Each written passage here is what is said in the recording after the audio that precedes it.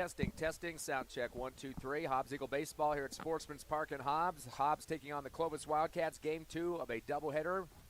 3-game series going on. Of course, yesterday the Eagles winning 16-3 in Clovis. Ty friend Ron Gunner with you. This is a sound check. We will be coming back with the pregame show here in about 90 seconds. This is Ron doing a sound check. The weather is nice out here, so if you want to come out and watch the game, I don't blame you. It's going to be a nice doubleheader. Looks like the wind is acting up just right. It's going from left to right on the field, and it's going to be a good game. Should be against this Clovis Wildcat team, who is 0-1 so far in the district, overall 0-4. We'll be talking about that, of course, in the pregame, as we'll be doing that here in just a few minutes, right here.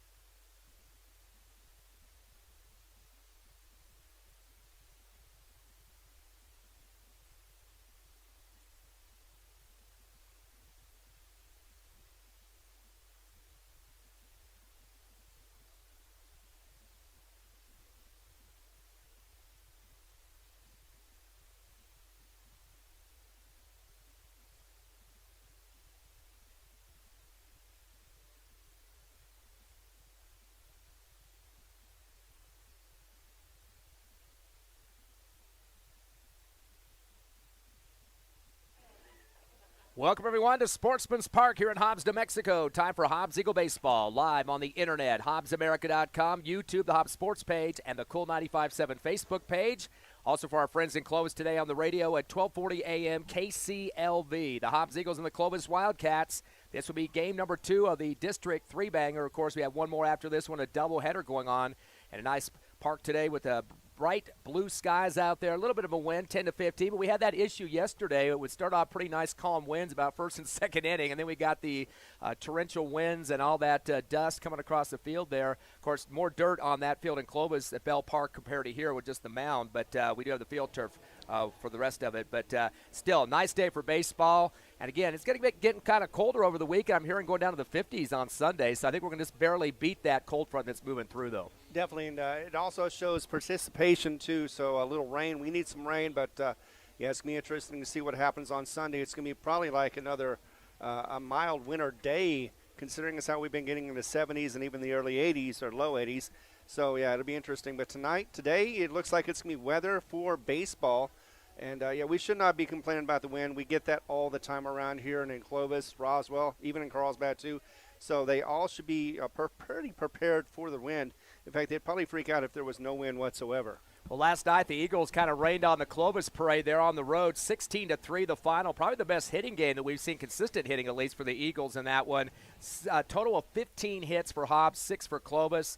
And, boy, so many runs coming across for the Eagles. But the big difference in the game was the 7th inning. Hobbs jacked in 10 runs to get that win and put the game in the books there, winning by 13. But kind of similar to one of the games that the two Clovis and Carlsbad squads met up. And I remember that one inning that Carlsbad had 10 runs in one inning to kind of blow out a game. I think that was the 16-2 contest. But regardless, though, I know Clovis just could not they start out the game 1-0, and Hobbs eventually got the lead 2-1 about midway through the game. But still, that last 7th inning is really what killed them, with the Eagles' bats really going big. And so many guys getting involved, at least offensively, for the Hobbs Eagles in that contest. Of course, guys like Mackay Brewer, he had a 2 RBI homer, a couple of doubles, about total, 5 or 6 RBIs in that game as well. And he continues just to mount the numbers statistically for the Eagles offensively, getting guys across the bases into the scoring column.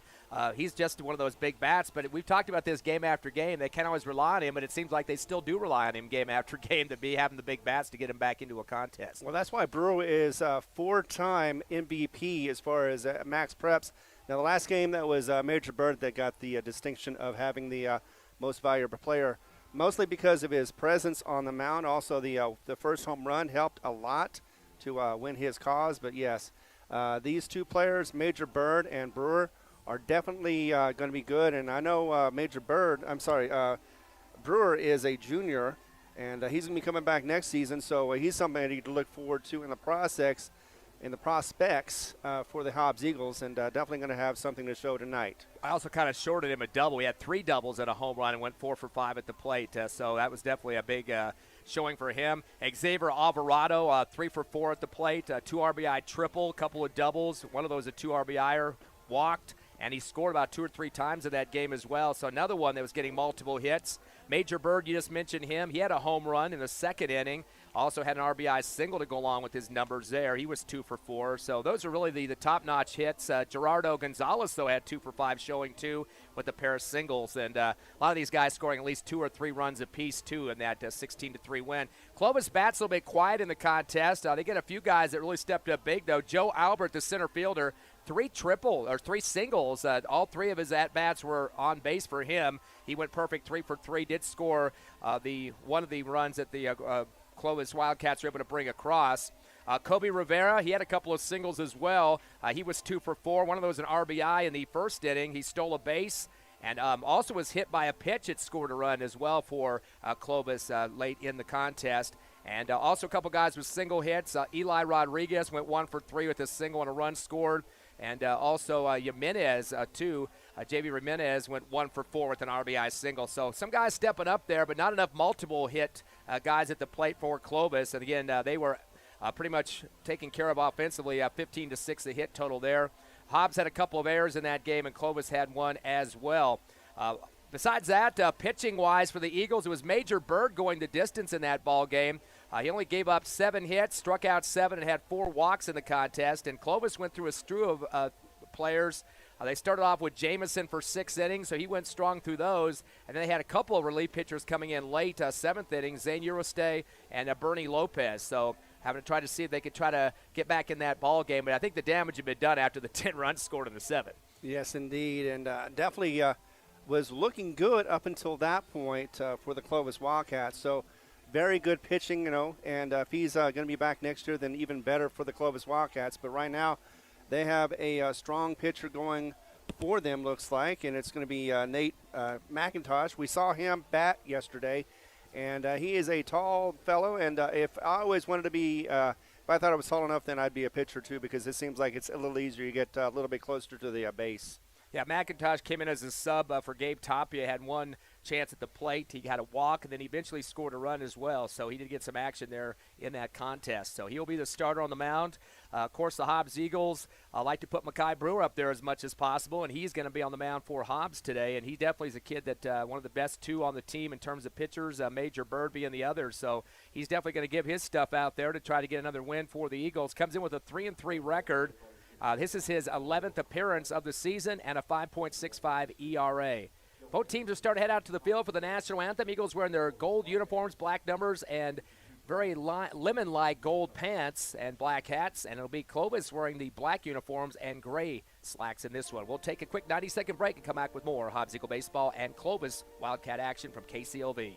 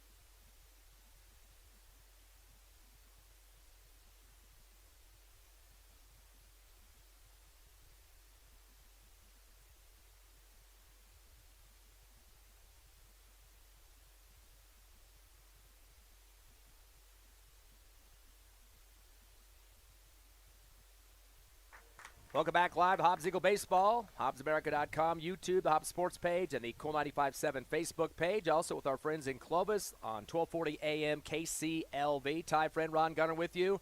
Talking about two teams in district battle tonight. The Hobbs Eagles hosting the Clovis Wildcats. Eagles with the win last night. Run their record at 8-13 overall. They're now at 500 in the district at 2-2. Clovis dropped to 9-12. Still have a one better win for them in the terms of the overall record, but they are 0-4 in district. So this is really a big crunch time here for Clovis to try to get themselves back in the race here, trying to get their first win in district. And Hobbs trying to get themselves back into position possibly for a second place showing until their final matchup with Carlsbad next week, the 3 games that they'll play against the Cavemen. Hobbs so far against their district opponents and the total games that they played for, they've had 29 hits. 15 of those were multi-base hits, too, so they really improved those numbers in the game yesterday. Before that, it was kind of weak, only 5 multi-base hits, but 15 total now with 10 yesterday. So definitely swinging the bat pretty well in that game against Clovis. Hobbs batting .258 so far against the 3 games against Roswell and then the one with the Clovis last night. So Eagles with their 15 multi-base hits, that's 51% of their strokes just because of last night's game, and that's definitely some good numbers there. Eagles have had 31 walks so far in these games for district and 35 strikeouts. 35 strikeouts is only one less than the actual district opponents who've had 36 against the Hobbs Eagle pitching. So pretty even there so far with the 4 games that they played. One thing that the Eagles are lacking a little bit compared to their opponents, Roswell and Clovis at this point, has been stolen bases. Hobbs only 7 at this juncture and 17 for their opponents, so 10 difference there. And then stolen bases, or he just said stolen bases, but errors pretty close, 11 errors for their opponents and 9 for the Hobbs Eagles. So definitely an area you'd always want to improve on. In terms of runs scored, Eagles have mounted 43 so far in 4 games in district and just 25 for Roswell and Clovis combined. So they lead there in 18. We've seen some of those games where Hobbs just got the big numbers. Again, Eagles winning 8-1 against Roswell last week in one of their 3 games. They went 1 of 2, though. But last night's game with the big scoring 16-3, so that's really padding their numbers. The games they win, they're doing it in pretty good fashion. Exactly. When they win big. When they lose, here recently, they've been losing by 1 or 2 runs. So they've been competitive. They just lose it for some reason in the end. Just little bits here and little bits there, just always hinder them. But this rivalry between Clovis has gone back to at least 2008 that we have a record for. 32-20 is what Hobbs leads by 12 games, and now they have an 11-game winning streak against this Clovis Wildcat team, and they're going to come out here swinging just like they did last game. Let me quickly get the roster in here. Both teams are getting ready to play as Xavier Alvarado at first base. It'll be Gerardo Gonzalez at second for the Eagles and Major Bird at third. Singleton behind the plate catcher, and in left to right, Parrish at left, Martinez at the center, and Saul Armendariz in the right field. At your Hobbs Eagle defense, up first for the Clovis Wildcats, Joe Albert, the center fielder. As we're underway here, game number 2 of the triple header. Kai Brewer, little curve inside, barely clips the bottom of the strike zone for the first strike, and looks like Albert's going to adjust his wristband there. Yeah, just make sure he gets the right play. Here's the wind-up of the throw from Brewer. Curve inside, check swing low that time for Albert and sends it off towards the Hobbs, or the Clovis dugout on the right side for a foul ball. So that will be strike two. Yep, 0-2 count now to him.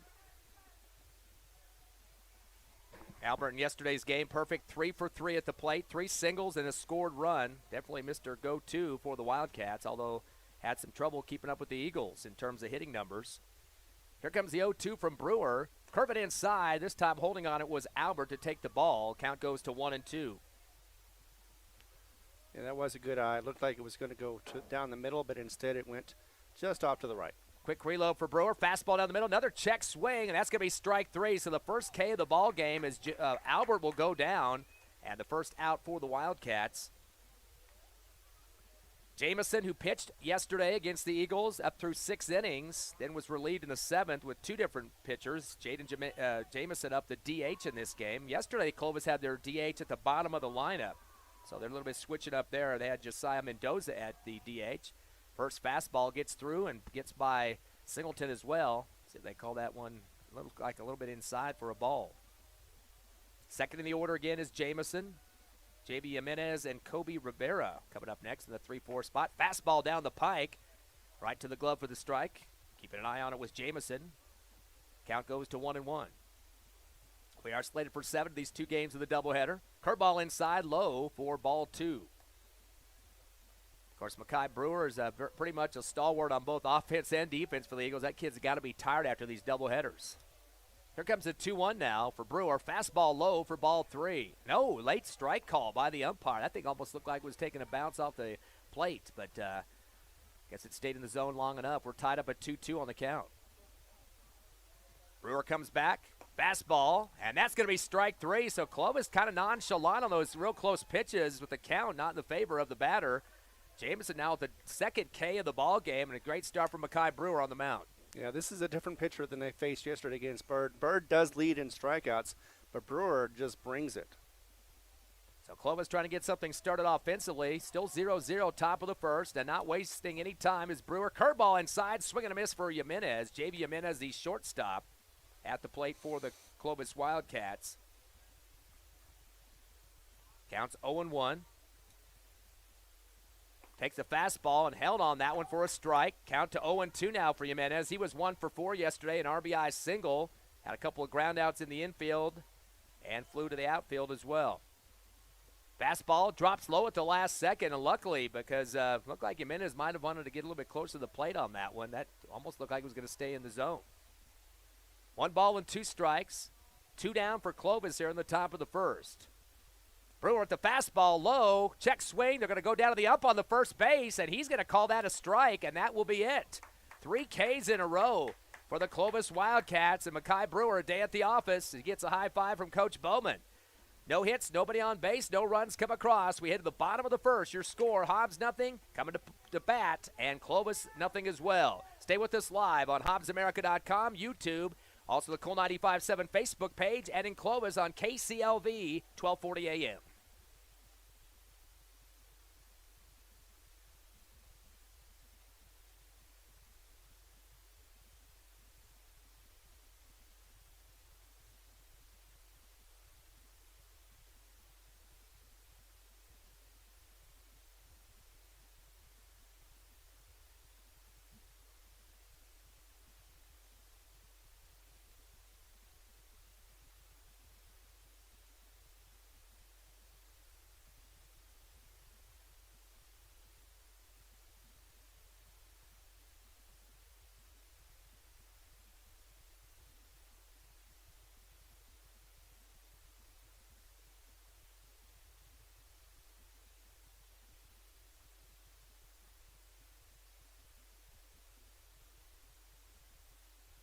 Welcome back to Sportsman's Park. Hobbs Eagles hosting the Clovis Wildcats. Game 2 of the triple threat. We had a game last night. Eagles winning 16-3. This one's 0-0 now in the bottom of the first.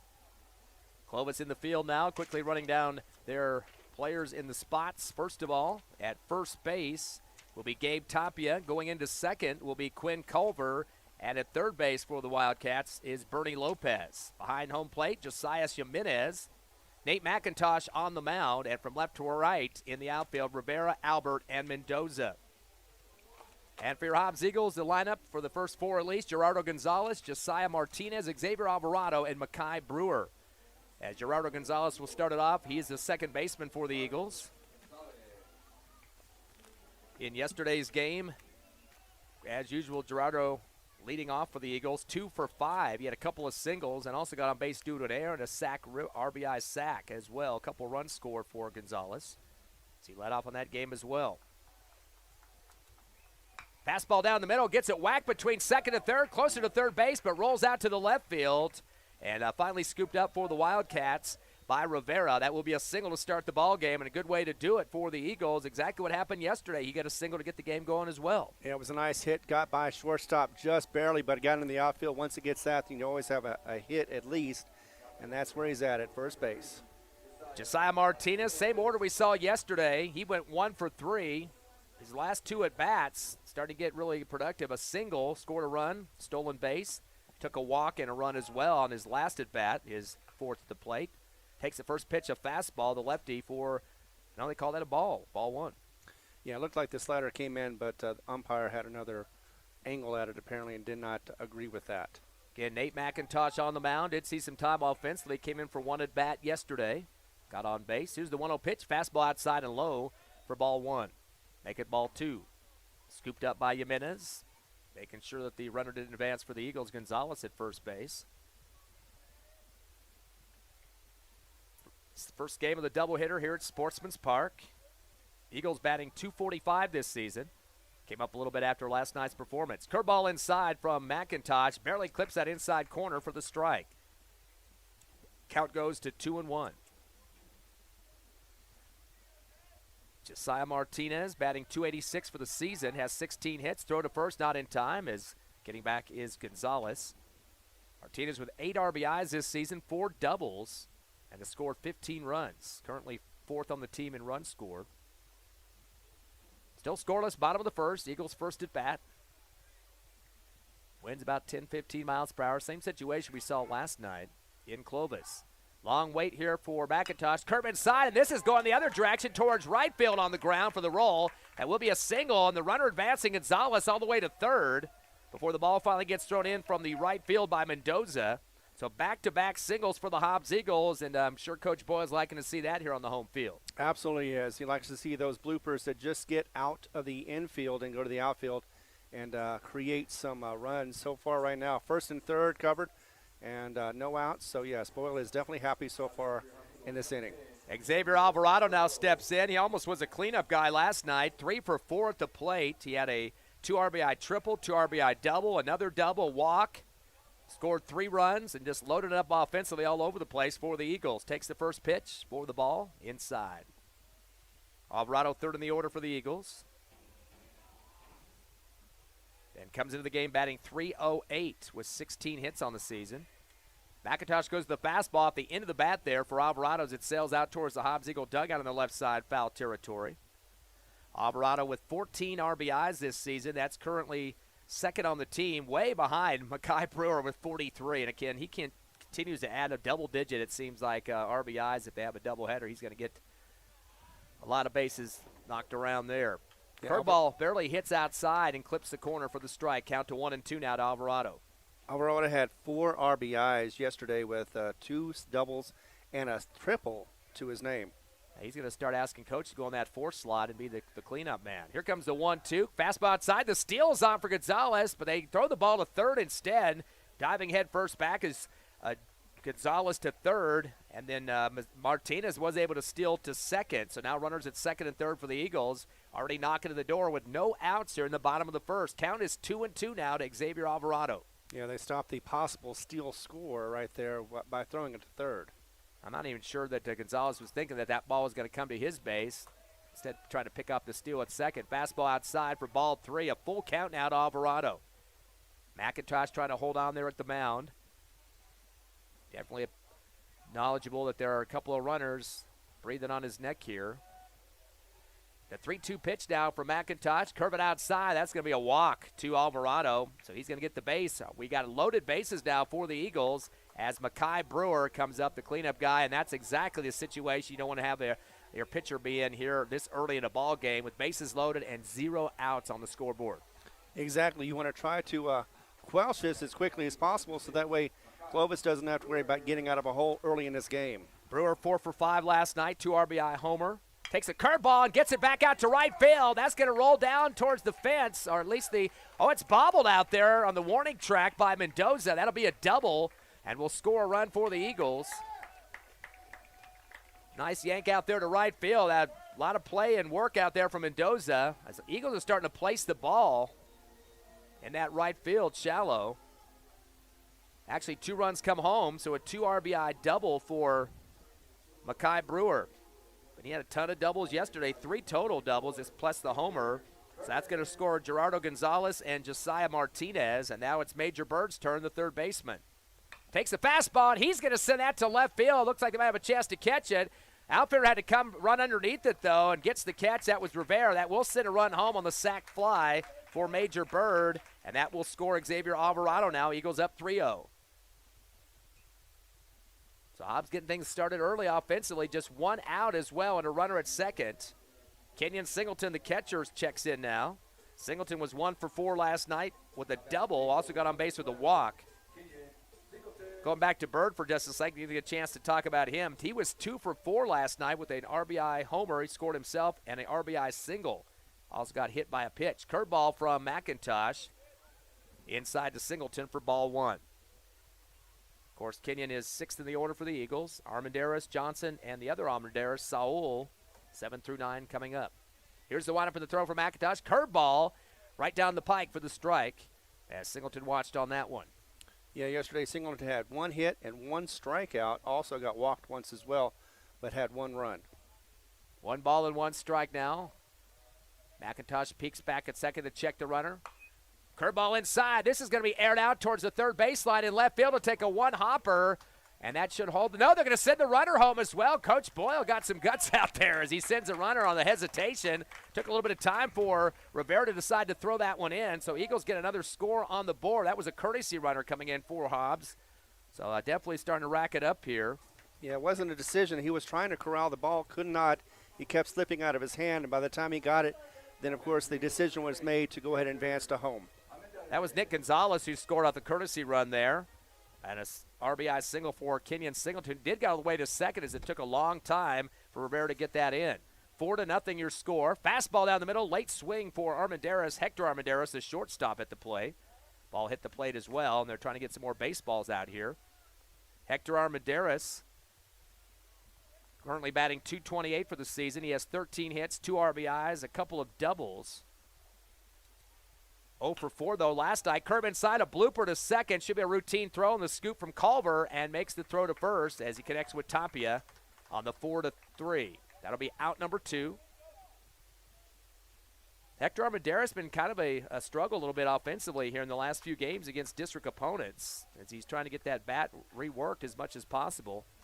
Hector 0 for 11, or make it 0 for 12 now up to this game, so he's definitely going to get himself back on track, you can imagine. Curveball inside, comes into Kenyon Johnson, the DH. This is heading towards left center. Diving attempt from the center fielder, dove in front of his left fielder and makes the catch. Hey, that's going to be an ESPN reel type of play coming from center all the way to left center to dive over the top of his teammate there as they bump gloves coming in, but a nice rob of Kenyon Johnson who cranked it towards that left center field fence. So the fly out. And that will be out number 3. But the Hobbs Eagles do manage to get 4 hits. They get 4 runs to come across, leave 1 on base. We head to the top of the second, though. Hobbs shutting out the Wildcats 4-0. You're listening live to Hobbs Eagle Baseball on the Cool 95.7 Facebook page, HobbsAmerica.com, YouTube, and on the radio in Clovis at 1240 a.m. KCLV.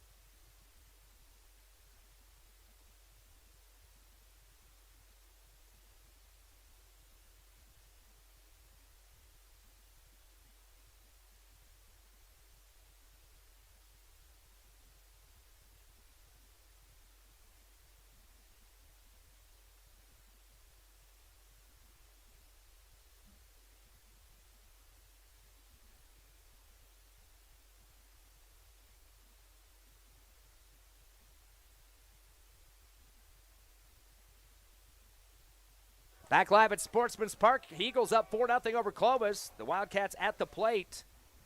They took 3 strikeouts in the top of the first and wait for the fastball from Makai Brewer. Holding on it was Kobe Rivera, the left fielder, and takes the ball.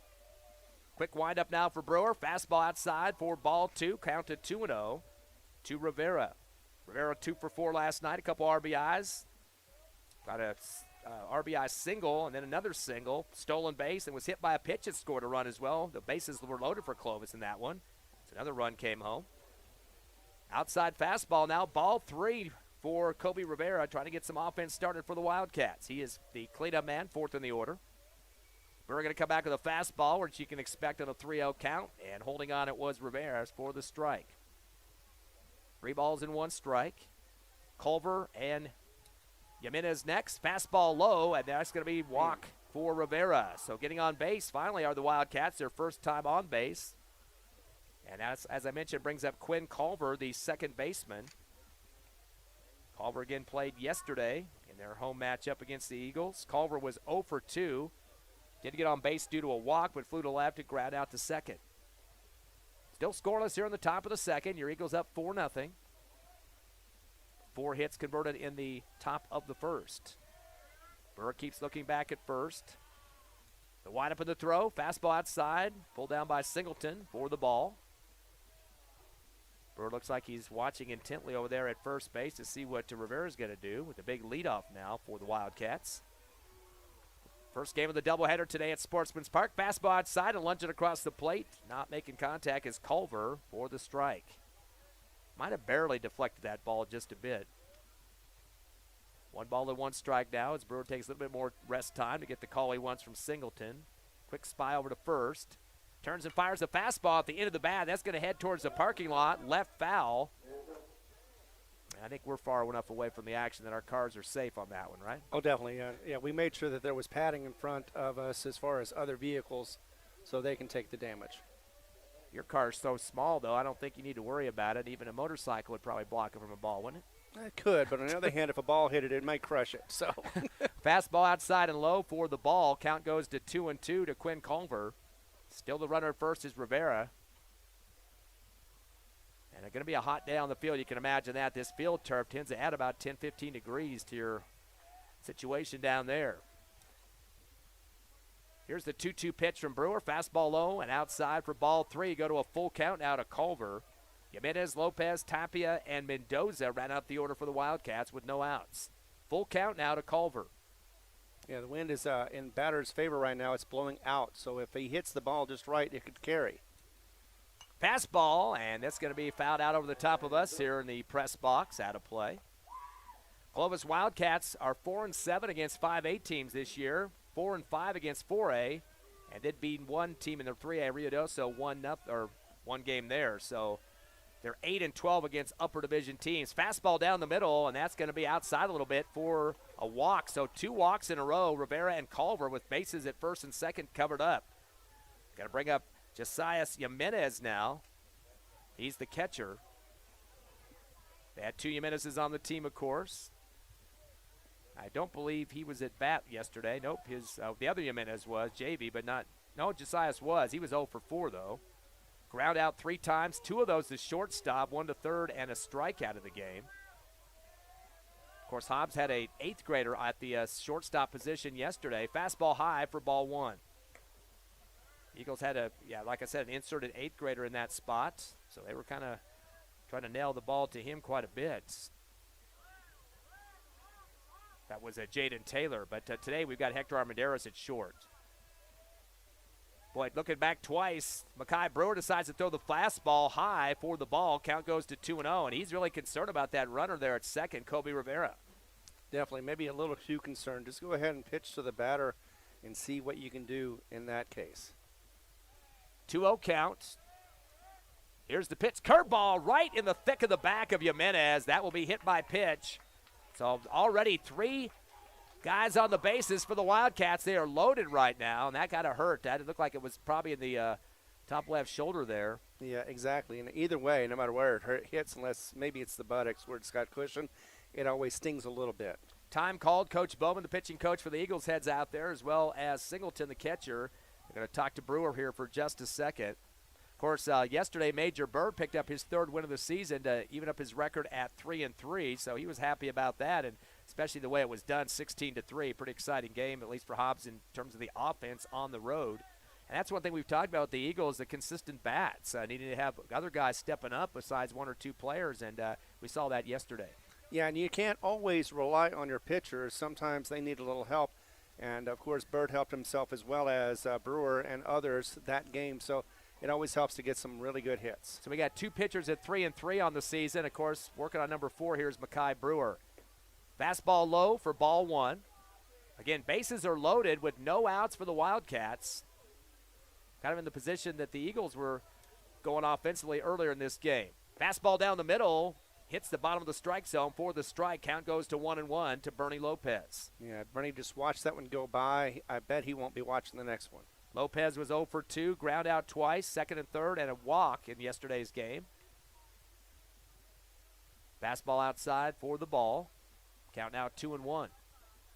Big leadoffs at all 3 bases for the Wildcats.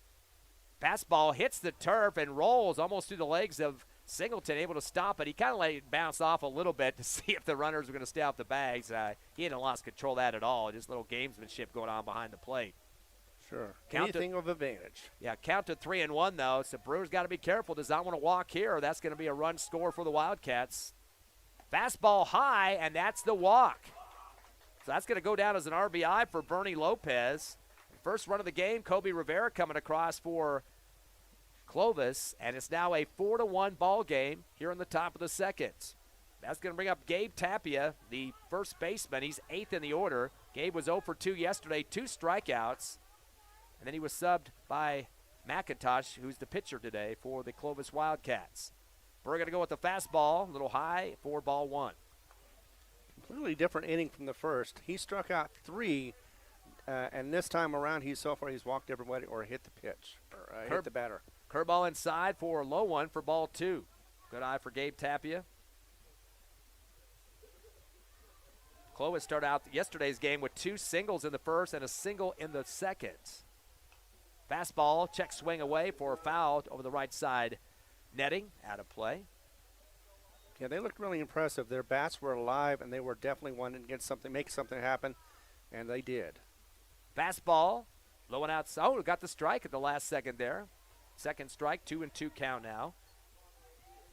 Clovis did not have any multi-base hits yesterday. Everything was a single on the 6 hits they got. Fastball comes down low for ball 3. Another full count situation as Gabe Tapia continues to face Makai Brewer. Again, bases are loaded. A 4-1 ball game. 1 run has come across so far for Clovis with no outs. Josiah Mendoza to round out the order for the Wildcats next in the circle right now, warming up. Curveball inside, a swing and a miss for Tapia. He's going to go down with the swing, and that's the 4th K of the ball game for Makai Brewer. So they've had no hits yet for the Wildcats, but they've been on 3 times in this inning due to walks. And now the lefty steps up, Josiah Mendoza, the right fielder. He was 0 for 3, also 9th in the order yesterday. 2 strikeouts and a ground out.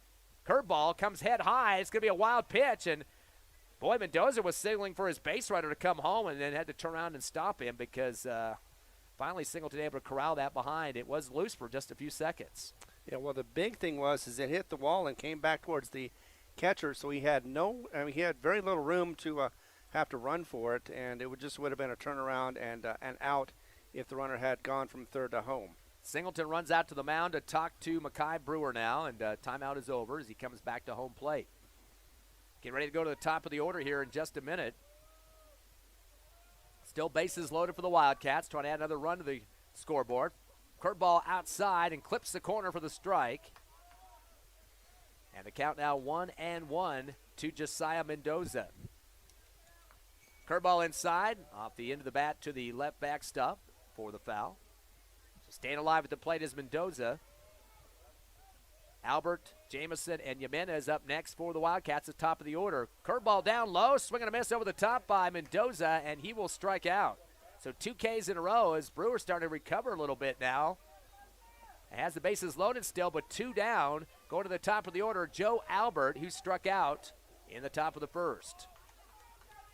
Listening live to Hobbs Eagle Baseball, HobbsAmerica.com, YouTube, and the Cool 95.7 Facebook page. Fastball at the middle of the bat. It's going foul out past the first baseline and rolls to the fence out there. Still moving around as it rolls around towards the foul pole there in the right field. Count 0-1 now to Albert, top of the order for the Wildcats. Fastball, a little low for the ball. We're getting real heavy leadoffs at all three bases and jogging into some of those leadoffs as well because they know they got 2 outs there for the Wildcats. They're going to go on anything they can. 1-1 pitch, fastball, whacked towards second base. Shortstop picks it up. Hector Armendariz fires it with a sidewinder over to first and connects to Alvarado off the 6-3 for out number 3. Hobbs Eagle fans liking that one. The ground out by Albert. Although the Wildcats didn't get any hits, they did have 3 get on due to walks and a hit by a pitch, so 4 base runners due to some problems for the Hobbs Eagles at one point. But if you get 1 run to come across and leave 3 on base, we head to the bottom of the second. Hobbs holding up with a 4-1 lead. Back to the plates with the Eagles. Come back with this live on the Hobbs Eagle Network.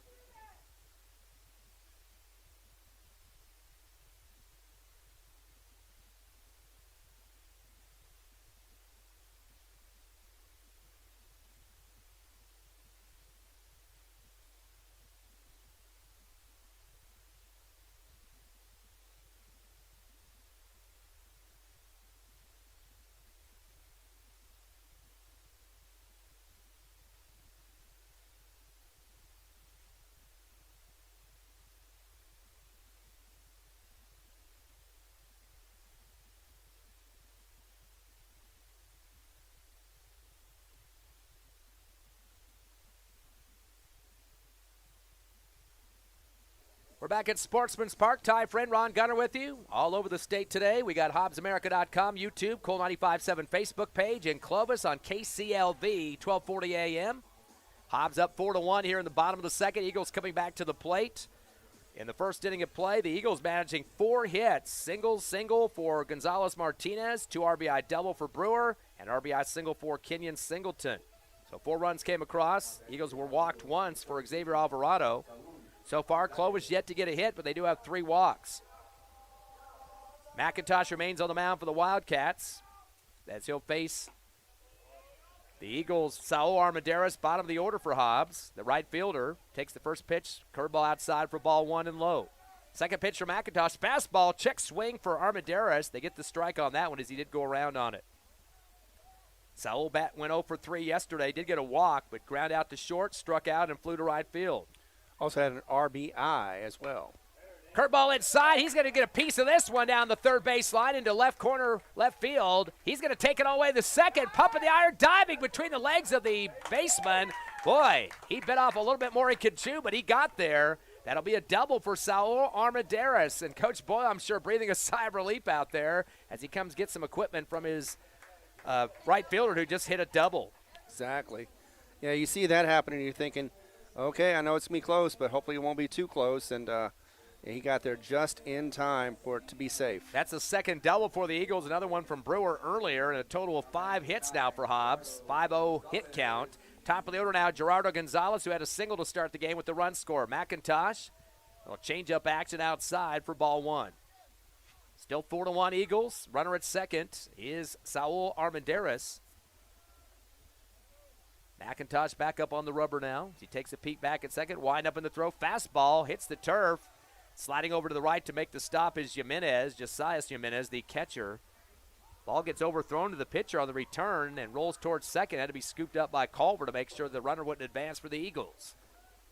Of course, Armendariz definitely got some speed out there, as we just saw as he stretched a single into a double.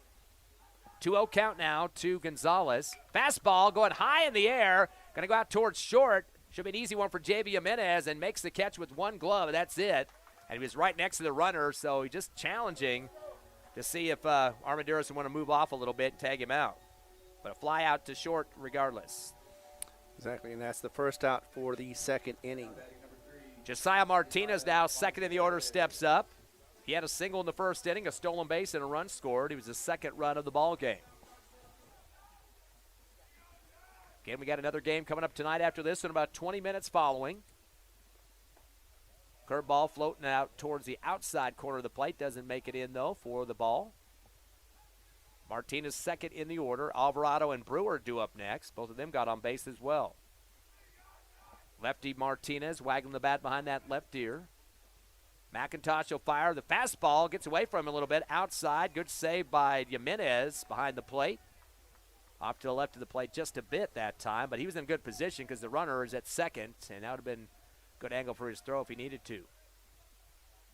Yeah, Junior had the Martinez Jr. had a very good game yesterday. 2 hits, 3 runs. Curveball inside off the middle of the bat. It's going to go foul towards the parking lot once again, or maybe over to that softball field behind us. The Hobbs Lady Eagles playing Roswell today as we're speaking here. Exactly. So we got a lot of action here at Sportsman's Park.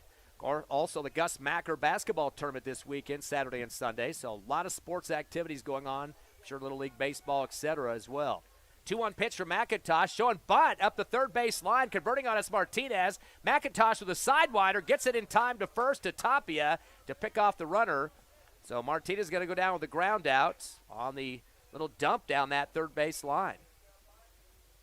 Yeah, it was a nice effort, just could not run it out, and ended up getting. He did advance the runner to third, but and got the out in the process. Xavier Alvarado is going to try to score.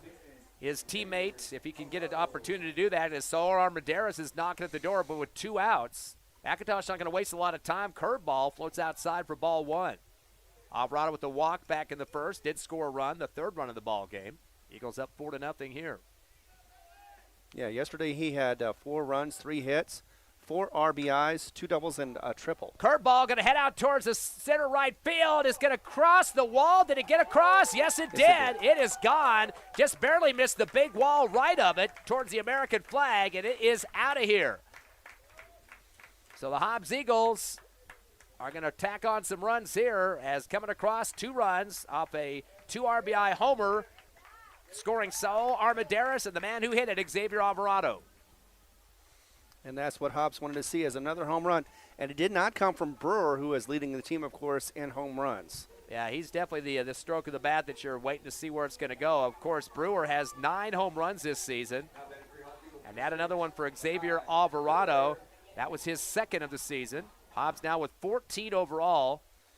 As we go back to live action, Mackay Brewer is up for the Eagles. Fastball, little hot. Nope, they got the strike, just barely top of the strike zone. Delayed call there. They even up the count at 1-1. Brewer with a 2 RBI double in the first inning. McIntosh curveball, a little bit outside for ball 2. Of course, Brewer is the cleanup man. He'd pick up another RBI if he puts it over the fence for the 10th time this season. Absolutely. Here's the windup for the throw for McIntosh. The fastball, it's going to be hit away foul left over towards the softball fields once again. So Brewer keeping contact on the ball here. 2 outs for the Eagles, and they add 2 runs here in the bottom of the second to make it 6-1. Eagles making more noise once they get 2 outs. Curveball outside again for ball 3. Good eye for Brewer. Full count now as he works against McIntosh. Major Bird, Kenyon Singleton, Hector Armendariz hoping to get a shot here in the second. The windup of the throw, curve it inside, and I think it actually hit him. Yes, it did. Looked like it bounced off his forearm there. Would have been a walk anyway with an inside pitch. Right. And that will be the second walk of the ball game for the Eagles, as Alvarado and Brewer both picked up 1 apiece. Major Bird had an RBI sack back in the first inning. He's up to bat now. Yeah, McIntosh still looking for his first strikeout, especially during this time when he can get out of the inning and get back to the bats. Bird, 246 on the season, has 14 hits, 11 RBIs, 7 doubles. And the fastball hits off the, looks like the face mask of Jimenez, and that's going to get an opportunity for the advancement to second for Mackay Brewer. So now the runner at second is Brewer. Still 2 outs. Eagles trying to piece some more runs across from insurance. And, of course, they know I don't really think you ever be happy with a single-digit lead early in a game like this one. I know. Curveball inside, almost added to a belt there of Major Bird as he had to suck the gut in and back up just a bit. 2-0 pitch now going to come as Major Bird getting ahead of the count. Brewers leading off big at second. McIntosh looks at him, throws the fastball outside. Nice backhand by Jimenez to save that from going wild. Brewer does have some speed as well, and don't think he would have come home after rounding third, but depending on where that ball bounced, that could have been a mess for Jimenez. 3-0 count. He has a few pitches here to deal with. He doesn't have to mess around if he doesn't like it. Fastball. He's going to crack this right to third, though. Unfortunately to Lopez. Fires across the field and connects to Tapia for out number 3. Hard shot, though, for Mackay Brewer, or Major Bird, excuse me, but not going to get through the gap like he wanted to. Eagles do manage to get 2 hits. They score 2 runs and leave 1 on base after that 2 RBI homer from Xavier Alvarado plus the double from Saul Armendariz. We'll take a quick 60-second break. Your Eagles up 6-1 over the Wildcats. You're listening live to Hobbs Eagle Baseball in Clovis at 12:40 a.m. KCLV on the internet, HobbsAmerica.com, YouTube, and the Cool 95.7 Facebook page.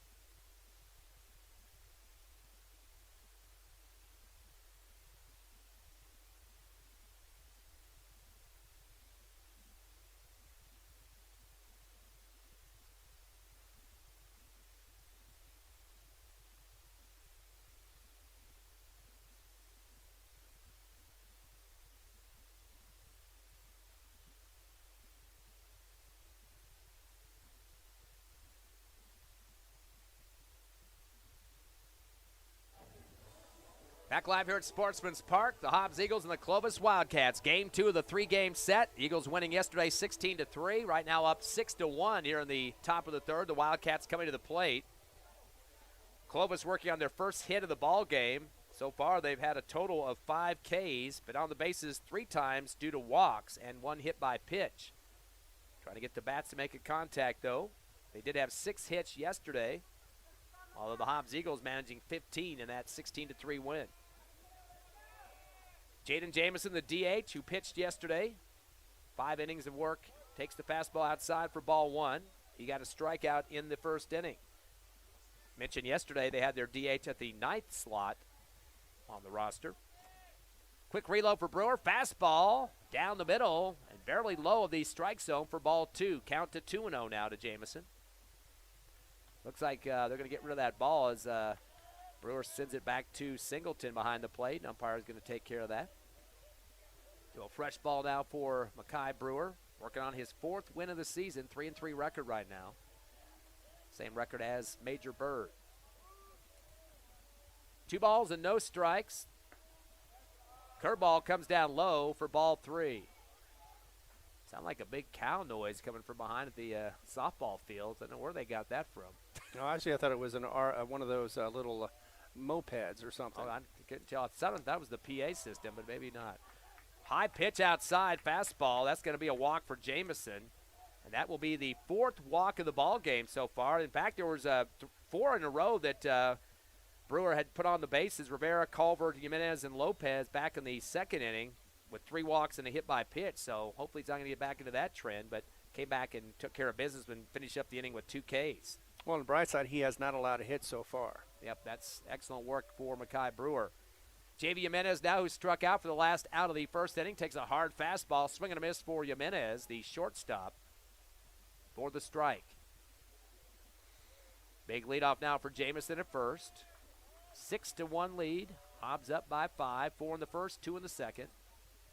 Fastball down the middle off the handle is going to take a bouncer over to Hector Armendariz at short. Gets the second and a throw to first. Not in time, but the out at second.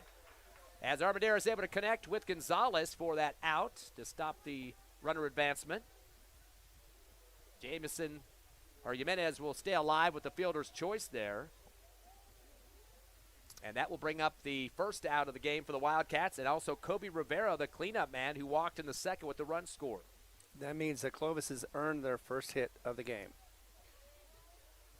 Well, not necessarily. That was a fielder's choice. They would have got through the gap, possibly. It was close. Fastball low for the ball for Kobe Rivera. We'll talk about the Max Preps Bowl here in just a minute. They didn't issue it yesterday like normal on Thursday, so they waited until today to get that out. And Hobbs actually still ahead of Roswell, which I was kind of wondering if that was going to go that way. But the Eagles have a good strength of schedule. That's helped their situation there. We'll get to that here in just a minute. Fastball low for ball 2. 2-0 count now. Brewer facing Rivera. The windup in the throw. Fastball high for ball 3. Clovis is still hanging around in the again. 16 teams make the playoffs. Hobbs at number 20 with one less win than Clovis. The throw to first, well behind Jamison, who gets back to first.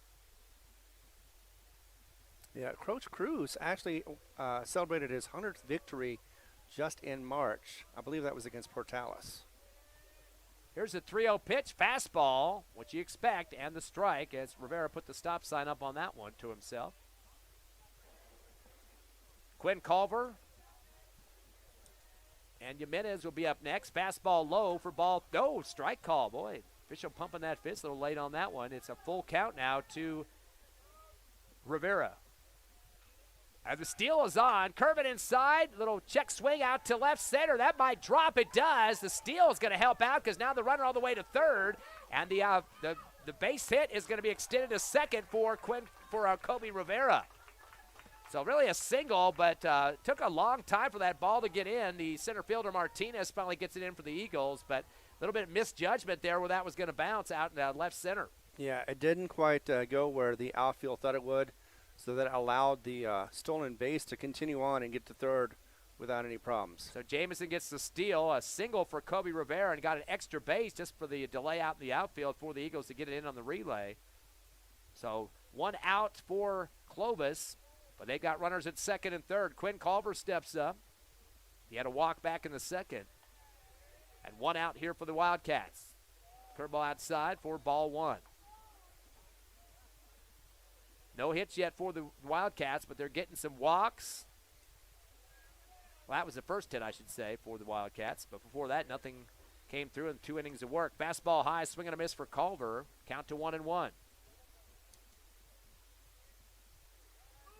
Already 5 Ks for Mackay Brewer. The 1-1 pitch, fastball outside for ball 2. Now, Brewer's not even looking at second and third right now. He's just focusing in on the batter. That's what you were talking about earlier. Just try to take care of business at the plate. Here's the 2-1 now from Brewer. Fastball clips that outside corner for the strike. Evens up the count at 2-2.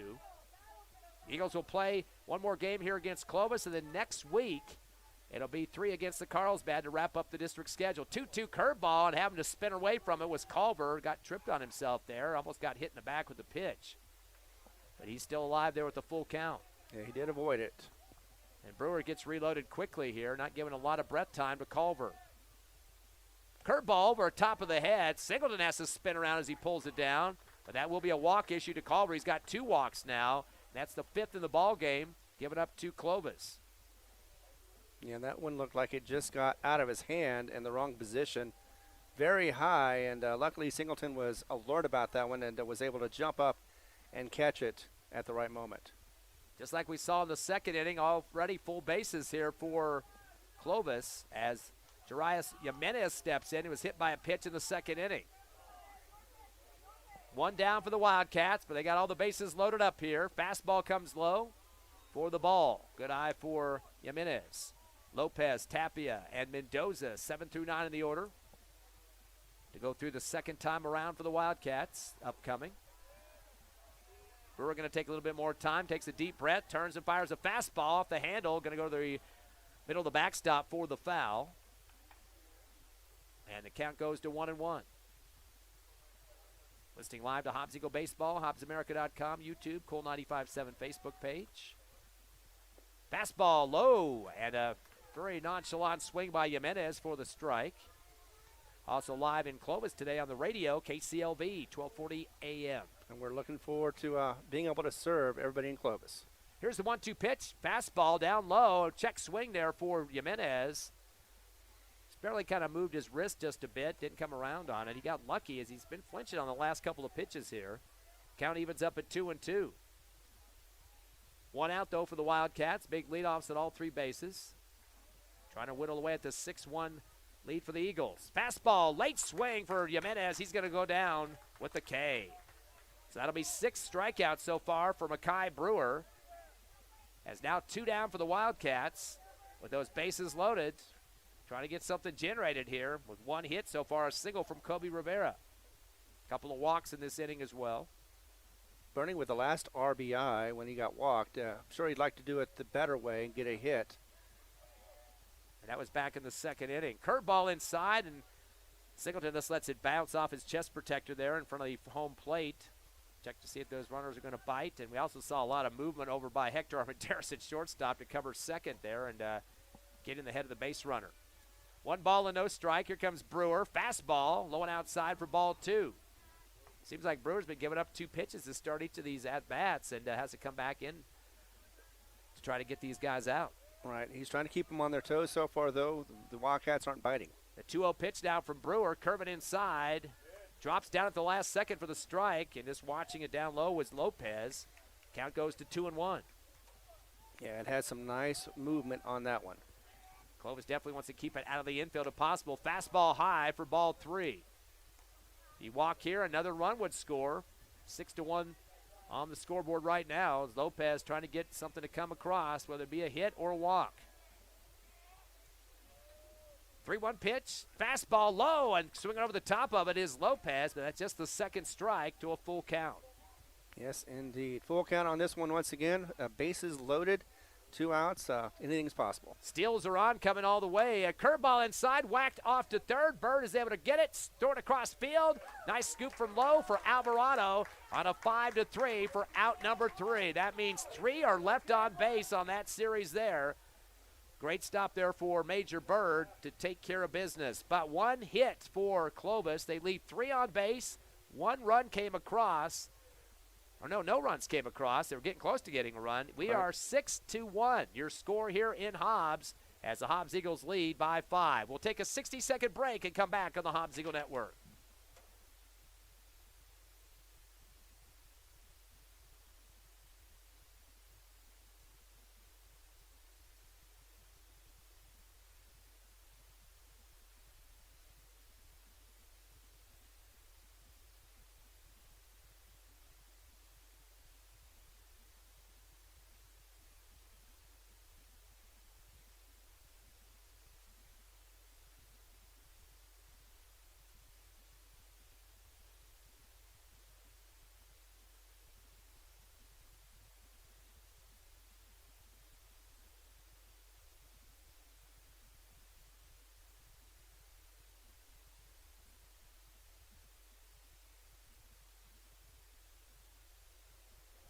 Six to 1 your score. Bottom of the 3rd. Eagles will be back at the plate. The home team here at Sportsman's Park. Ty Friend, Ron Gunner with you.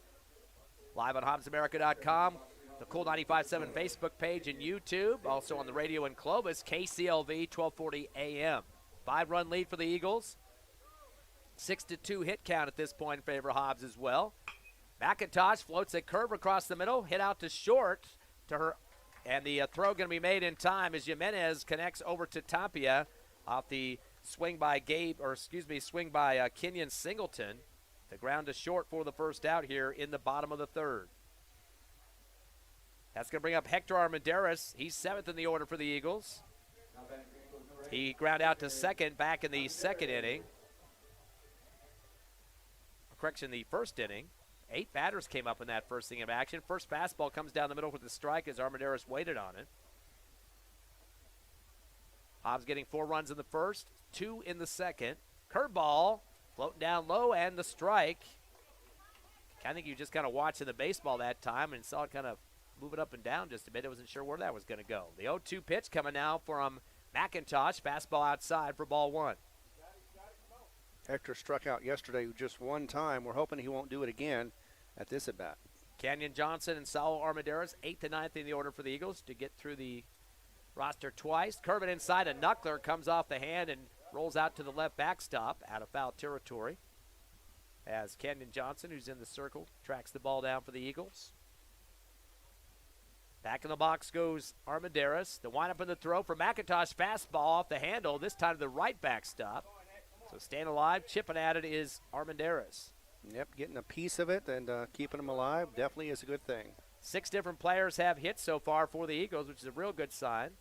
Here's the 1-2 pitch. Curve it inside. Another knuckler is going to ride towards the Hobbs Eagle dugout on the left. So he's got pieces of it, just trying to get the bat smoothed out and pointing out towards the field somewhere. Just making McIntosh work for every pitch. 1 ball and 2 strikes. McIntosh with the fastball down the middle, reaches and lunges through the gap at second and third.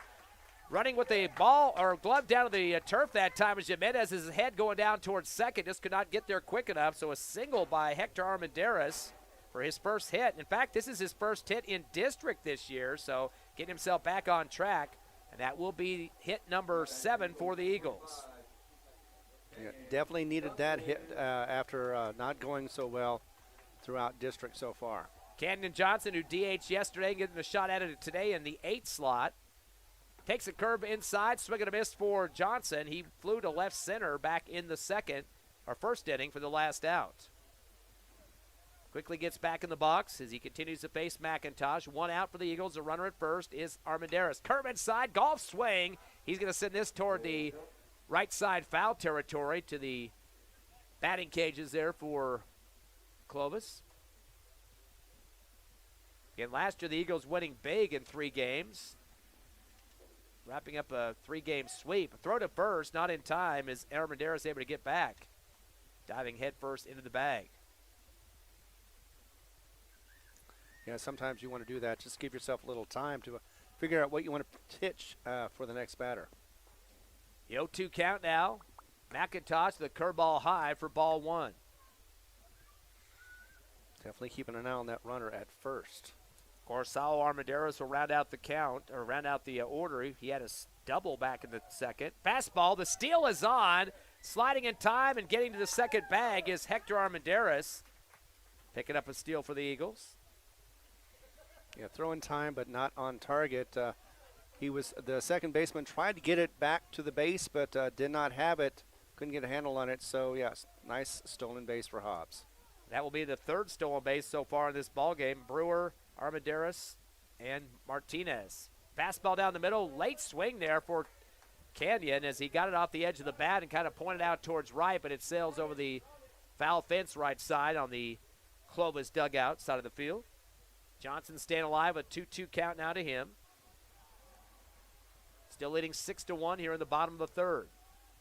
McIntosh, fastball, comes out the middle of the bat, this time to the net, right behind home plate. And Johnson not going to go down and watch any of these pitches. He's going to swing the bat. He had that big double yesterday. And after he got to second base, he had both arms pumped up in the air. Yep, he got 2 RBIs out of that one, too. Yep, he was wanting some love from the Hobbs Eagle faithful in attendance in Clovis. Here's the 2-2 pitch from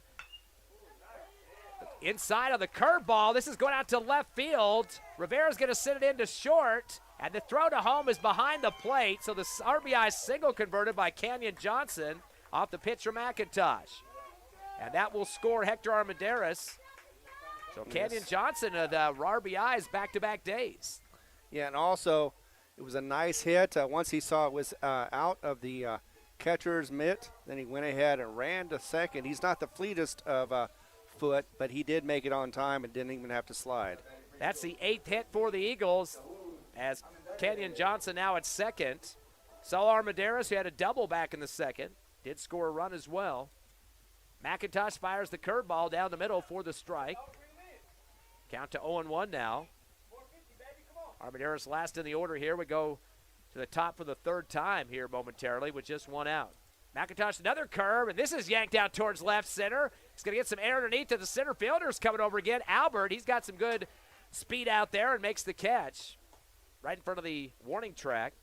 So a fly out to left center for Armendariz. We go to the top of the order for the Eagles. 2 down is Gerardo Gonzalez, who's 1 of 2, had a single and a run, and flew to short in previous 2 at-bats.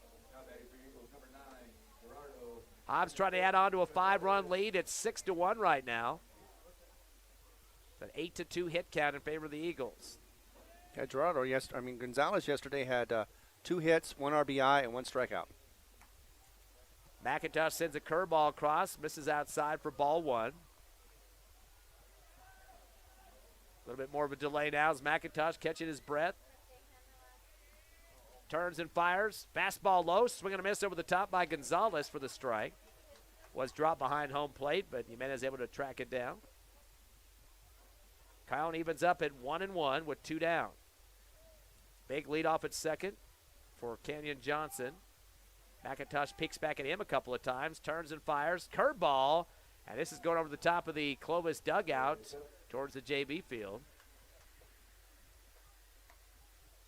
1 ball and 2 strikes now for Gerardo Gonzalez. He has one of the 8 hits of the ball game. Nobody with multi-hits yet, but hopefully getting a chance for that.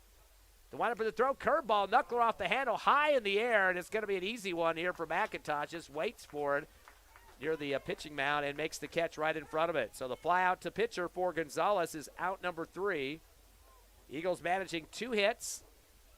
No runs come across. They leave 1 on base. We will head to the top of the 4th. Still 6-1. Eagles hold on to a 5-run lead. You're listening live to Hobbs Eagle Baseball on HobbsAmerica.com, YouTube, the Cool 95.7 Facebook page, and in Clovis on KCLV Radio, 1240 a.m.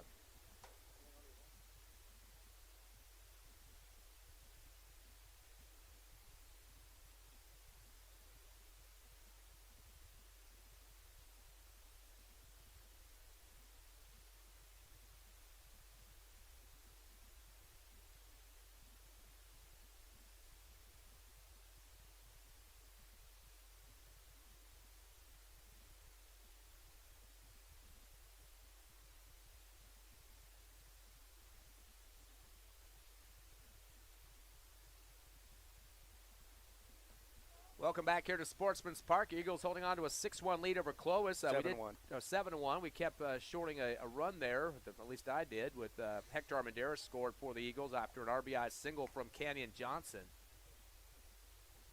So now it's Clovis's turn here on the top of the 4th as Ilson gave Tapia to the plate. He struck out back in the 2nd inning. Wildcats so far with just 1 hit. That was a single by Kobe Rivera. They've been on base with several walks, though. Total of 5 at this point, have struck out 6. Of course, Makai Brewer on the mound for the Eagles, 3-3 record on the season. As Gabe Tapia now in the box for the Wildcats, who are wearing their black uniforms here on the road. Top of the 4th. And here comes Brewer with the first pitch. Curve it inside and low for ball 1. And we'll be on live here in about 20 minutes after this game for game 3 of the triple set. And then next week it's Carlsbad. Here's the 1-0 pitch. Curveball bouncing in front of the plate. And getting down in the splits that time to keep it from going through his legs was Singleton. Little hockey goalie action there. Oh, yeah. But he's doing really well at it. 2 balls and no strike. Here comes Brewer. Curve it again inside low for ball 3. No, they got the strike call. Boy, I thought that was going to drop out of the zone that time. But they do get the strike on that one. The count goes to 2-1. Again, Brewer in the fast mode here as he turns and fires another pitch. Drops it in front of the plate again.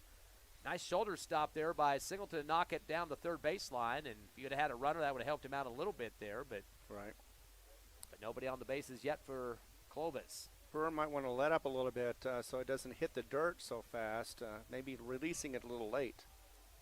Here comes the 3-1. Curveball whacked out to second. A couple of bounces out to Gonzalez. Turns and fires and connects with Alvarado on the 4-3 for out number 1.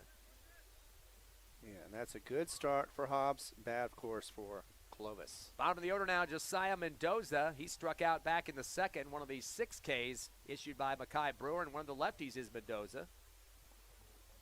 Clovis will finish up their regular season next week. They'll take on Roswell, and that should be a very important one for the Coyotes to try to stay in the playoff hopes. Fastball clips the outside corner for the strike. We were talking about that Max Preps poll, too. Number 1, still Rio Rancho. That's been that way for several weeks now, and definitely one of the toughest teams in the state. Kind of surprised that Carlsbad went down a notch, dropped to 5th. Their strength of schedule, though, is not as big as some of the Albuquerque schools. Those guys get to play each other all the time. That helps their strength of schedule. 1-1 pitch now for Brewer. Bouncing a few times behind home plate. Went over the top of Singleton. Balls came flipping out of the umpire's bag there. They had to get those all taken care of. A little juggling act behind home plate. We mentioned Roswell, also in the rankings behind Hobbs a couple of slots, and we'll try to get to those here in just a second. Fastball outside and gets off the glove of Singleton again, and Starting to struggle with the holds here on the pitches from Mackay Brewer, but the count now 3-1.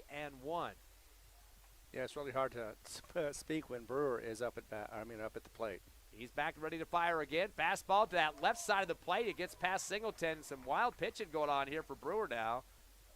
As Coach Bowman is kind of talking to somebody in the dugout and possibly thinking about getting somebody warmed up here. We'll have to wait and see, but that will be a walk for Mendoza. And that's the 6th of the ball game for the Wildcats. Well, in any case, he's got 85 pitches so far, so I expect pretty soon that there will definitely be somebody warming up for the Eagles. Top of the order now for the Wildcats, though. 0 for 2, Joe Albert, a strikeout and a ground to short. Brewer looks at first, has checked the runner, fires the curveball. It's coming off the handle, it's going to go towards the JV field, foul right. Takes a few bounces in no man's land. Again, starting the order for the 3rd time now for the Wildcats. Brewer's going to go with the curveball. Drops low as it comes to the plate. Over the top is Albert for the strike. So he put complete muscle behind that swing. Now he's down in the count 0-2.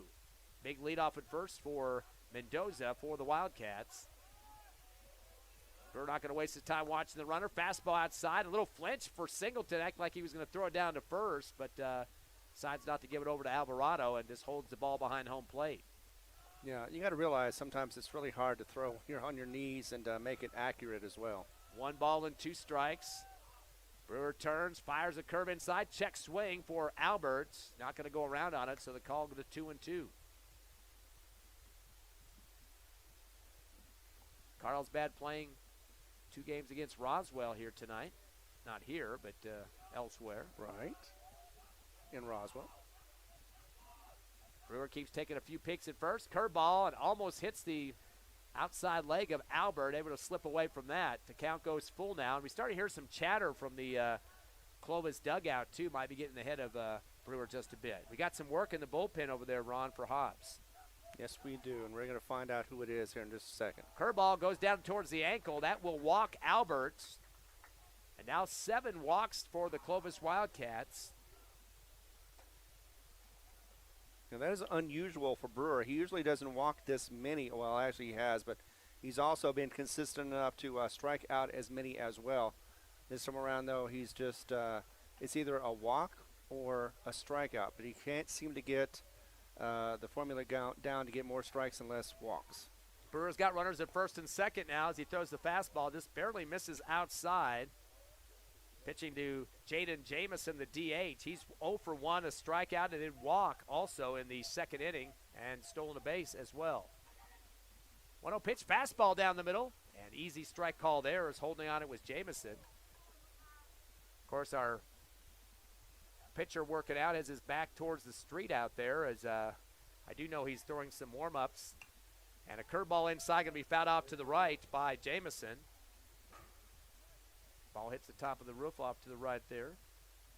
Canyon Johnson's the guy helping warm up, catching in the bullpen right now, but cannot see who our pitcher is with his back to the street.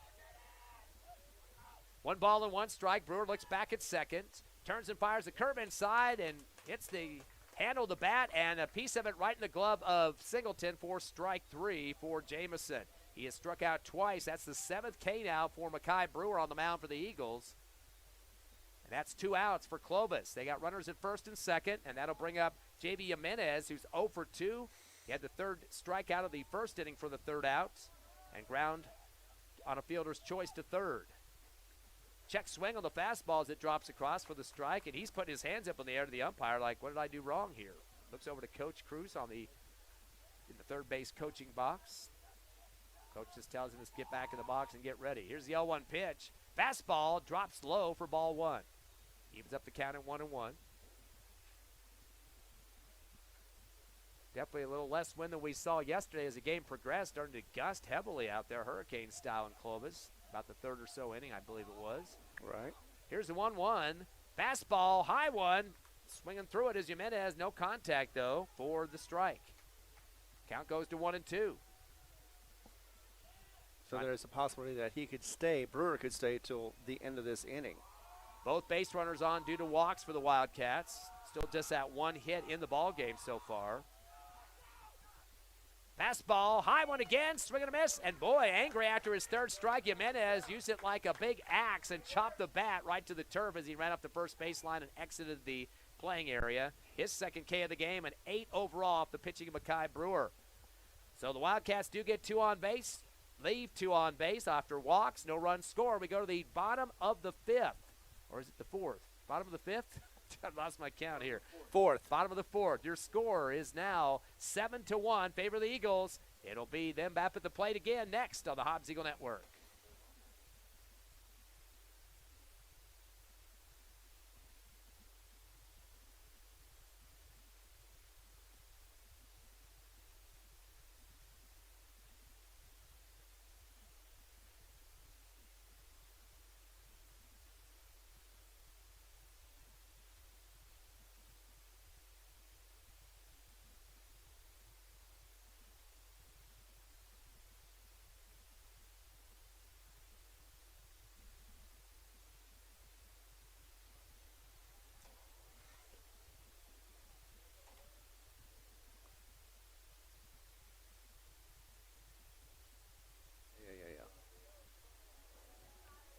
Bottom of the 4th inning here at Sportsman's Park as the Hobbs Eagles lead 7-1. 8 hits, 2 hits for Clovis. Eagles with 6 more at this point. At the plate, the lefty, Josiah Martinez, 1 for 2. Takes the curveball inside and whacks it right to first base, though. An easy stop for Tapia to get the first out on the ground out by Martinez. Just getting ready to say he had a single to start the game, a stolen base and a run score, but has had 2 ground outs on the last couple of at-bats. Yep, and that was a one-and-done for him. Kind of hitting him with the worst 2 people on the field, the pitcher of the first one, and then a grounder out to first on the second one. Exactly. So, Xavier Alvarado's been having a good time on the bases. He's 1 for 1, took a walk on the first one and a run scored first inning, but then came back with a 2 RBI homer and a run, so he has scored twice. First pitch to him coming off the bat, and kind of a wobbler goes towards the Hobbs Eagle dugout on the left for foul. Count to 0-1. Alvarado third in the order for the Eagles. Waiting to pitch a McIntosh. Curveball outside for ball 1. Both teams, of course, will be ready for another game after this one, about 20 minutes after conclusion of this second game of the series. Here comes the 1-1 from McIntosh. Curveball, and this is head towards first, but going foul as Coach Bowman's going to barehand it out there in the coach's box, first base line. Hobbs wants to continue their scoring streak. They've had 4 in the first, 2 in the second, and 1 in the third. 1 ball and 2 strikes to Alvarado. Trying to match that homer he had earlier. Curveball. This is going out to right center field. It'll take 1 bounce, 2 bounces off the wall, at least a double unless he puts on the sprint, and he's going to stop at second. So he's had 2 hits, been on base all 3 times in this game. Double, home run, and a walk. And that'll get the Eagles a runner at second. And now the cleanup man, Mackay Brewer, going to step in. He's also been on base twice, a 2 RBI double. He also walked and stole a base. Yeah, it was a nice find in the gap in the outfield near center. Was able to get that one to go, and it did go back to the wall, so he definitely had an easy double. Of course, the Eagles like to have a lot of lefties at the plate and back-to-back, which kind of stymies the pitching of some teams. And a time is called. Coach Cruz is going to go talk to McIntosh on the mound. Also bringing his catcher, Jimenez. Rest of the infielders stay where they are, so I don't think they're going to make a change quite yet, but I think Coach Cruz wants to kind of settle down his pitcher just a bit. With 1 out here, runner at second is Alvarado. Eagles up 7-1. This is the second game of the triple-header. Well, you definitely want to do this when you have Brewer on. You want to make sure you pitch him right, because if he hits the ball just right and hits a home run, that's 2 more runs. That's 9-1. And then you're starting to talk about a mercy rule ending if Hobbs gets a couple more runs before the 5th. Looking at the Max Preps poll, we mentioned Rio Rancho number 1, La Cueva second, Volcano Vista third, Cleveland 4th, and Carlsbad 5th. Of course, Eagles have played Rio Rancho. They have played Cleveland. They will play Carlsbad next week, so they've had several games against the top 5. Pretty tough schedule this year. They've also played the number 6 team, Centennial. They played the number 7 team, Sandia. They play number 8, Piedra Vista. They play Las Cruces number 9 and Los Lunas number 10, and have wins over Las Cruces and Los Lunas, so those 9 and 10 slots. So pretty tough schedule for the Eagles this season with kind of a rebuilding year. They have a lot of juniors, but some guys filling a lot of roles this year. Yeah, they definitely didn't avoid any toughness. Of course, Clovis 18th in the rankings right now. They are 2 slots ahead of the Eagles. Clovis at 9-12 on the season. Hobbs at 8-13. But this is a big game. If Hobbs gets this, they're going to have the same record. 1 ball and no strikes. McIntosh facing Brewer. Curveball outside for ball 2. Of course, Brewer, we mentioned, leads the team for Hobbs with RBIs. And home runs. 41 on the season. And total of 9 home runs. Trying to make it 10 today. Curveball inside. Golf swing off the end of the bat, going out to left field with a lot of air under it. Coming underneath is Jimenez. J.V. Jimenez Rivera makes the catch in the left corner of the outfield for the flyout for Mackay Brewer. Did get some good air on that one, but not enough wind to get it over the fence there. No, it didn't. It just hung up there long enough to be caught for the second out in this inning. 2 outs now for Hobbs. They still lead 7-1 here in the bottom of the 4th. Major Bird will step in. He had an RBI sack in the first, ground out to third for the 3rd out of the 3rd. He's got the runner at second still. Fastball hits the turf and knocked down by Jimenez, who lets it roll up that first baseline just to see what the runner's going to do at second. But Alvarado not going to bite on that one, stays right where he's at. Bird also had a home run yesterday and a double. 1 ball, no strike to Bird. He is 5th in the order for the Eagles. McIntosh turns and fires a curveball, drops low. We're starting to see Jimenez let that ball hit the turf every time. He just kind of let his glove pat at the ball there and wants to throw somebody out on the bases. Definitely using that as bait, seeing if he'll bite and run. 2 balls and no strikes. And wind up in the throw for McIntosh. Curves it inside and gets the strike call. Holding on it was Bird. Count to 2-1. Both these teams trying to make themselves get inserted into the 16-team playoffs, which are quite a few slots underneath that slot right now. So we'll have to wait and see for the big series next week to finish it up. 2-1 pitch, curveball, right through the gap at second and third. Roll out to third, or out in the left field to Rivera. He's going to chuck it home. It's going to be a close one. Tag near the plate, the out on the hip. Reaching out and getting Alvarado. And Coach Boyle is running up that third base line. He's going to have a piece of the official here. As if ump tells him, hey, you got him on the hip. He's going to go out and maybe protest out to the other ump in the field. But that ball was thrown well from left field from Rivera. Looked like it was going to be at least a single, maybe a double by Major Bird. Right. So it was a single, but it took too long, or the throw was so good that the swipe was made at home plate. So Coach Boyle comes out and has a few words for the umps on those, but that'll be out number 3 on the tag at home. Hobbs trying to extend their lead. Eagles get a couple of hits.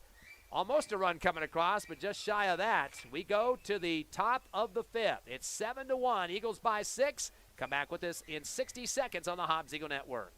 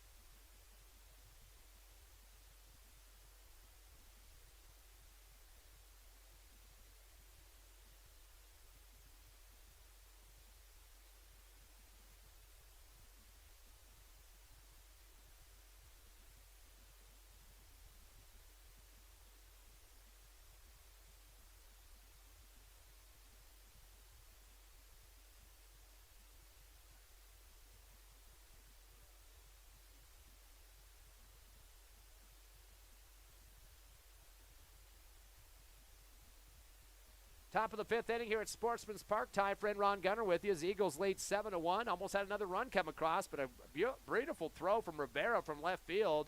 Coming close to the plate and a swipe there by Jimenez, tagging on Alvarado's hip, and that unfortunately was the 3rd out. So Hobbs not able to put another one on the board there, but time to get some defense generated once again. And of course, Mackay Brewer remains on the mound for the Eagles. They did have some bullpen work earlier, but he stays in the game as he'll get ready to pitch here to Kobe Rivera. Rivera, the left fielder, walked and had a single.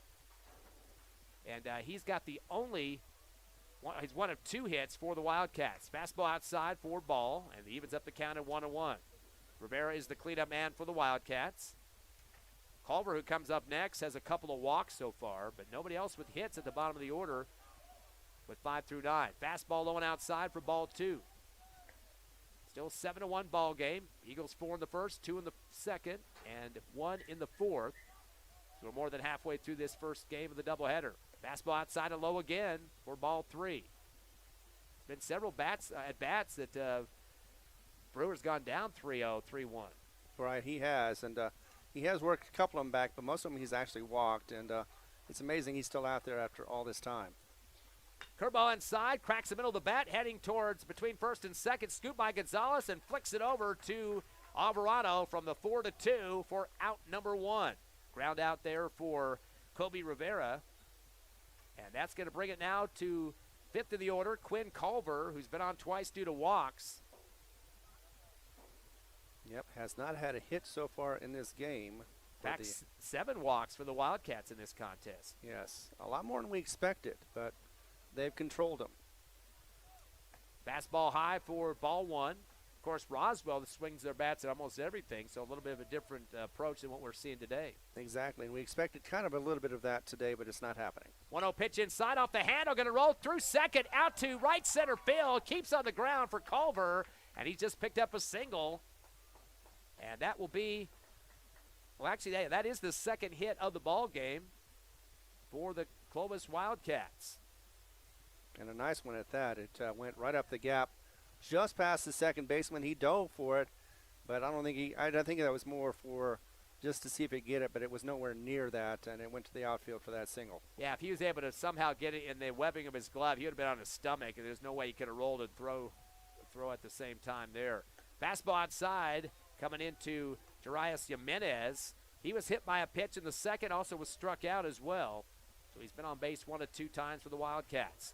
0-1 count to him now as Brewer spies down at first to see Culver. Turns, throws the fastball low and kind of a, swing. It's going to be a throw to second, though. The steal on the way. They get him on the tag. As stepping over from short was Hector Armendariz to get the pick from Singleton. And that will send a runner back to the dugout for Clovis. Yeah, that was a perfect pitch or throw out there to second base after the strike was called. And all he had to do was just tag him, and he did, and another out for Hobbs. And Jarius Jimenez facing an 0-2 count now to Brewer. So 2 down for the Wildcats. Nobody on the bases now. Fastball. Looks like a bouncer coming off near the front of the plate that time. Now goes to a 1-2 count.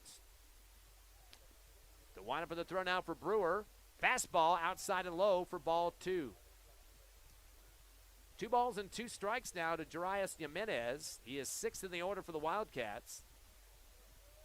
Brewer taking a little bit more time now as he pulls off the rubber. Time called by Jimenez. Backs out of the box. 2 balls, 2 strikes, and 2 outs. The Wildcats trail the Eagles 7-1.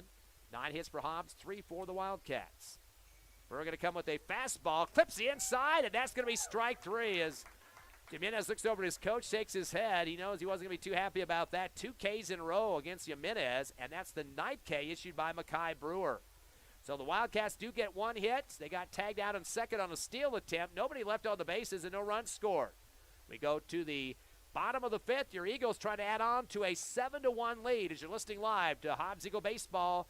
HobbsAmerica.com, YouTube, the Cool 95.7 Facebook page, and today in Clovis on KCLV Radio, 1240 a.m.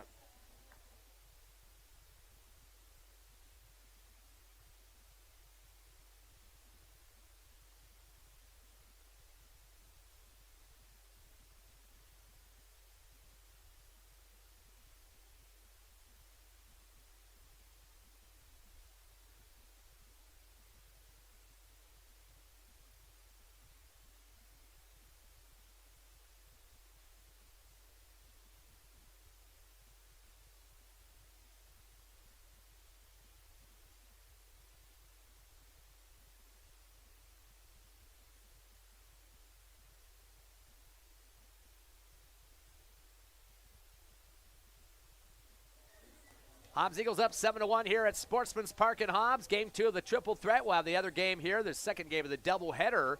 20 minutes after this one concludes, Hobbs by 6. But Clovis trying to get their bats working a little bit, Ron. They have 2 hits so far, single apiece for Rivera and Culver, but some pretty decent pitching by Makai Brewer. Really the only threat they've had is walks and getting some runners on base a couple of times with the bases loaded. Yeah, I mean, they're looking, their bats are alive, and that's what Hobbs wanted to see. And they're definitely getting some hits. Clovis is still struggling at times. They're getting some on base, but unfortunately it's because of walks. So that's not helping their cause and definitely not hitting their batting average. So I know they're wanting to get out here and try to swing for the fences and get back into this game. Of course, Hobbs now a chance for some insurance runs with that 6-run lead. They start out pretty heavy, 4-0 in the first inning, and Clovis able to get 1 run back in the second, but Hobbs adding 2 to make it 6-1. And 1 added since then in the fourth for the Eagles to make it 7-1. Well, third, but yes. Now coming in is Kenyon Singleton. He is 1 for 2, an RBI single. Curveball inside. He'll send this to the left center field. Center fielder is going to shift left to make the catch. That's Albert. And that'll be out number 1 on the fly out for Singleton. So Singleton now 1 for 3 at the plate. And that'll bring in number 7 in the order, Hector Armendariz. He's 1 of 2, ground to second. Also had a single, stolen base, and a run scored. And we were just talking a second ago, wondering if he might be pitching in the third game of this triple threat. He gets hit in the back, right in the number 8 from the pitch off of McIntosh. So he will get a base. So Hector's been on twice, a single and a hit by pitch now. Not the way you want to get that, but No. He's going to have to take it anyway. Both teams have been hit by a pitch once in this game so far. Both have starting pitchers on the mound for both teams at this point as well. Canyon Johnson, the DH, he's been getting some good attacks on the ball. He had a double, 2 RBI double yesterday, an RBI single today. Was 1 of 2, flew to left center on his first at bat. Takes the first fastball, down low and outside for ball 1. Armendariz gets back in time to first. No throw down there to worry about though. Saul Armendariz waiting in the wings now with his double earlier. Big leadoff now for Armendariz at first. McIntosh to the curveball, and boy, a hard shot from Canyon to short. He's able to get to second, and the throw to first on the double play. It was started off, triggered by J.B. Jimenez over to Culver at second. He fired it off to Toppy at first, and that's 2 down, and that'll make it 3 in a row there. And it'll sit down the Eagles pretty quickly. Not much to answer. Nope. As Johnson hits into a double play. So that will do it for the Eagles. No hits. Nobody comes around. They get on 1 time with a hit by a pitch. And that will get it to the top of the 6th. Just 2 innings left in regulation here at Sportsman's Park. Hobbs 7, Clovis 1. You're listening live to Hobbs Eagle Baseball on the Hobbs Eagle Network.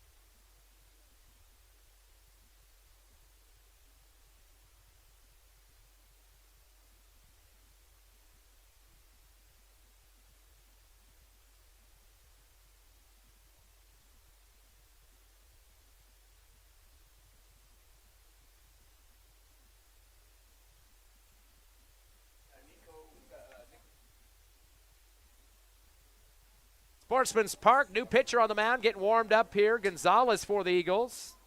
Nico Gonzalez. We also have Gerardo out there, but he's not the pitcher. And we just been informed, too, that Coach Boyle was ejected on that argument about the tag at home for the 3rd out earlier in this ball game. So I think the rule says that you sit out the next game as well. We'll have to wait and see on that. But unfortunate for Coach Boyle, he wasn't happy about the call at home plate and kind of nonchalantly thrown out of the game.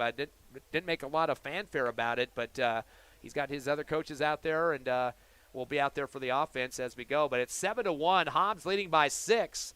And, of course, we mentioned the new pitcher out for the Eagles as Makai Brewer went through 5 innings of work for the Eagles' cause. Yep. Had 110 pitches altogether, so his time was coming up. He had the limit to go. Gonzalez is 0-3 this season. This is his 13th ball game. He's been in more games than any other pitcher at this point. Has 2 saves and a 3.96 ERA. Gonzalez with the fastball outside, but it barely clips the corner for the strike. I believe they moved Brewer out to center where he normally plays when he's not pitching. Right. No, center. Curveball inside, a fly ball high to Bird at third. He shifts a little bit to the right and makes the catch on the fly out. And that's going to sit down for the Wildcats, Bernie Lopez. Bird at third. I like that. Up next is Gabe Tapia. He is 0 for 2 with a strikeout, a ground to second. One down for the Wildcats, who trail by 6 here in the top of the 6th. Slated for 7. Gonzalez with a curveball coming down low for ball 1. So Eagles with their relief pitcher in here in the 5th inning. Quick reload for Gonzalez to wind up in the throw. Fastball on outside for ball 2. Tapia is 8th in the order, and Mendoza will finish up the order for the 3rd time for the Wildcats here momentarily. Here comes a 2-0 pitch now from Gonzalez. Fastball high for ball 3. Getting well ahead of the count now. Good eye for Tapia. Definitely. Hits in the game for Clovis, just 2 so far. Singles apiece for Rivera and Culver. Fastball down the middle with that 3-0 count, which you expect, and that'll be a strike. No bite there for Tapia. Well, sometimes you miss the strike zone, but that time he nailed it perfectly.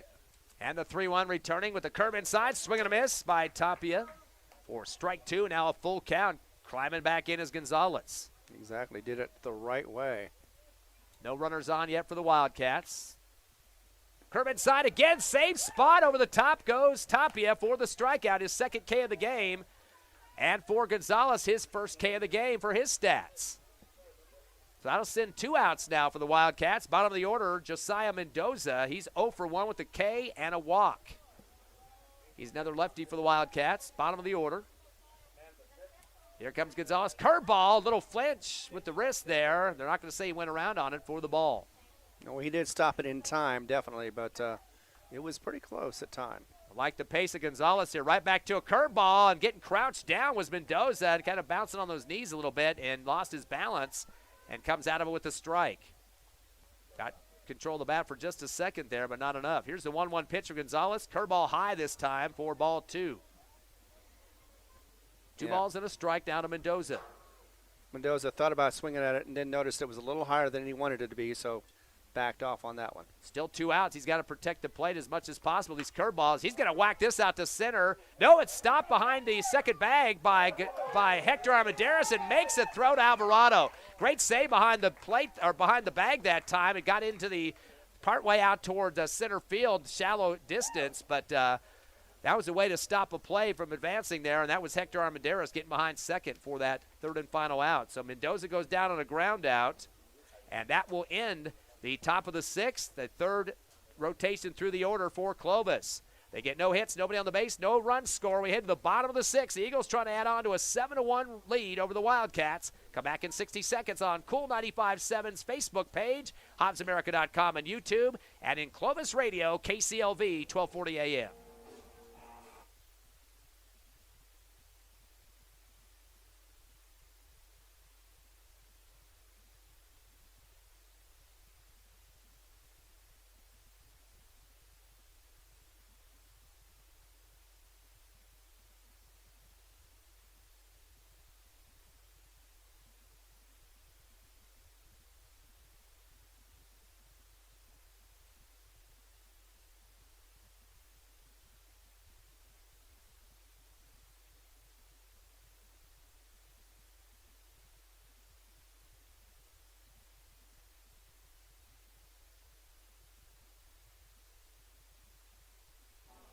Bottom of the 6th inning here at Sportsman's Park. Hobbs holding on with a 7-1 lead here over Clovis. 2nd game of the triple threat. One more here coming up later here on the Sportsman's Park field. McIntosh remains the pitcher for the Wildcats, the starter. There's already been 1 relief for the Eagles. At the plate for Hobbs. Bottom of the order, Saul Armendariz as they finish up the 3rd rotation of batters here. He's 1 of 2 with a double, a run, and a fly to left center. Fastball down the middle for McIntosh for the strike. Count goes to 1-1. Eagles with 9 hits so far. Curveball inside. He'll hit it out towards right field. It's going over the shoulder. Rolls towards the wall as not getting back far enough was Mendoza. Round second. He's going to third on a triple. Throw all the way to third. A tag near the bag. He's safe.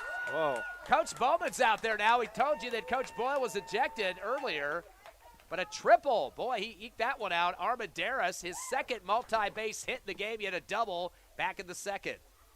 You know, when he rounded second, Armendariz looked like he was well on his way to third without any problems, and the throw came in just almost in time. He had to slide, Armendariz did, and was able to get the safe call. And now there's going to be a meeting at the mound, looks like. Yep, Coach Cruz is going to bring in his catcher to talk also. That's Jimenez heading out there. And Cruz is going to go over and talk to the umpire, which usually means there's going to be a change here. McIntosh has been in since the start as he has gone through 5, now into the 6th inning. Maybe he's questioning something here. Yeah, doesn't look like he's talking about the tag at third. And remember, Coach Boyle had a big argument about the tag at home off a attempted run score, and Cruz is not liking the call as he's kind of adjusting his brim of his hat there and turning around, shaking his head as the umpire from third base is going back to his position.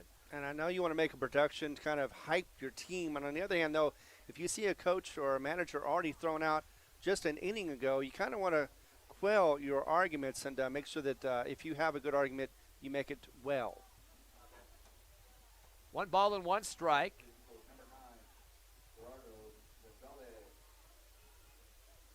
And now the Eagles back at the plate. McIntosh with a curveball, gets it inside. This is going out towards left center, and it's going to go to the fence, and that will be caught, but that will score a run on a sac fly for the Hobbs Eagles. Another run will score, as that will be Gerardo Gonzalez who gets the sac fly on that one. And a great job doing that. Hit it far enough out there to be able to score his runner. And that's an easy sac fly because you already had the runner at third, so not much of a distance to take off there to get that run to come across. 8-1 now is your score. Hobbs with their first run here in the 6th inning. Curveball coming in now to Josiah Martinez. Martinez is 1 for 3. Started off with a single, a stolen base, and a run, and a couple of groundouts in the infield to pitcher and first base in his last 2 at-bats. A 1 pitch inside, a knuckler off the handle. Going to roll between first and second. Picked up by Culver, the second baseman, and fires it over to Tapia for the out. Number 2. So the ground out for Josiah Martinez. He's had 3 in a row of those between first and second. Yeah, nice hit. Just hit right to the second baseman. Was able to flip it over to the first and get that easy out. Xavier Alvarado's had a great game so far, been on base all 3 times. The lefty walked, home run, and a double. The home run picked up 2 RBIs. He scored and also had a run off the walk after that a couple bats later. So he's been on base 3 times now. Takes the first pitch outside for ball 1. Eagles up 8-1 here in the bottom of the 6th. Curveball inside off the end of the bat. Going to go out towards the parking lot over the top of the batting cages for the Eagles on the left side. Of course, Hobbs won yesterday 16-3 in Clovis. Fastball outside for McIntosh. Misses everything there and kind of dropped from behind by Jimenez. Count goes to 2-1. Yeah, it was 16-1 at the bottom of the 7th. Clovis was able to score 2 runs. McIntosh comes back with the curveball, brushing back Alvarado with both legs jumping backwards that time and kind of hunched forward on his waist there, but got the heck out of the way. Count goes to 3-1 now for Alvarado. He is 3rd in the order for the Eagles, the first baseman, and one of the lefties. 3 balls and 1 strike as McIntosh will go fastball outside for ball 4. And that will walk Alvarado. That's his 2nd walk of the ball game and the 3rd overall for the Eagles. They got runners now just at first with 2 outs, and that's bringing up Mr. Mekhi Brewer. Brewer is 1 for 2, a 2 RBI double. He did walk and had a stolen base and flew out to left in his 3rd at bat. Brewer's had a really good success with 2 outs on. Takes a curveball and gets a piece of that's going to go over the top of our backstop here, out of play. We mentioned Brewer came into the game leading the team in RBIs with 43. And, of course, he added 2 in this game for 45 total. And he had 6 in the yesterday's game. Fastball outside for ball 1 for McIntosh. Jimenez kind of looking to first base that time from behind the plate, decided to hold on to it, as getting back in time was Alvarado. Here's the 1-1. Curveball outside and making it drop purposely. Jimenez left to the plate. He wanted to get in position and maybe throw to first, but not waiting too much time to get back was Alvarado back to first. Clovis trying to force the issue, trying to get the runner to go to get him out at second or at first. Brewer back in the box with a 2-1 count, waggling the bat just a bit. Curveball, golf swing up the first baseline into right field. That will be a double if he continues to run with it. Nope, he's going to hold up at first, but they'll advance the runner to third. So Alvarado gets a chance to get in scoring position. A single for Makai Brewer. He's got 2 hits now, and that is the 11th hit for the Eagles in this ball game. Yeah, and he is definitely improving his batting average as he does each and every game, it seems. Yeah, 2 for 3 today. He's been on base 3 out of the 4 times, too. And now Major Bird following him up. Bird is 1 of 2, or 1 of 3, actually, a single. He ground to third and had a sac RBI. Still Eagles working with the 2 outs. Runners at first and third. The force out at second for the Wildcats. It's an 8-1 ball game. Eagles by 7 here in the bottom of the 6th. McIntosh fastball outside for ball 1. In fact, his batting average up until today for the district was at .714. Yep, definitely having a great season so far. Slow down here for McIntosh. Curveball outside for ball 2. Bird batting .250 in district. He's got 3 out of 12 in terms of at-bats, 4 RBIs. He's had a double in district. Curveball coming to the top of his head. Jumping up quick behind it to pull it down. Jimenez and look towards third, but he saw that the runner getting back in time, Alvarado, and held on to it. Again, Coach Bowman is at the third base coach's box as Coach Boyle was ejected earlier in this contest, arguing a throw to home and a tag against his Eagle runner. Close call, though. 3-0 count. Fastball down the middle. Swing and a miss for Major Bird. Took one that he thought he liked there, but too much mustard on that pitch from McIntosh. Exactly, and McIntosh just needs to get this out to get out of the inning. And the 3-1 fastball gets a piece of this out towards left field. Left center going back is Albert to the wall and makes the catch on the warning track for out number 3. Good contact there for Major Bird, but just couldn't get enough of it to go over the fence. And we got a lot of work out there by Albert. He continues to put on the Pistons to get out to those catches. So that will be the third and final out of this inning. Hobbs managing to get 1 hit, or 2 hits make that. They leave 2 on base. No runs, or 1 run comes across, and we head to the top of the 7th, the last hurrah for Clovis. Hobbs up 8-1 as you listen live to Eagles baseball on the Hobbs Eagle Network.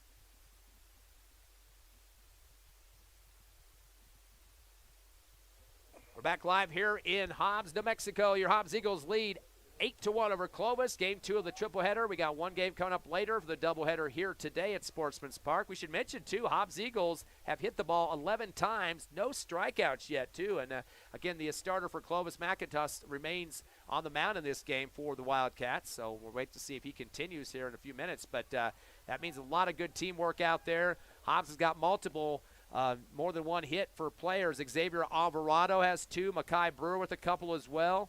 And then there's a bunch of other players that have 1 apiece. 6 other players have 1 apiece. And Gonzalez, Martinez, Singleton, Armendaris, Johnson, and the other Armendaris, Saul. Actually, Saul has 2 hits with a double and a triple.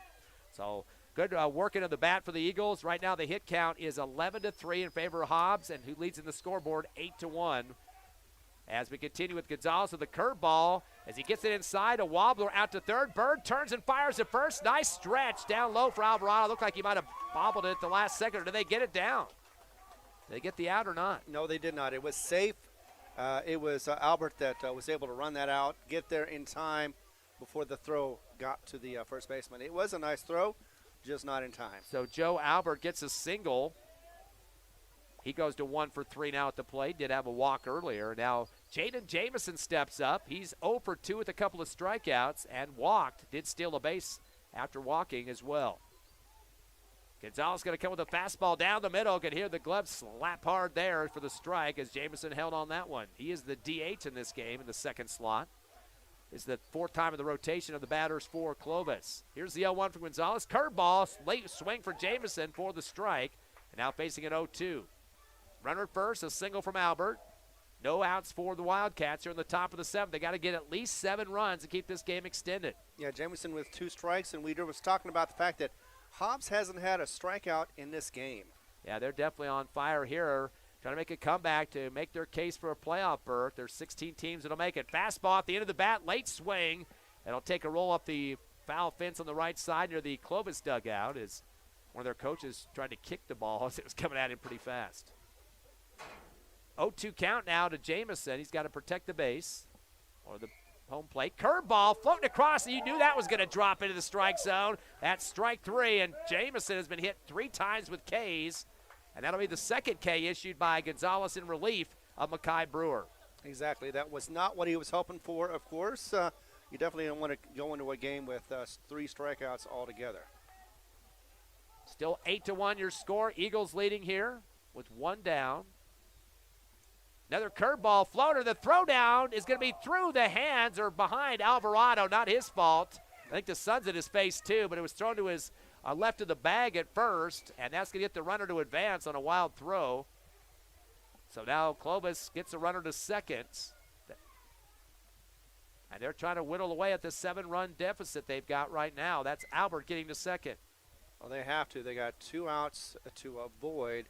And many runs, 6 or 7 runs to at least tie this game to continue it on. Gonzalez goes to the high fastball for ball 1, or make it ball 2. J.D. Jimenez at the plate. He's 0 for 3, a couple of Ks, and also ground out on a fielder's choice to advance a runner earlier. Here comes the 2-0 pitch for Gonzalez. Curveball hit high in the air. It's going to go to short as Armendariz waves everybody off, shifts left and back to the right, and gets the out on the fly to short. So Jimenez going to take a seat. Second down for Clovis. They got 1 more, and that's game over. As now it's Kobe Rivera's turn. He's been on base 2 of 3 times, a walk, a run scored, and a single. And in his third at bat, had a ground to second. Last hurrah here for Clovis. The lefty Rivera steps in the box, trying to avoid an 8-1 loss here in the second game of the triple-header. Curveball floating outside and high for ball 1. Of course, Gonzalez coming in relief of Mackay Brewer earlier, back in the 5th. Clovis has only scored 6 in the district play so far, 3, of course, coming just yesterday. Fastball outside for ball 2 as Rivera gets ahead of the count. Wagging the bat behind his left ear, the lefty. Gonzalez looks back at second. Fastball down the middle. Wait for the ump on this one. Looks like just high for ball 3. So a big lead here for Rivera on the count. And a big lead off at second as well for Albert. He knows his team has 2 outs and trying to get back in this one here in the top of the 7th. Fastball goes low, and that'll be a walk. And that'll get Rivera on base. That is the 8th walk of the ball game for the Wildcats. So they've got some base runners, but now trying to get him around on the hits is Quinn Culver. He's got 2 of those walks and a single, so he's 1 for 1 at the plate. Been on base all 3 times. Gonzalez, that was his first time of walking a batter. Big leadoffs at first and second. Gonzalez goes with a curveball, clips the outside corner for the strike. Hobbs came into this contest at 8-13. Clovis won better at 9-12. Eagles at 2-2 in district, 0-4 for Clovis. Curveball outside for ball 2. Listening live to Hobbs Eagle Baseball on Cool 95.7 Facebook page, HobbsAmerica.com, and YouTube. Here's the windup for the throw for Gonzalez. Little changeup, drops low and outside, but a swing and a miss for Quinn Culver for the strike. Of course, we also got the great people of KCLV broadcasting for us on 1240 AM.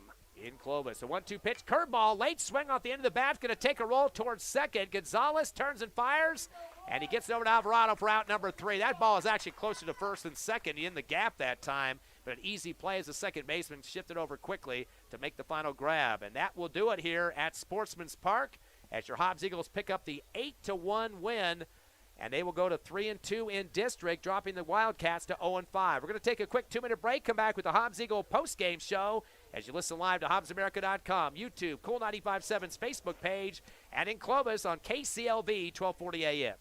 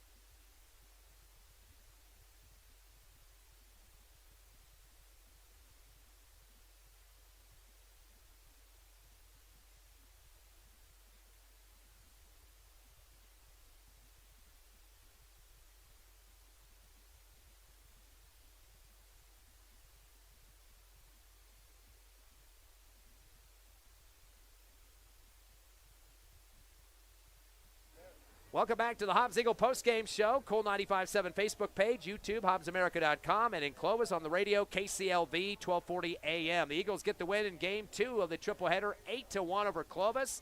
Hobbs is now 3-2 in district. Clovis drops to 0-4. And, or actually, no, is it 0-5 now? 0-5 now, yes. 0-5 because they have to have the same amount of games at this point. Right. Let's look at the numbers now in the contest. First for Clovis. They have nobody with multiple hits in this contest, but 3 hits total. Joe Albert went 1 for 3 with a single, did get a walk. It was Kobe Rivera with 1 for 2. He had a single, scored a run, and also a walk. Actually, 2 walks in the game for Rivera. Quinn Culver 1 for 2 with a couple of walks and a single. And those are the 3 guys with hits. 1 apiece, singles for Albert, Rivera, and Culver. So 3 hits total. Walks, they had a total of 8 in the ball game, several getting more than 1. That was Rivera and Culver. And also were struck out 11 times off the pitching of Mackay Brewer and a few inning or so of work from Gonzalez for the Eagles. On the Hobbs side, a couple of multiple hitters. Xavier Alvarado went 2 for 2, a 2 RBI homer, a double, and he scored 2 runs, plus picked up a walk, 2 walks. He was on base all 4 times that he was at bat. Mackay Brewer went 2 for 3 with a 2 RBI double, a single, and also got a walk, so on base 3 out of the 4 times. Last but not least, in multiple hits, Saul Armendariz went 2 for 3. He had a double, a triple, and scored 2 runs. Single hits apiece for Gerardo Gonzalez, a single and a run score. Also had an RBI sack. Josiah Martinez was 1 for 4 with a single, a stolen base, and a run. It was Major Bird 1 for 3 with a single and an RBI sack. And Kenyon Singleton went 1 for 3, an RBI single. He also, and it was on base 1 time. Hector Armendariz went 1 for 2. He had a single, was hit by a pitch, so on base twice. Canyon Johnson, the DH of the contest, went 1 for 3 with an RBI single. And that's it for the Hobbs Eagles. In fact, all 9 starters in this game got at least 1 hit or better, Ron. That's a good showing here at Sportsman's Park. Yeah, they did better than yesterday where not everybody got a hit, but it seemed like a lot of them got runs, especially with those 10 in the 6th, I believe. And, yeah, it's just definitely amazing how the bats have come alive for Hobbs. They just need to make sure that they can do this again one more time and then, of course, get tuned up for Carlsbad next week. That will be a tough one, both on the road and at home. So Hobbs with 12 hits, 3 walks, and no strikeouts in the contest. That's a stellar stat there. No swings and misses there to get it out for the Eagles. So Hobbs getting the 8-1 win. Again, they are 3-2 in district, and Clovis drops to 0-5. We'll take about a 20-minute break or so. Game 3 of the series. We'll wrap it up here at Sportsman's Park. We'll come on with the pregame show. Continue to listen to us live. Hobbs Eagle and Clovis Wildcat Baseball on HobbsAmerica.com, YouTube, the Hobbs Cool 95.7 Facebook page, and don't forget on the radio in Clovis at KCLV 1240 AM.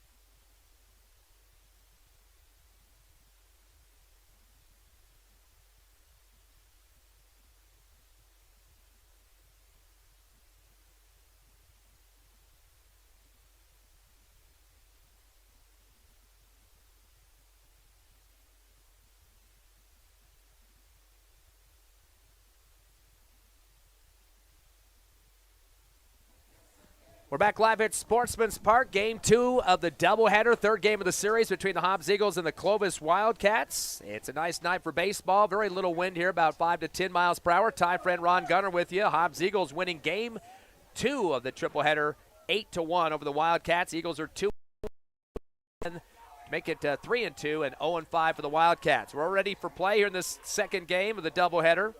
Up first will be Eli Rodriguez, the left fielder. Out the pitch coming from Hector Armendariz. And what's Armendariz' number so far this season, Ron? Oh, he's got a good one so far. 4.5 for the season. He's got 4.2 innings pitched, 3 ERA with a 5 strikes and 1 hit pitch. What was the record again? It is actually he's got 0-0. Curveball inside and goes foul or fair out towards center field, and that will be caught in center field by the pitcher of the last game, Akai Brewer, for out number 1. Excuse me there for just a second. We were shuffling some paperwork here, so we just got handed some more information. But so Gonzalez flies out for his first out. Or correction, Rodriguez flies for his first out. Right. Don't want to give it out to the Eagles already here. Next up is Javi Jimenez, the shortstop. Ooh, he gets hit right in the helmet off the pitch from Armendariz. You can hear the pop of the helmet on that one. Luckily, he had one on his head. So hit by a pitch. We had that happen once each in the first game of this series. Should mention that in terms of the batters so far for Clovis, let's see, Javi Jimenez had gone 0 for 4, so he gets on base finally in this game. And of course, Eli Rodriguez, I believe that was his first at-bat in the doubleheader here. Up next, the lefty is Kobe Rivera, the right fielder. Rivera's 1 for 2 in the first game. He had a single, walked twice, and had 1 run score. And he's a sophomore. Runner at first for the Wildcats. Curveball inside high for the ball. We got one Hobbs official behind home plate and 2 Carlsbad helping out here in this one for the blue shirts. Just had a chance to talk to them a minute ago. 2-0 count now to Rivera. Third in the order for the Wildcats with 1 out. Curveball inside and brushing him back. Almost got hit with the ball that time and ever get that elbow out of the way the last second. Count now 3-0 to Rivera. So Armendariz starting in this one for the Eagles. Curveball inside, just barely, late little fist bump up there in the sky for the umpire to get the first strike. 3-1 count now. A lot of noise coming from the Clovis dugout, trying to get in the head of Armendariz on the mound. The windup of the throw. Steele is on. Taken off towards second. Jimenez. They're just going to hold on to it. That was a wild inside pitch for ball 4, and that will walk Kobe Rivera. We should mention, too, Coach Boyle was not actually ejected in the last game. They did send him to the dugout, though, so he had to stay in there for the rest of that contest. So he does get to coach in this ball game. Just want to make sure that on the clarification there. But they did banish him to the dugout in that first game, so he had to exit the field at that point, arguing the tag out at home. But just want to clarify that so we didn't have wrong information going out, which was being discussed in the last game. Absolutely. Runners at first and second now after the steal. Fastball down the middle, going to go high out towards right field. Should be a routine catch for Armendariz. So he makes the catch, and relay coming in to shortstop as it's picked up by Taylor. Of course, Taylor, the 8th grader, didn't play in the first game of the series, but starts in this one and was also in yesterday's matchup with Clovis on the road. So that was a long fly out towards right, and that'll be the out for Joe Albert, the center fielder. 2 down now for the Wildcats, but they do have runners at first and third. Quinn Culliver now, 5th in the order, second baseman steps up. He's another lefty for him. He went 1 for 2 in the first game with a single and 2 walks. So he was on base 3 out of the 4 times. The windup of the throw for Armendariz. Fastball outside for ball 1. Force out for the Eagles at second. Again, the Eagles won yesterday 16-3, earlier 8-1. 24-4 has been the total run count. Curveball inside off the handle and jacked over to the right fence on the foul territory up near the Clovis side. Yeah, you're right. The Clovis Wildcats so far this game have been very vocal trying to get in the head of the pitcher. 1-1 count now as Armendariz continues to face Culliver. The windup in the throw. Curveball at the end of the bat. Going to go high in the air behind home plate. Chasing it down to Singleton, but it makes it over the backstop and big trampoline bounce right near us outside the press box on the left side of the grandstands. So back to the box will go Culliver. He is 5th in the order. Josias Jimenez and Nate McIntosh coming in next. Of course, McIntosh was a losing pitcher in the first game of this doubleheader. He's playing first base in the contest. And this one, the steal is on. The pitch hasn't come yet. They're going to finally throw it to second, but too late. Steal converted by Clovis. Kobe Rivera gets into second, and he was taken off before really the windup there for the Eagles pitcher. Right, and yeah, it was a slow pitch to the second base, and that's the reason why he got a safe call. Alvarado at first, Gonzalez second, Bird at third on the defense. Singleton behind the plate, of course, and in the outfield, Martinez, Brewer, and Armendaris going left to right. Hector Armendaris on the mound. Here's the 1-1 pitch. Fastball outside for ball 2. 2-1 count now with runners at second and third knocking on the door, but Clovis facing 2 outs here. Of course, the last game, Eagles went up early 4-0 to start it off, and we're 6-1 at the end of 2. 2 balls and a strike. Here comes the pitch. Fastball low for ball 3. So now getting ahead of the count is Culliver. Clovis trying to work on their first win of the district. They are 0-5 at the basement right now and definitely want to pick up a win here. Few spots ahead of the Eagles in the Max Preps poll. Full count pitch. That's a curveball going inside down the first base line. Going to be at least a single. Will be an RBI single as converting is Quinn Culliver. And that will be the first hit of the ball game for the Wildcats and will score Javi Jimenez. That'll be a run for him. And now the score 1-0 in favor of Clovis with 2 outs. Riviera scored 2, didn't he? Yeah, make it 2 RBIs. Yes. You're correct. And then also that's Kobe Rivera. So Jimenez and Rivera both getting across home plate. At 2-0 ball game. So far, Clovis doing well early in this second game of the doubleheader. Josias Jimenez, the catcher, steps in.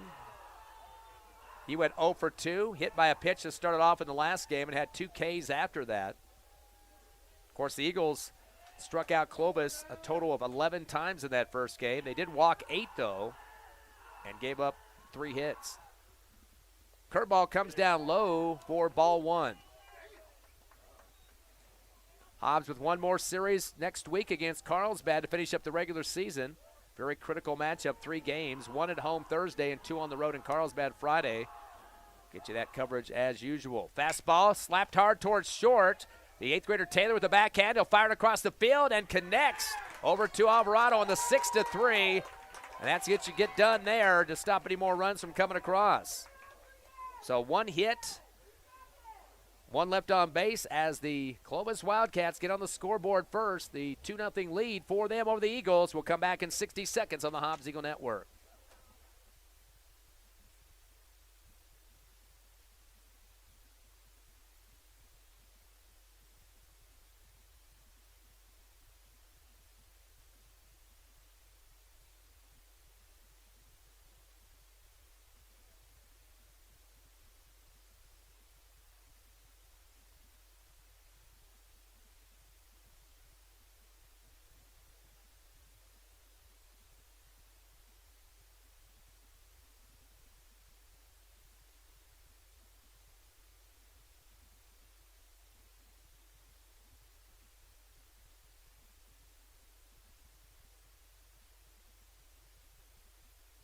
Back live at Sportsman's Park. Ty friend Ron Gunner with you, live on HobbsAmerica.com, Cool 95.7 Facebook page, a YouTube Hobbs Sports page, and in Clovis tonight, radio KCLV, 1240 a.m. Hobbs up, or down, I should say, 2-0. Clovis leading early in this one. The Eagles getting their first at-bat. Clovis finished up with a 2 RBI single, a walk to get things going. And the Eagles will start it off with Gonzalez, Martinez, Alvarado, and Brewer. Again, the Eagles getting some big-time hits in the first game tonight. 12 hits total, 3 walks, and no strikeouts in that win, 8-1 over Clovis in Game 2 of the doubleheader, or Game 2 of the triple threat. It's the final game of the series between these teams. And Clovis, of course, will have Roswell next week for 3. And, of course, the Max Preps poll, very critical with 16 teams making the tournament. Right now for the teams in the district, currently at 18th is Clovis, so they're 2 out of the playoffs at this point. Hobbs at number 20, 4 places out, and then Roswell at number 22 is 6 places out. So a lot of ground to be made up here, and of course every game critical, and Hobbs trying to get their second win over Clovis in a row here at the doubleheader. And of course Roswell has their hands full with Clovis, or Carlsbad. They lost the first one last night. They have a doubleheader tonight. We'll try to get an update on that as quickly as we can.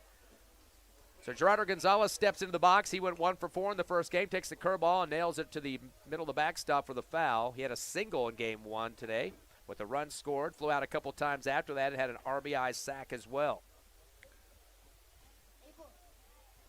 Still 2-0. Clovis leading here in the bottom of the first. Curveball well outside for the ball. 1-1 count now to Gonzalez leading the order. Martinez, Alvarado, and Brewer due up next. On the mound for Clovis, Josiah Mendoza. Here's the windup and the throw. Fastball high for ball 2. Count goes to 2-1 now to Gonzalez. Good eye for Gonzalez as he did not even try to swing for that one. Yeah, pretty amazing. The Eagles with no strikeouts in that game earlier. Fastball down the pike. Misses the outside, though, for the ball. Count goes to 3-1 now to Gonzalez. Quick reload now for Mendoza. Curve it inside. Just, Lake fist coming up for the umpire for the strike. We go to a full count now. Eagles trying to get back in this one. 2-0 the game. Curve it inside. Gets a piece of the handle. Going to sail behind the grandstands here. Going to actually bounce right next to us on the right side. And well up over the top of the netting. Out of play. And the count goes full still again. The Hobbs Lady Eagles are playing just next door. And they won their first game 8-0. Of course, we had our first game at 8-1. 8-0 over Roswell in softball action. Curving outside and coming over the plate, losing his balance was Gonzalez. He strikes out on the swing. So he'll be the first K of the ball game off the pitching of Josiah Mendoza. So 1 down here in the bottom of the first. Still 2-0 Clovis. Coming into this contest in this game of Hobbs at 9-13 after the win earlier. And the Clovis Wildcats dropped to 9-13, so they got the same records as we speak. Not the same in district, though. 3-2 for the Eagles and 0-5 for the Wildcats. First pitch outside for ball 1. Goes outside again and comes off the glove of Jimenez. Sails to the backstop, so they'll have to get a new ball in there. Yeah, somebody would have said just a bit outside. Back on the air next Thursday. We'll be here at Sportsman's Park, 4:15 pregame, 4:30 start time against Carlsbad, who's 5th in the Max Preps poll. Fastball down the middle, getting a piece of it. It's going to head out over the top of the Hobbs Eagle dugout near the lights behind there and hits hard off the batting cages. Hear it knock off the metal there. Of course, Carlsbad dropped a spot on the Max Preps poll. They were 4th last week and moved down to 5th, but the strength of schedule not as strong as some of those Albuquerque squads. Here's a 2-1 pitch, curveball, knuckler off the handle, heading out towards the second base. The shortstop gets in front, makes the catch in front of the base. That was Jimenez. As gets the out on that one. There's 2 Jimenez's out there. That's Javi Jimenez, the shortstop. And Josiah Jimenez is the catcher. So that will be out number 2 for the Eagles on the fly out to short. And now it's going to be Alvarado's turn, the first baseman for the Eagles. Xavier Alvarado, 2 for 2 in the first game. Had a 2 RBI homer, a double, and 2 walks. So on base all 4 times in that first matchup and had 2 RBIs on top of it. Also scored 2 runs. First pitch outside for the ball. Quick reload here. Fastball outside for ball 2. And this pitcher, Joseph Mendoza, definitely doesn't take much time between the pitches. No, he is doing just like Brewer did. Going against the lefty Alvarado. Curving inside off the handle out to right field in the corner. That's going to take a roll. Will probably hit the wall, and yes, it does. That'll be at least a double. It's taking him time to pick it up in the warning track out there. Rivera finally chucks it in to second base, and that will be a triple. A bad throw to third after the second baseman got a piece of it, Culliver, and that will send home the run. Coach Boyle's not going to waste any time to get that first run in the ball game. A triple, but also scoring a run is Alvarado. Yeah, very close to an inside-the-park home run, but yes, a triple with a let-in for the first score in this game for the Hobbs Eagles. Not sure what happened to Rivera out there in the right corner of the outfield as he kind of scooped it and was bobbling it out there in the warning track, chucked it in hard to the second base. I'm not sure if Culliver actually threw that or just knocked it off his glove, but the ball goes to third anyway. High curveball inside, coming in for the Eagles on the next pitch to Brewer, the center fielder, and swing and a miss. Of course, Brewer ripping the bat as usual, 2 for 3 in the first game, a 2 RBI double, a single, walk, curveball inside. It's heading out to left field. It's going to drop up the third baseline, and that will get him all the way to second. He's going to take it. He's going to get tagged, though, if he's not careful. Yep, he did right before he got to the bag, and that'll be an out, number 3. So he finishes up with a single, but gets tagged out at second, trying to extend it too far and finding out more than he could chew. He definitely did, and that could have been a big inning for the Hobbs Eagles. They did get half the score back, so it's 2-1 for the Eagles. Yep, they get the single, the triple, and of course, Mackay Brewer gets tagged out at second. No runners left on. 1 run comes across. We head to the top of the second. It's Clovis 2, your Hobbs Eagles 1. We'll come back in 60 seconds on the Hobbs Eagle Network.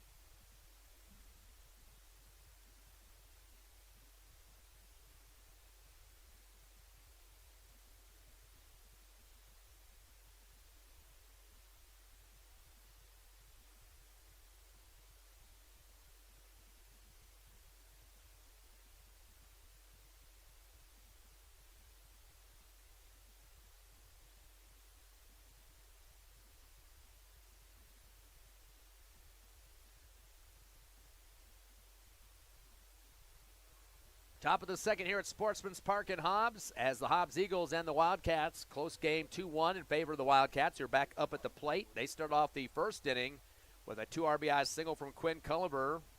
Got on base 2 more times with a hit pitch for Javi Jimenez and a walk by Kobe Rivera, the right fielder. He also scored a run and a stolen base. Jimenez had a run scored as well. And that'll bring up Nate McIntosh. McIntosh, first baseman in this one.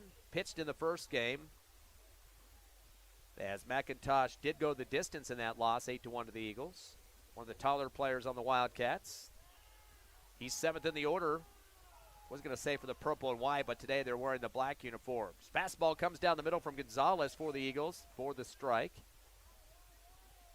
Gonzalez, the starter in this game. Hector Armendariz. Gonzalez played in the last game as a relief pitcher. Here's the 0-1. Fastball, whacked at it hard towards the Hobbs Eagle dugout. It'll slide down the fence left side in foul territory. And Coach Cruz just kind of yells out to him to straighten that thing out, and you'll get on base after a hard shot like that one. Yes. The windup in the throw now for Armendariz. Fastball high and gets McIntosh tripping on himself over the plate, left to right. He's going to fumble away. Strike 3 there, and that will be the first K of the game for Hector Armendariz. Yeah, McIntosh definitely would have wanted that one back. He knew once he swung the ball or bat that he went too far out, tried to extend it to get a hit, and ended up with nothing but a strike. So first K against McIntosh. Bernie Lopez, the third baseman, now in.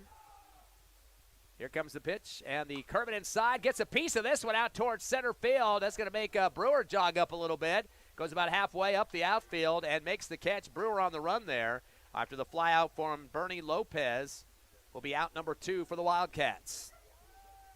Lopez did not get a hit in the first game. He was 0 for 2 with a walk. And we mentioned Nate McIntosh getting a chance there before that. Did not swing the bat as he was DH'd in the first game of this doubleheader. 2 down now for the Wildcats, bringing in bottom of the order Gabe Tapia. He's a DH. They DH'd in the last game as well. In the second spot, now in the ninth spot. They were in the ninth spot yesterday as well. Fastball high for ball 2. It's a good eye for Gabe Tapia. 9th in the order. Rodriguez, Jimenez, and Rivera start off the order again for the second time here, unless he gets that third out.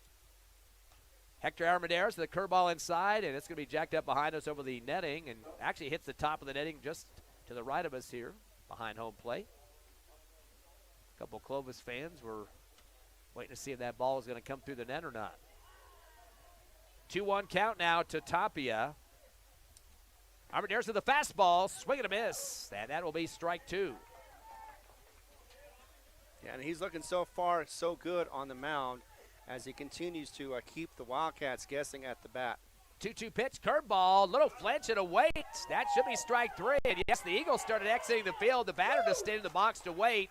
And he got the bad news from the umpire. That's strike 3. Yeah. 2 Ks issued there in the top of the second for Hector Armendariz. No hits, nobody on the bases, no runs scored. We head to the bottom of the second. Clovis still leading, though, 2-1, but it's time for the Eagles to hit the plate here in just a minute. You're listening live to Hobbs Eagle Baseball on the Hobbs Eagle Network.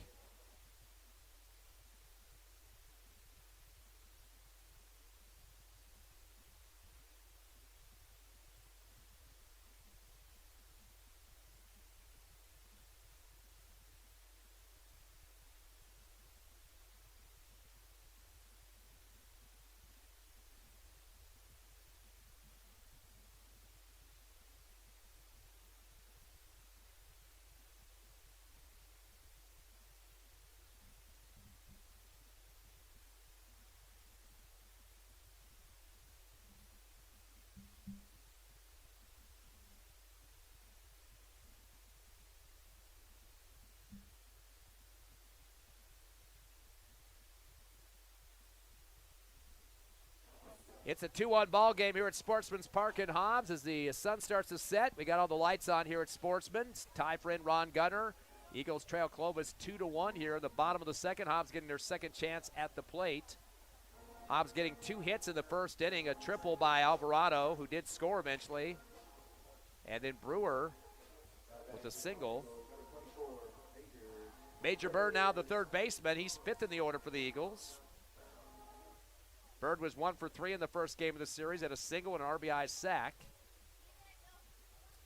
First pitch coming in low and inside on the curve from Mendoza for the ball. Singleton, Johnson, and Saul Armendariz up next, 6 through 8 in the order. Here comes the 1-0 pitch now from Mendoza. Curveball high for ball 2. 2 balls and no strikes to Major Bird. Wagging the bat behind his right ear now. Here's the windup and the throw for Mendoza. Curving inside, middle of the bat. It's going to go foul towards the right side near the dugout. Trying to chase it down was McIntosh, the first baseman, but well over the fence on the foul territory right. And right into the, looks like the batting cages there for the Wildcats. But any opportunity you can to get an out, an easy out especially, you definitely want to try it. And McIntosh definitely tried the best he could. Of course, the Eagles picking up 12 hits in the first game. They had 4 of those in the first inning. Curveball, get out the middle of the bat. This one's going to stay closer to the infield. Looks like it will go to foul territory near first base. And coming up to make the catch, halfway up the first base line, was McIntosh, getting a little workout there in the last 2 swings. So a fly out to him will be the first Eagle out here in the second inning. And you know Bird wanted that one back and try again, but unfortunately that doesn't work that way. You can't take a mulligan. Kenyon Singleton checks in for the Eagles at the plate, 1 for 3 in game 1, an RBI single, grounded to short and flew to left. In his other 2 at-bats, he had 3 times at the plate. He is 6th in the order for Hobbs. A little more of a delay this time for Mendoza, getting the call that he wants from behind the plate. Fastball, inside for ball 1. Again, we are slated for 7. Got a JV ball flying in here now. They're going to try to get that thing cleared out of here. Quick second pitch coming. Fastball hits low for ball 2. So good eye there for Singleton. Getting ahead of the count a little bit. Trying to chop away at the 2-1 lead for Clovis. Curveball, and this is going to go over the top of our heads out of play towards the softball field. Of course, the Hobbs Lady Eagles winning their first game of a doubleheader over Roswell, 8-0, a shutout. Game 2 going on as we speak. Also on YouTube if you want to check that out. Flip-flop between us and them. Here's the 2-1 pitch. Curveball inside. Heading out towards left field. Going back towards the warning track, but then kind of hangs up for a minute, and stepping over to make the catch was Rodriguez for the out. Looked like it's going to go a little bit deeper, but we haven't had the big wins that we saw in Clovis yesterday, Ron. In fact, yeah, right now at this hot moment, the winds have died down to a dull roar. So, yeah, we're definitely not dealing with the winds like we did yesterday when they were going from left to right and causing up some major dirt to be blown around, too. Canyon Johnson, the DH, 7th in the order for the Eagles. He gets a curveball inside and takes a low shot to third. It's scooped up and thrown on the way. It will be in time for out number 3. So Clovis taking care of business. That was Bernie Lopez chucking it over to McIntosh at first. Off the ground out from Johnson. I was trying to get my words out there before the pitch, but he had a single, RBI single in the first game, but not that time around. Hobbs Eagles not getting any hits. Nobody on the bases, no runs scored. So Clovis is going to hold on to their 2-1 lead, but try to add on to it as they head to the plate to start the third. You're listening live to Hobbs Eagle Baseball on Cool 95.7 Facebook page, HobbsAmerica.com and YouTube, and on KCLV Radio in Clovis, 1240 a.m.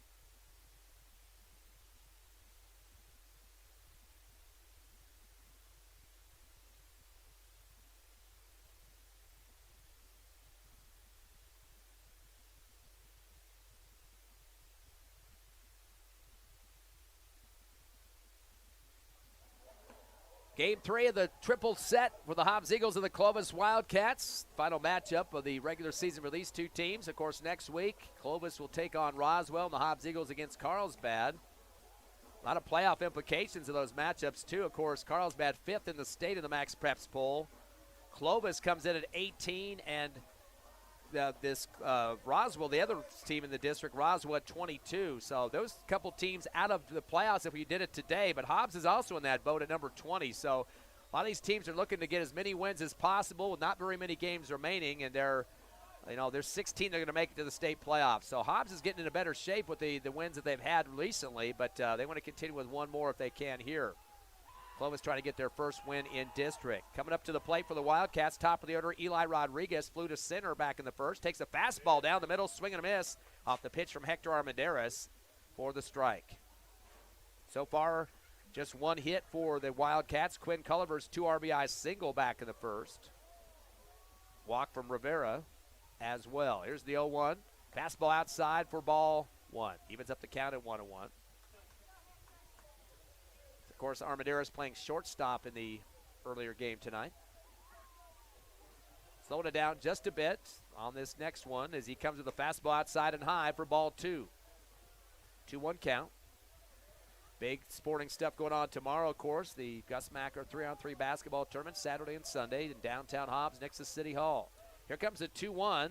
Fastball high outside again for ball 3. So getting well ahead of the count is Eli Rodriguez, a leadoff for Clovis, as they go through their second rotation of batters. Wildcats wearing their black uniforms here. Hobbs in the gold tops. 360 spin of the bat now for Rodriguez. The windup of the throw for Armendariz. Swing and a miss on a high fastball. And that gets a full count now at 3-2 off the strike as Rodriguez looks over to Coach Cruz in the third base coaching box. We start to hear the screams coming up from the Clovis dugout, trying to fire up Rodriguez here. 3-2 pitch, fastball, swing and a miss, and that will sit down Rodriguez. And the Hobbs fans are reacting with their awe out loud as they're trying to get back in that dugout with their caveman-like chants. That's a third K issued by Hector Armendariz for out number 1 here in the top of the third. Score is 2-1 in favor of the Wildcats who are on the road tonight. Javi Jimenez up there now. JB, he's got a hit by a pitch and a run scored in the first. Fastball to him. He's going to head out towards short. Backhanded by Taylor, the 8th grader. Fires a high one off the webbing of the glove at first by Alvarado. Kind of a little high throw there, but I think Alvarado might have taken his eyes off the ball just a bit.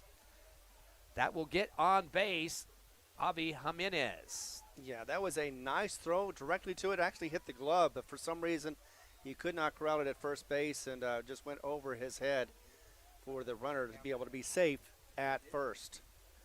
Scorekeeper got it as a hit there, so that will go down as their second of the ball game. A single for Jimenez. He's been on base 2 out of 2 times. And that's going to bring up Kobe Rivera, the right fielder, who walked back in the first, had a steal and a run scored. Tying run the third run on base now for Clovis. Fastball coming low from for Hector Armendariz for the ball. One down for the Wildcats. They lead 2-1 here in the top of the third. We are slated for 7 in this final game of the series. Reloading on the mound is Armendariz. high in the air towards center, and that looks like calling off everybody will be Brewer back there deep. One hands it with the glove and makes the catch as he calls off his right fielder coming over to help, Armendariz. Saul Armendariz, and that is out number 2 on the flyout to Mr. Brewer. And Jimenez did not tag up before it was caught, so we had to go back and could not advance to second.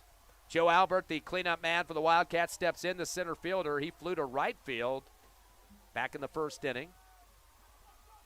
Culliver, Jimenez, and McIntosh due up next for the Wildcats, but there are 2 outs with a runner at first.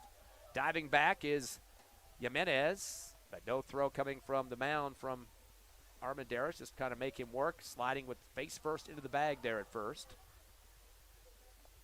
Curveball comes inside below the knees to Albert, who just kind of holds his ground there and takes the ball. 1 ball, no strike to Albert. Armendariz trying to get his first win of the season. Fastball will be knocked out to Taylor again, the shortstop. He'll fire the sidewinder and makes a connection once again to Alvarado and gets the out there. So making up for the last one that went off the glove there, but the Eagles take care of business. They do give up 1 hit, but they leave 1 on base. No runs come across. We're heading to the bottom of the third. Hobbs trying to get back in this one, down 2-1. A close contest here at Sportsman's Park. We're back in 60 seconds on the Hobbs Eagle Network.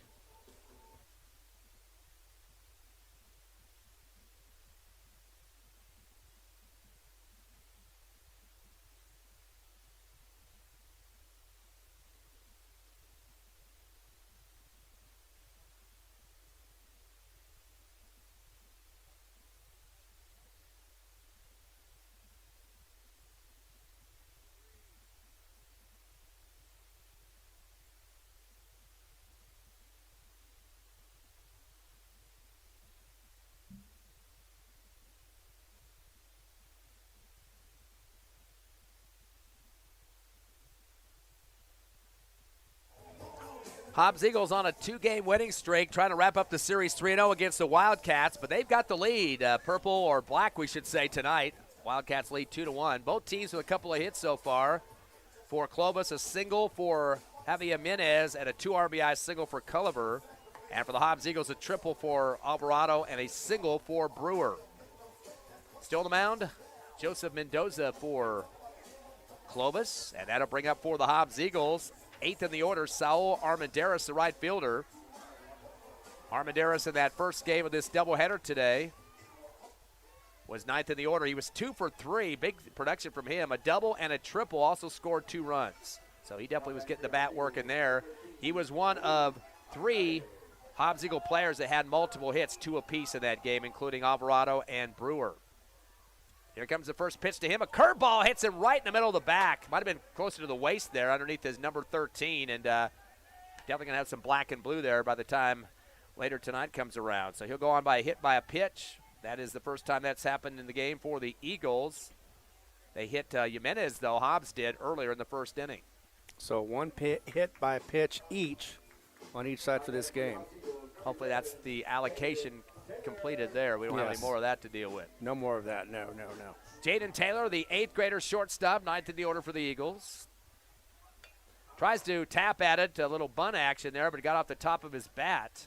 Like a sword out there that time. Just kind of shoved the bat up in the air, and Statue of Liberty Day foul ball off the right of the first baseline.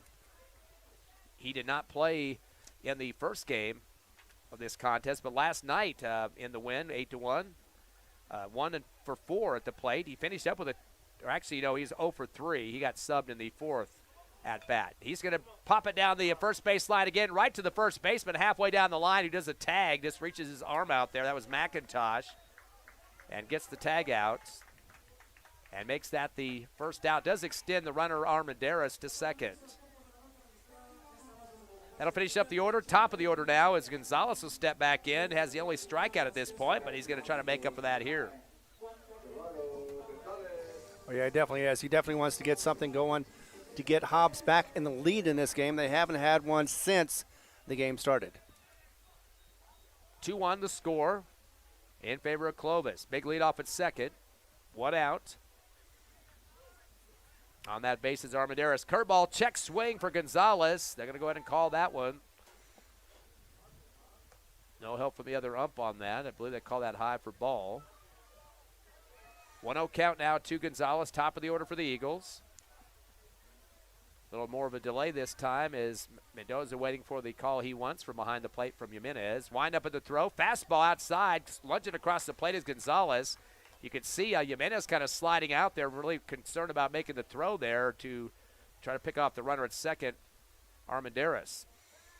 And once again, more focused on the runner than they are the batter right now is Clovis. Evening up the count at 1-1 now as Mendoza looks back at second, turns and fires the curveball, drops low for ball 2. Called that a strike. Whoa, pretty low on the strike zone that time. Yes. Delayed fist pump there by the blue shirt. 1-2 count now to Gonzalez. Pitch coming out, curveball high, kind of swatting at it like a fly out towards second, a high one. Colliver just backpedals. Actually, shortstop comes over instead. That's Jimenez that makes the catch behind second bag. And that'll be out number 2 off the fly out from Gonzalez. And that'll bring up second in the order. Martinez, the left fielder. He flew out to short back in the first inning. He's one of the lefties for the Eagles.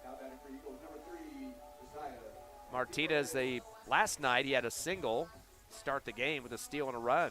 Had 3 groundouts after that, so he's looking for his second hit of the series. Fastball comes on outside for ball 1. Again, Eagles sitting at 3-2 after the win earlier tonight. Currently tied for second, and Clovis looking for their first district win at 0-5. Although they are higher ranked than Eagles in this week's Max Preps Bowl, that would change. Here's the 1-0 pitch. Fastball down the middle. It's going to come over the top of our heads on the fly from behind. Good contact there for Martinez, just trying to level out that bat just a bit, extend it to the field. No more sun to deal with here at Sportsman's Park. We're going to have a drop in temperatures this weekend. Sunday going to get down to the 50 mark, possibly some rain as well, but it won't affect this ball game, of course. Big delay at the mound now for Mendoza. Timeout called as Martinez is tired of waiting and wants to clank those cleats just a bit with the bat. Got an update on the first game over in Roswell, where Carlsbad wins in 6, 17-5. 12-run lead. They're winning that one. Big blowout is that, as well as the first game of the series as well, won by Carlsbad. So Roswell's going to have to struggle to get that last 3 games under their belt, trying to get themselves into the playoffs. They are a couple of spots down of Hobbs in the Max Preps Bowl. Waiting a long time for the pitch. Mendoza going to throw a fastball off the end of the bat. It's going to be a dribbler. It goes back to near the pitcher's mound, picked up, and a throw made by Mendoza to get the third out on Martinez. So the ground over to the pitcher. That's about it for the Eagles offense on that one.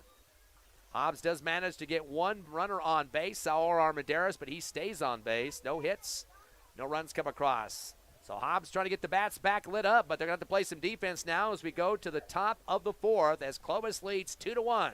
You're listening to Hobbs Eagle Baseball on HobbsAmerica.com, YouTube, the Cool 95.7 Facebook page, and for our friends in Clovis on the radio at KCLV 1240 AM.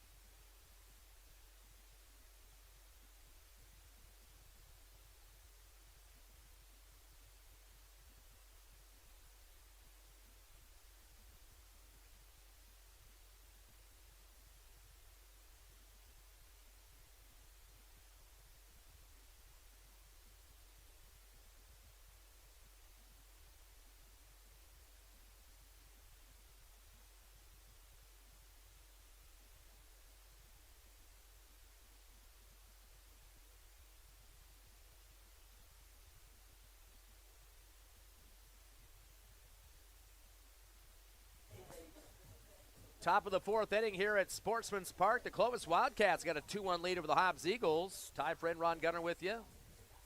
As it'll be Clovis at the plate. The lefty will step in for the purple squad who's wearing black tonight. Quinn Colliver. He is the second baseman. Had a 2 RBI single in the first inning. And that's one of the 2 hits that have been converted by the Wildcats. They do have 1 walk so far and 3 strikeouts. Fastball comes down the pike, little low from Hector Armendariz for the ball. 2-1 lead for the Wildcats. Trying to win one game of the three-game set. Hobbs up 2-0 in the count so far in the win-loss. Fastball high for ball 2. Again, Eagles got Alvarado at first, Gonzalez second, Bird third, Taylor at the short. Singleton behind the plate, Martinez, Brewer, and Armendariz in the outfield, left to right. Curveball inside. This is going to be yanked out towards the right corner. Looks like it'll drop, or did it go over the fence? No, it bounces off the wall, rolls into foul territory, but that's going to be at least a double. Having to chuck it hard is Armendariz, and gets a nice little bouncer into second to Gonzalez to stop the runner at second. So it's still a double there, but didn't make it any more to the third base, as could have happened if that throw would have been shorter than it was. Exactly, or if it had gotten away from him, it definitely could have been at least a triple, if not maybe an inside-the-park home run. Highly unlikely, but still, it was corralled really quickly and thrown to the cutoff man to be able to get this runner to stop at second. Nice to see the American flag and the trees all nice and calm tonight for this ball game. The wind is not a big factor in this one. Especially nice when the other team's at the bat and probably didn't go as far as it could have. Jimenez at the plate with a curveball and a Chapo swing. Didn't know for sure if he had a golf club or a baseball bat that time, as it sails out towards the Hobbs Eagle dugout. And picked up by Canyon Johnson. Jimenez back up now. Josias, he's got a ground out back in the first for the last out of that inning. 0-1 count to him now with no outs. Runner at second for the Wildcats, leading 2-1. Fastball comes down low for ball 1. Jimenez is sixth in the order. McIntosh, Lopez, and Tapia round out the order for the second time for the Wildcats. Yeah, I managed to try to learn how to swing a club and try to swing a bat at the same time, and just needless to say, it didn't work. Fastball, hard shot out to shallow center field, scooped up by Brewer, but that will be a single. The runners are going to get held on. Coach Cruz was kind of running around a little bit there. I'm not sure what he was trying to do, trying to get the eyesight of his hitter there, Jimenez, to see maybe he wanted him to go to second, but wouldn't have been a smart move, though, because it was Brewer had it at center field and definitely could have popped one over to second to get a tag. And instead he threw it to home. It was a nice throw straight over there, no hops or anything, and got caught by the catcher, so that held it at first and third for the Wildcats. I believe they got a courtesy runner in there. You'll have to check your roster. Number 2 is checked in at first base there, Ron. My roster got accidentally lost right before the game started. So don't you hate when that happens? I don't have a 2. It may not be 2, but we'll double check. Yeah, he was at a weird angle. As he will check in at first. Fastball coming down the pike. Wobbles off the bat for McIntosh. Picked up for the Eagles. Armendariz fires it off to first to get the out. So a little ground out there for McIntosh. And that'll be out number 1. But runners at second and third as they advance. That's Culliver at third and Jimenez at second. So knocking on the door, trying to extend their lead at 2-1 right now for the Wildcats. It'll bring in Bernie Lopez. He is the third baseman who flew to center back in the second. Jerome Williams is number 2. He is at second base right now, being a pinch runner. Thank you. You're welcome. I think we did see him a little bit last night in their home game there in Clovis. Comes a windup in the throw from Armendariz. Fastball outside for ball 1. Good snag for Singleton. Definitely doesn't want any of these pitches to go wild on him with runners knocking at the door. Still a 1-run lead for the Wildcats, 2-1 here in the top of the 4th. We are slated for 7. Second game of the doubleheader. A little bit of a delay now for Armendariz. He looks back at second, turns and fires a curve inside, and that will be a ball. So getting ahead of the count now is Lopez at 2-0 with 1 down. Hit count right now 4-2. That's in favor of the Wildcats. First game, of course, the Eagles were dominating in the hit game with a 12-3 situation. Here comes the 2-0 from Armendariz. Fastball, and it's going to go right to Bird. Turns and fires to home. The tag at the plate. The ball was dropped. The tag was made, but the ball dropped, unfortunately, by Singleton. Pretty hard crash at him, coming at him full speed that time. You can't beat the throw of Major Bird. Definitely a good shot there to home. Yeah, that was a bing, bang, bing right there as far as trying to get the play in. It looked like it worked until you saw the ball that was on the ground, and definitely was a safe call. Coach Boyle's going to come out. He had a big argument in the first game about a tag at home that cost the Eagles a run. This time was a defensive throw. He's going to say that Singleton had the ball long enough that they should have gone ahead and called the out there at home, but the ball got knocked out. Now they're going to have an umpire discussion. There's 3 umps in this game, and they will all talk about it as Coach Boyle wants them to discuss the situation. Was a good tag. Good throw from Boyd. It was a nice spin move by Bird at third base and fired it home. And we're going to see what the call is going to be.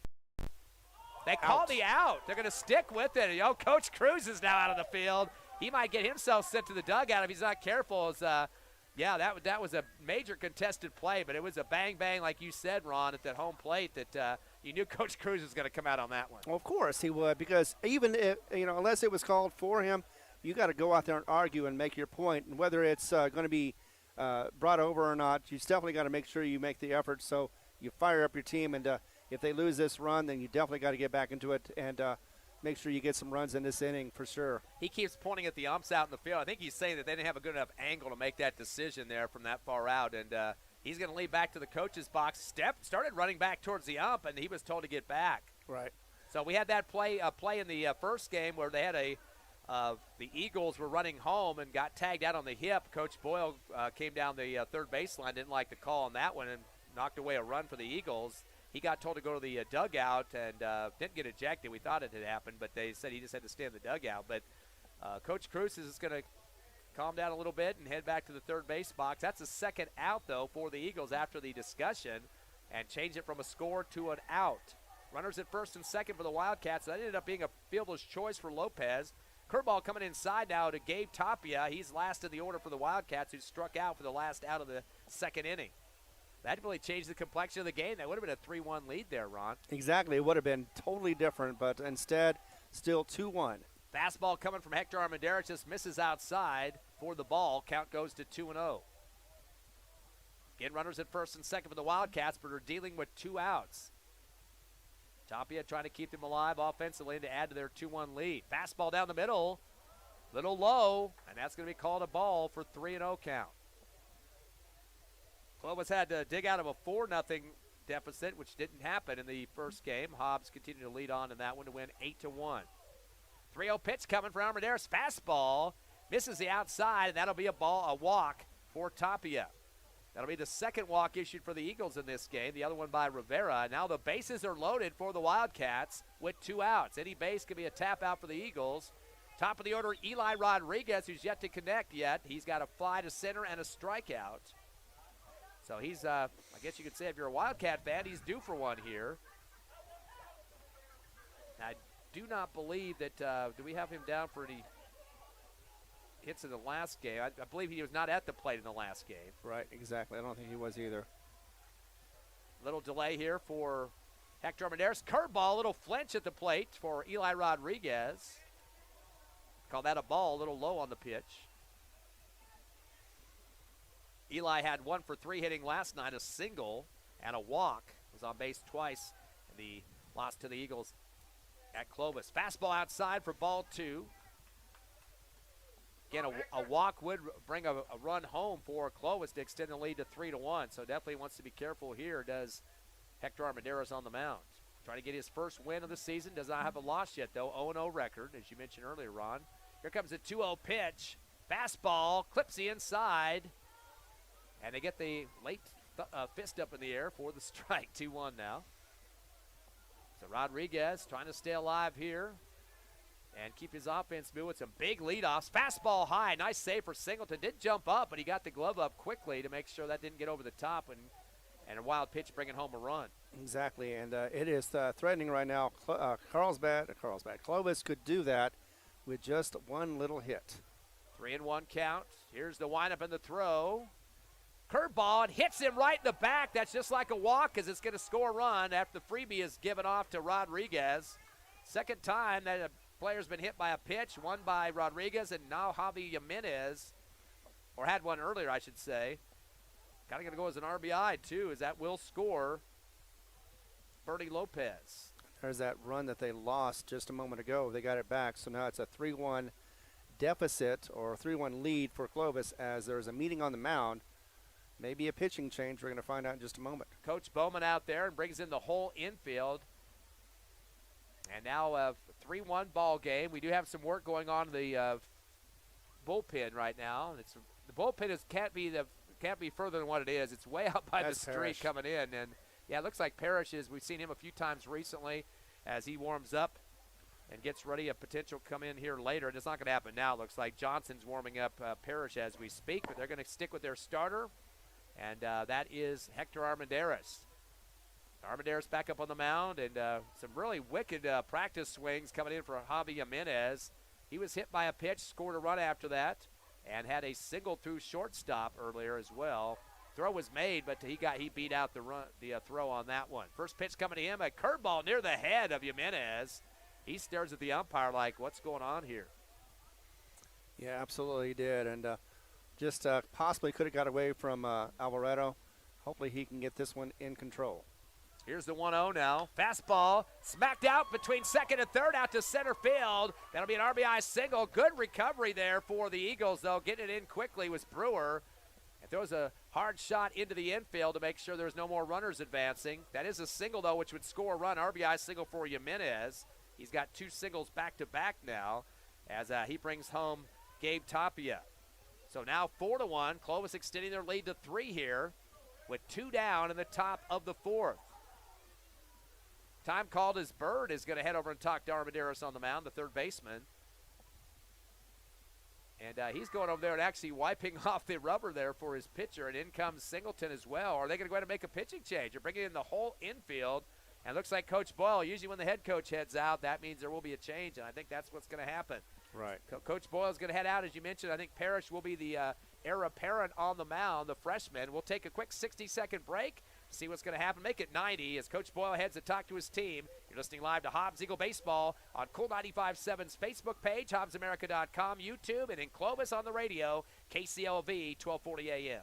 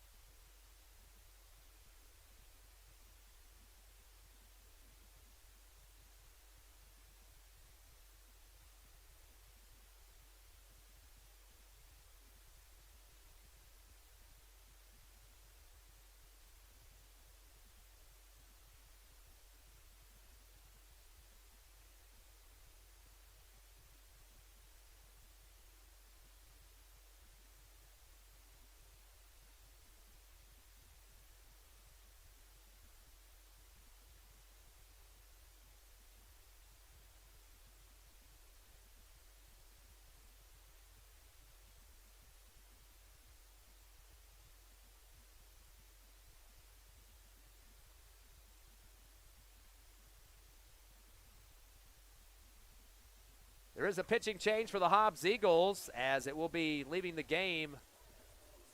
Hector Armendariz. Armendariz got through 4 2/3, or should I say 3 2/3 innings. I always forget to subtract one off of there, but 3 2/3 as that coming in for him will be Parrish. As Luke Parrish comes in with an 0-1 record, his 9th game of appearances this season, a 10.02 ERA. We have seen him in spot situations earlier in the Roswell. He had one inning? I think he came in the 7th in one of the games at Roswell. And he has had some base running attempts as well as a courtesy runner for the Eagles. Of course, just a freshman, so a couple more seasons as a Hobbs Eagle. Of course, his dad was just named the new principal at Hobbs High School, Jason Parrish, and congratulations to him as well. But right now he's watching his son out on the mound as comes in here in the 4th inning. It's a 4-1 ball game, a 3-run lead for the Clovis Wildcats. Curveball solid for the Wildcats is Kobe Rivera. Rivera is 0 for 1, flew to center, and also had a walk with a stolen base and a run scored. Curveball coming inside again. This will be another ball for a 2-0 count. Nope, that's a strike. Oh, they just get the late strike call there, jumping the gun a little bit. Bases are loaded for the Wildcats, who lead 4-1 with 2 outs. Parrish gets a reload here, turns and fires. Fastball just misses outside for ball 2. Count goes to 2-1.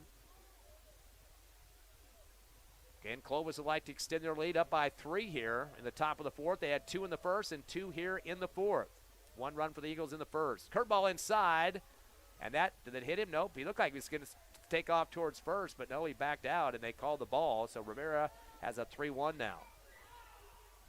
Coach Cruz definitely wants to get a win here after 0-2 count in terms of wins, losses against the Eagles. Curveball inside off the end of the bat, going to sail out towards the softball field left. Out of play. Actually more towards the parking lot. Right. This is game 2 of the doubleheader, game 3 of the series, and the final matchup between the two teams in the regular season. Next week, Eagles at Carlsbad, and for a couple games, they'll play one at home Thursday, and then, of course, Roswell and Clovis will wrap it up as well. The 3-1 pitch, fastball, getting a piece of it barely was Rivera, and sends it 3D style right to the middle in front of us here behind home plate. Yeah, Rivera looking for a nice hit to bring in a couple of runs for the Wildcats. Meanwhile, Parrish just looking for one more strike to get the out and get out of this inning. And Rivera just definitely wants to keep it away from the any of the bags at this point. He's got runners on all 3 of them. That would be an easy stop in the stopping a run from scoring. The full count pitch, curveball, and a knuckler is going to go out foul towards the Clovis dugout. Couldn't get the bat extended the way he wanted it for Rivera, but he stays alive, the lefty. No. All the runners get back to their bases and reload here. And settling down once again is Parrish. Turns and fires a curveball off the end of the bat through Parrish, through second base, out to center field. That'll be an RBI single. They're going to send 2 runners and a dive to third as well on the steal. And then the hit coming off from Rivera, he gets all the way to second. So 2 RBI single for Kobe Rivera. And that's the 2 hits in a row for Clovis to extend the lead to 6-1. And so far in district, this is their best hitting for Clovis as Wildcats are extending their lead. That's the 6th hit for the Wildcats. J.V. Jimenez now with 2 singles, a single for Kobe Rivera, double and a single for Culliver, and a single for Jimenez, and a 6-1 lead up by 5. 4 runs have come across here in the 4th. Fastball comes from Parrish to Joe Albert for the ball. Albert is 0 for 2, a fly to right and a ground to short. Runners at second and third. 2 outs still for the Wildcats. Curveball inside, and this barely misses the waist of Albert. And it's a ball with a close pitch. Count to 1-1. Parrish looks back at second, turns and fires a fastball. And this is going to be fouled out over the top of the Clovis dugout towards the JV field. Got Little League going on as well, I could see over there under the lights. And, of course, softball behind us. The Hobbs Lady Eagles in Game 2 of their doubleheader with Roswell. They won Game 1 8-0, shutting out the Lady Coyotes. 1-2 pitch from Parrish. Curveball. Check swing for Alberts. And they're going to go down to first base up, and he says, nope, he didn't come around on it, so no strike call on that one. And they actually had some help there. Singleton is the one that pointed down to the first base ump, and he wanted to make sure that everybody had a chance for a discussion and debate on that one. 2 balls and 2 strikes as Parrish faces Albert. Curveball off the middle of the bat. This is foul, but it's got a long distance. He had straightened that one out. That could have dumped on that third base line deep in the corner, but chasing it anyway was Armendariz, Saul Armendariz, but had no opportunity to make a catch there near the foul fence on the right. Nope, just wasn't quick enough to get over there, and I don't think he would have anyway because just the angle of the ball, the way it went. So Albert's still at the plate. 2-2 count to him. Runners at second and third, 2 outs, and a 6-1 lead after 4 runs that come across for the Wildcats. Parrish with a curveball. Middle of the bat this time, more of a shallow shot foul. Bounces on the top of the Clovis dugout this time, so half the distance that it went the last one, but still getting some contact is Albert. Time call. The umpire's out of balls now as these have been fouled off one after the other. As a couple get sailed in from Coach Boyle. Throws a few in for the up. Eagles on a 2-game win streak, of course. Lost the 3rd game of the Roswell tripleheader last week. That was on the road, but 1-1 last night in Clovis, 1 game 2 earlier. And this one right now, but trailing 6-1. Fastball low and outside for ball 3. That's a full count now. Albert getting on base would load him up for Clovis, and still those 2 outs, kind of the juggernaut right now, Ron. It is, and they can definitely make more damage if they can continue the bats to swing. Parrish quick look back at the second. Curveball over the top of the head of Albert, and that's a walk. So he'll get a chance to gallop to first. That's the 3rd walk in the ball game. Just the first for Parrish, though. It's coming in relief here. And that's going to bring up a guy that's been Mr. Consistent in this game, Quinn Culliver, 2 for 2, a 2 RBI single and a double. got to be careful what he can do, as he's got bases loaded at this point, and putting a freshman in a very big pinch here in relief. Yes. Curveball into him off the handle, going to sail and bounce into the dugout. It looked like it hit one of the Clovis players right in the back over there on the right side. That was McIntosh, the first baseman, who also pitched in the last game, as he tried to spin away from it, but might have grazed him just a bit. Here's the 0-1, curveball outside for ball one. Evens up the count at 1-1. Of course, Clovis is a lefty. Bases loaded for the purple squad wearing black tonight. Eagles with the gold tops and gold hats. Here's the windup and the throw from Parrish. Curving inside, hit hard out towards right center. Going back over the shoulder, and is the catch made? Yes, it is. What a beautiful play there by Brewer. Looked like it was going to be a better chance for Armendariz coming from right. He just comes over the top of him and over the shoulder makes the catch before the warning track. And that saves. If that would have dropped, Ron, that's at least 2 runs, possibly 3 coming Exactly. through. Although that was Brewer over there. If he had dropped it, he would have been quick on it and thrown it back. But still, that saves that that stress as far as wondering if anybody's going to score. That just ends it right there and stops the Wildcat with 4 scores in the top of the 4th. Also 4 hits as well. They had 3 singles, 3 RBIs, and a double. So 4 hits converted and a couple of walks on top of that. So also hit by a pitch. So that kind of hurt the Eagles in that one. That's why the 4 runs came across. Clovis up 6-1 in this one. As we go to the bottom of the 4th, the bats better come alive for the Eagles. They got a lot of ground to gain here at Sportsman's Park. Easy to say that. We'll be back in 60 seconds on the Hobbs Eagle Network.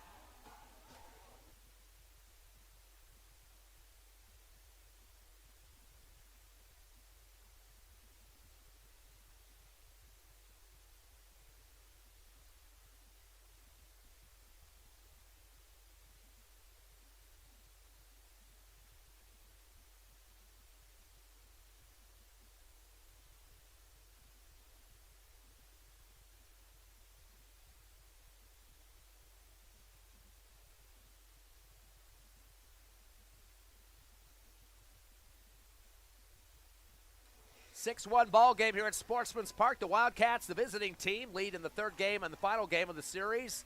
4 runs scoring in the 4th. Bottom of the 4th out for the Eagles to try to get back in this one. As they get on the plate, it'll be Alvarado. He had a triple and a run scored back in the 1st inning. Eagles with 2 hits so far. The triple by Alvarado and Brewer with the single right behind him. Got on base one other time with a hit by a pitch on Saul Armendariz. But other than that, bats been kind of silent in this game. So 2 hits for the Eagles and 6 for the Clovis Wildcats. A lefty at the plate, as we mentioned, Armendariz. He definitely could get these bats going for the Eagles. Takes a fastball off the end of the bat, going to roll out towards second. A backhand pulled down by Clovis. Fires a bottom shot that bounces in left of the bag. It's going to roll to the sidelines out of play in the dugouts. That will be automatic double on that one. Or actually, called to the second base. Pretty much a single, but extend the base to second on a bad throw to the dugout. On the right side, right to the Clovis dugout to make it worse for them. So Alvarado is going to get the single, double 2 for 2 on the hits now for Alvarado. So Hobbs trying to get back in this game, down by 5 as they bring up Makai Brewer. He's got the single so far in this contest. In fact, Alvarado is the only one that has a run so far in this game for the Hobbs Eagles. Curveball inside. He's going to put it in the gap between first and second out to right field. Scooped up by Rivera. He lost the ball for some reason and is fumbling around with it. He's going to keep Brewer at first, but enough time for a score for the Eagles. Major mistake out there with the bobble out in right field by Rivera. So the single converted RBI for Brewer probably shouldn't have been an RBI, Ron. A fielding error out there, but still, they'll take the run any way they can. Now down by 4 of the Eagles. And that means that Hobbs was alert, because I even thought that catch was, he didn't catch it, but he got the ball. I thought he was just going to throw it into the infield, and that would be end of it. But instead, bobbled it. Up next for Hobbs, Major Bird flew out to first base in the 2nd inning. Takes the first pitch, a curveball outside for ball 1. Bird is 5th in the order for the Eagles. Still on the mound for Clovis is Mendoza. Looks at first, turns and fires a curve outside high for ball 2. So Bird up ahead of the count now. 6-2 with the 1 run scoring, which was Alvarado on a delay relay coming in from right field. 4 runs for Clovis in this inning, 1 for the Eagles in the 4th. No outs, though, with the runner at first. The windup in the throw. Fastball down the pike. Misses the outside corner. Is kind of waiting for the pump of the fist there, but they're going to call that a ball. 3-0 now for Bird. So he's got a couple of pitches he can burn if he wants. Definitely wants to extend Brewer around the bases as well. Fastball down the middle, going low for ball. Nope, the call's a late strike on that one. That's going to be 3-1 now. Right. Little sinker action on that pitch. Just inside enough for that strike call. Back at it again. Mendoza, curveball. Late swing, but it's a hard shot. It's going to be foul, though, over towards the JV field on the right side. I thought I saw some work in the bullpen. I think that's the JV pitchers going at it over there right now. Up to the right just a bit. Looks like they're wearing all lemon-colored uniforms there next door today. Full count now coming to Bird.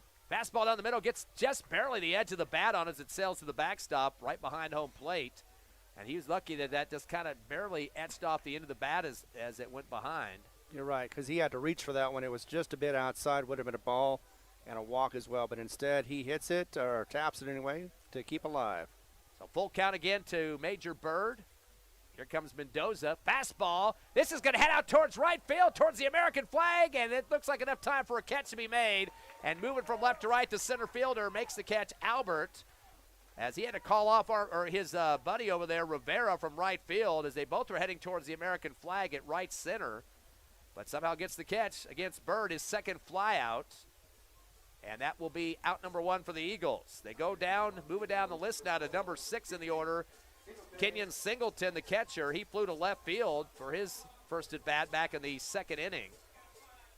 Still 6-2 here in the bottom of the fourth. 1 down for the Eagles.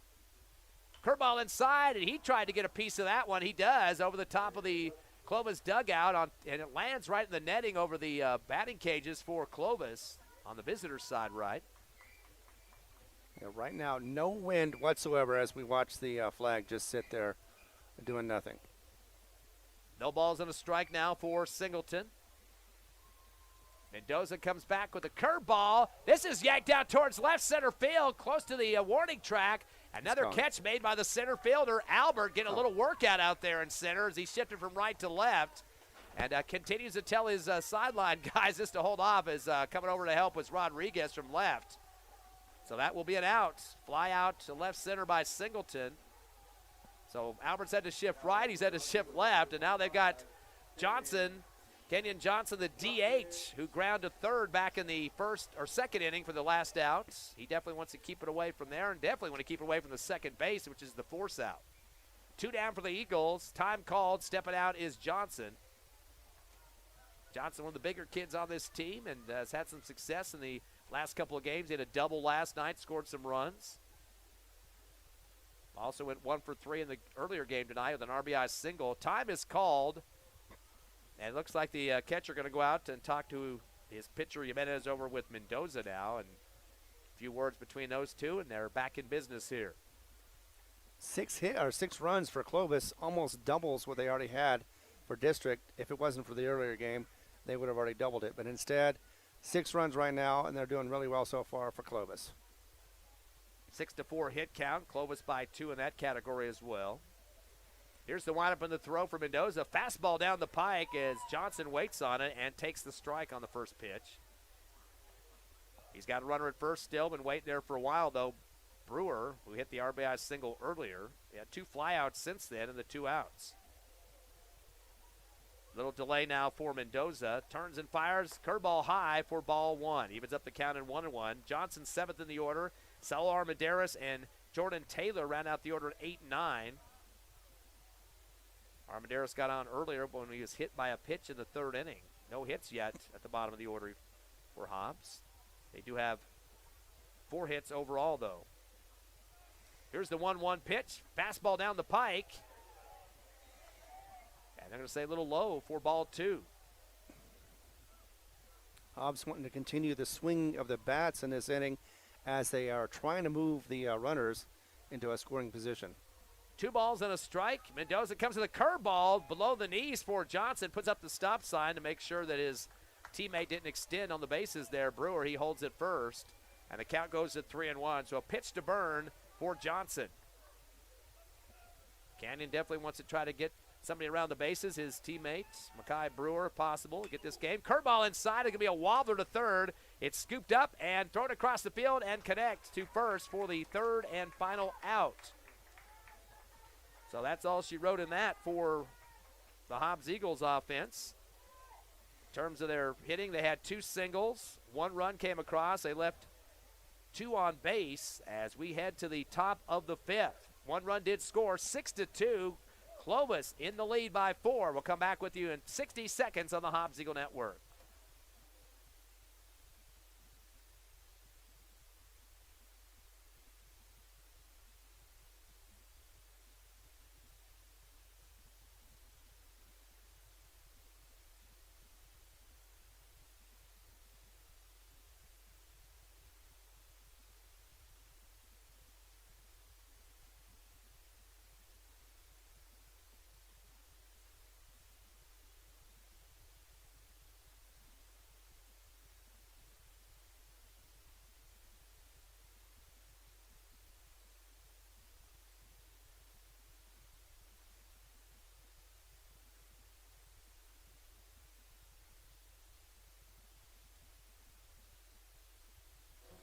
Welcome back, top of the 5th. We are slated for 7 here in the 3rd game of the series between Hobbs and Clovis. I want to mention right on that last out, that was Bernie Lopez, the 3rd baseman, that was able to scoop and throw for the last out for the Wildcats. Kind of fumbled on that one there. And now it's going to be a 6-2 ball game as coming to the plate again is Clovis, the visitors, trying to get their first win in district as they're going to face the pitching of the reliever Luke Parrish, the freshman. And that'll bring in Jimenez. Darius Jimenez steps in. He's 1 of 2 with a ground out and a single. Quick throw for Parrish with the fastball low and outside for ball 1. Parrish came in the relief of Hector Armendariz in the last inning. Already has 1 walk, and I believe that's, do you have a strikeout? No, not a strikeout yet. Fastball low and outside again for a 2-0 count now to Jimenez. 6-2 lead, 4 runs for Clovis with the plus margin now. Here comes a 2-0 pitch. Fastball low, or outside again for 3-0. All 3 pitches have been outside here. Jimenez is 6th in the order. McIntosh, Lopez, and Tapia will finish up 7 through 9. Another fastball outside, 4 outside in a row for the walk for Jimenez. That's the 4th walk issued by the Eagles pitching, 2 for Parrish. And that brings up Nate McIntosh. He is 0 for 2 with the strikeout and also ground back to the pitcher earlier. He's the tallest kid on the squad, I believe, and kind of a lanky kid as well, and does some pitching, is also a first baseman. Taking a lot of signals now from Coach Cruz at 3rd base in the coach's box. Yep, looks like they're going for ice cream later on. Half the time, those signals don't mean anything. Coaches Right. will tell you that. No outs for the Wildcats, who lead 6-2, top of the 5th. Curveball coming down the middle, and holding on it was McIntosh to take the strike. That goes to 0-1 now. Wagging that bat behind the right ear. Now showing bunt. Pulls out of it. The runner gets back to first, Jimenez, and we're going to reset here. See if he goes back to the bunt or just decides not to go for it. Get some more signals from Coach Cruz at 3rd.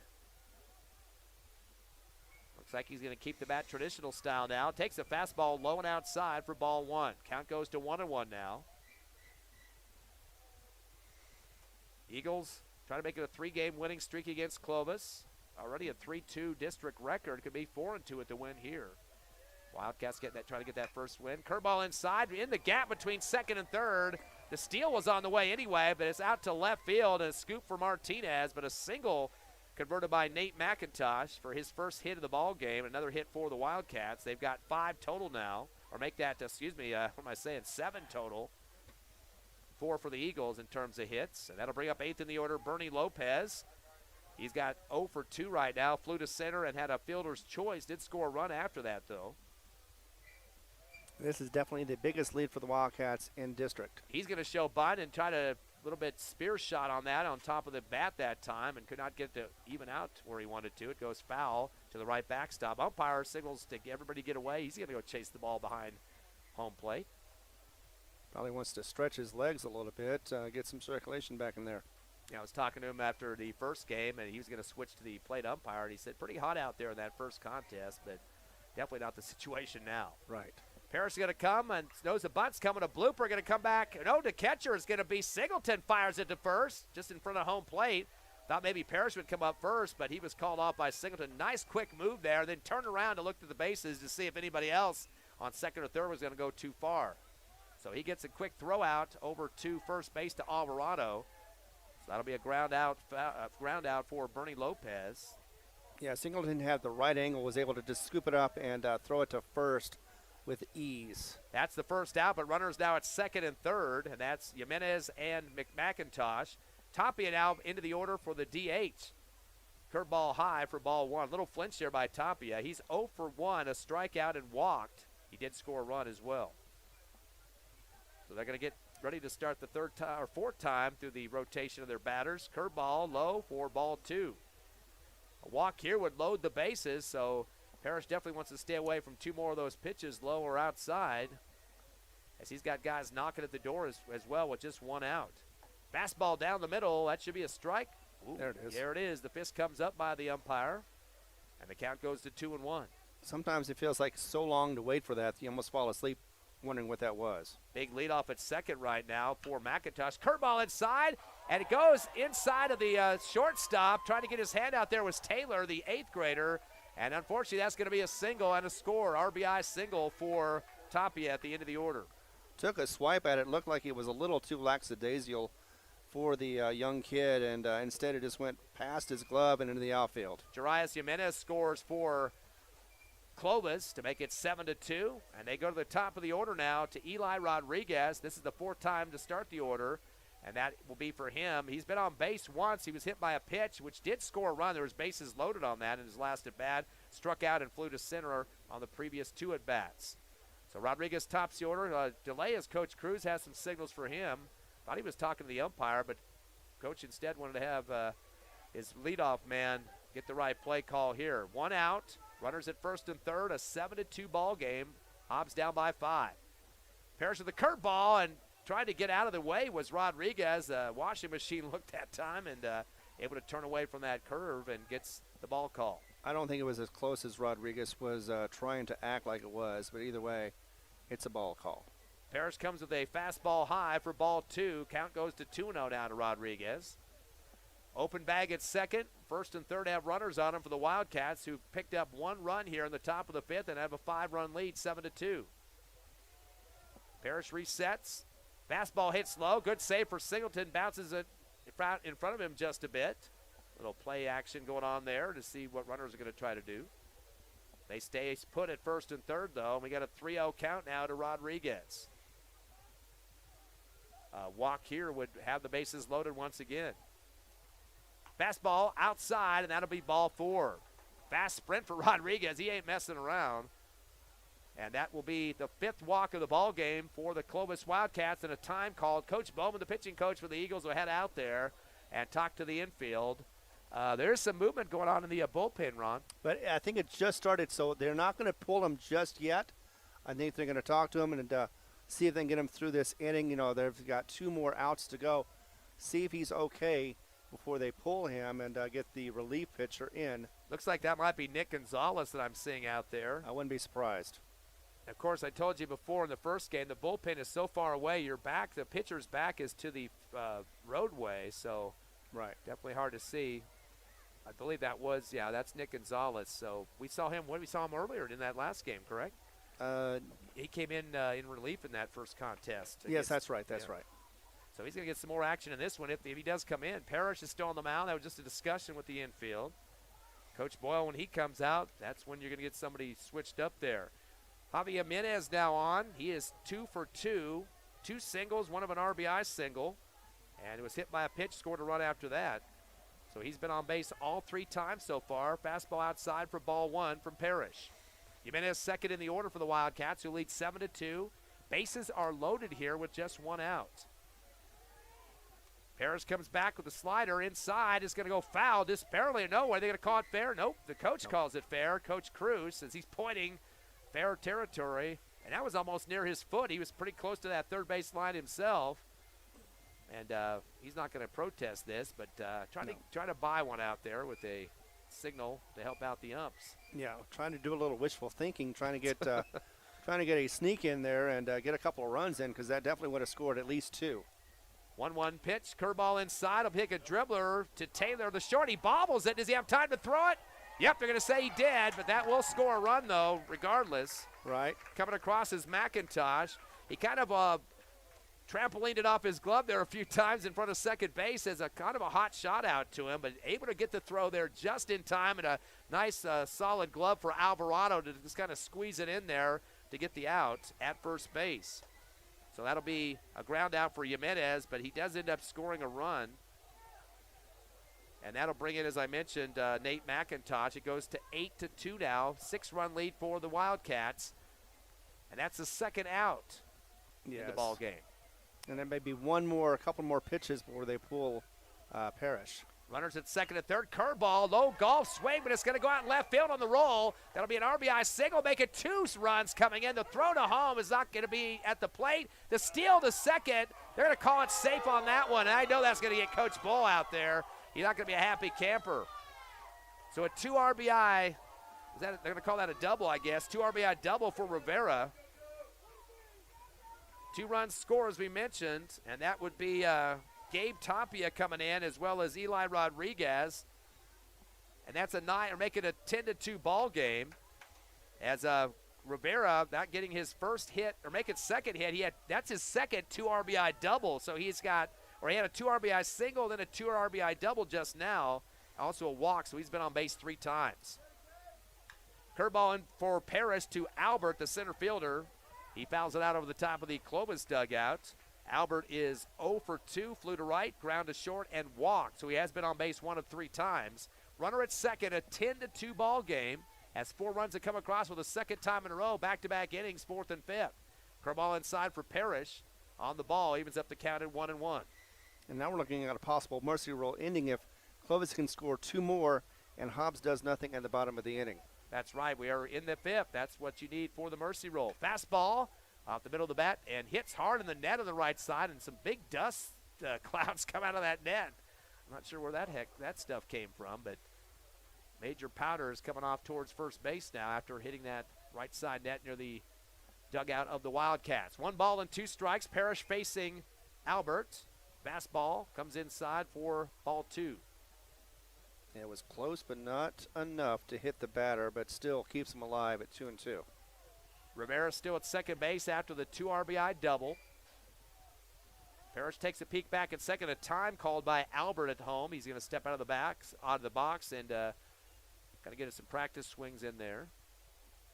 Clovis working on that first district win of the season. Here comes the 2-2 from Parrish. Curveball just high of the strike zone for ball 3. Goes to a full count now. Just 1 out still. Keep forgetting that, too, because Clovis still knocking at the door to get some more runs that come across. Actually, should be 2 outs. Right. 2 outs. There we go. Full count now. Here comes Parrish. Fastball whacked across the top of Parrish into center field. And they're going to send the runner all the way home. Long shot to home is not going to get there because it was stopped by the pitcher, Parrish, before it got to Singleton behind the plate. So an RBI single for Joe Albert. Another run comes across, as we mentioned, and that is Kobe Rivera who comes through. And now is 11-2, and as you mentioned, 1 away from mercy roll, although the Eagles would still get the last bat here in the 5th inning. But it's not to 10 runs yet. Coach Boyle's heading out, so that means we're having a pitching change, it looks like. Exactly, we are. He was trying to get Parrish to get through the inning. It did not happen, and a couple more runs scored. So definitely got to take him out at the moment because they gave Gonzalez enough time to warm up in the bullpen, and of course we're going to get that change. 6 runs have scored for the Wildcats, 2 outs, 11-2 lead for the Wildcats, up by 9. We'll take a 60-second break, come back as we get the new pitcher on the mound for the Eagles. You're listening live to Eagles Baseball on Cool 95.7's Facebook page, HobbsAmerica.com, YouTube, and for our friends in Clovis on KCLV Radio, that is on the AM dial at 1240.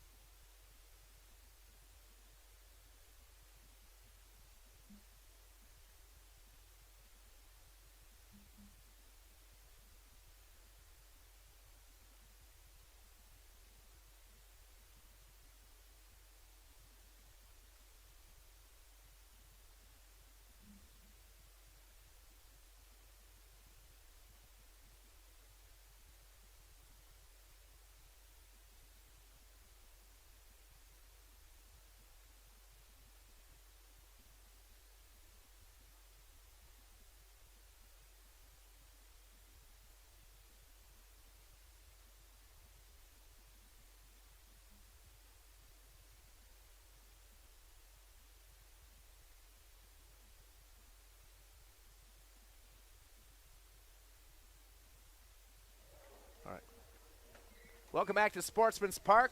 Will be the third pitcher coming in for the Hobbs Eagles, Nick Gonzalez, and Parrish will leave the game, the freshman. We've had also starting the contest, Hector Armendariz. So the Eagles trying to get back in this one, but it's now 11-2 in favor of the Wildcats, who have put through 6 runs here in the top of the 5th. And as you mentioned earlier, we're one run away from mercy rule, although the Eagles would get another shot at the plate to try to make sure it goes an extra inning. Yeah, but they still have to get the third out before they can do that too, no matter if it's 10 or less.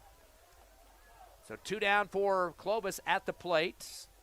They've got Quinn Culliver in now, 2 for 3, a 2 RBI single and a double to his name so far. Curving inside, little late swing, comes to the glove of Singleton for the strike after the miss by Culliver. Quick reload for Gonzalez. Curveball inside, just barely missing for ball 2. Oh, called the strike late on that one. 0-2 count now for Culliver. Big lead off at first by Albert, who hit the RBI single. Curveball inside, a knuckler, going to head out towards second to Gonzalez. Turns and fires and connects for the third out of the ball game. So now it's going to be some offense for the Eagles. They avoid the mercy rule here in the 5th, so we'll go an extra inning after this for sure. But Hobbs definitely wants to try to whittle away at that 9-run deficit as we speak. Clovis did get 4 hits in that inning. 6 runs came across, and they extended to 11-2 the score, up by 9. We'll take a 60-second break and come back on the Hobbs Eagle Network.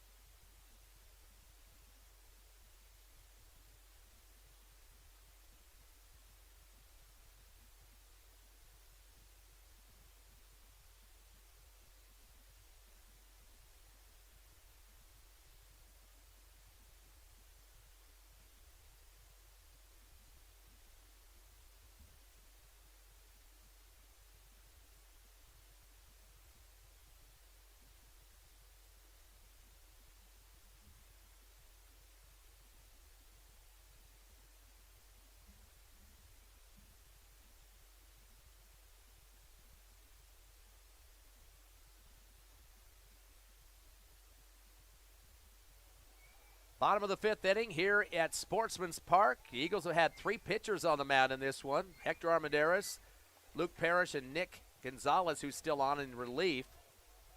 9-run lead for Clovis. They could have got it to mercy roll, but the last out spoiled them on that one, and now the Eagles have some catching up to do here. Bottom of the 5th. Hobbs currently with 4 hits in the game, and that kind of in a cluster too. Alvarado 2 for 2 and Brewer 2 for 2.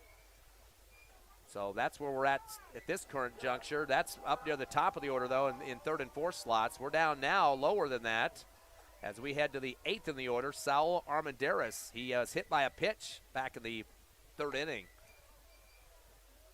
Takes the first outside of the fastball. For the ball. 1-0 count to Saul Armendariz. Jordan Taylor coming up next. He's the 8th grader, the shortstop. Round out the order for the Eagles. Again, 11-2 is your score.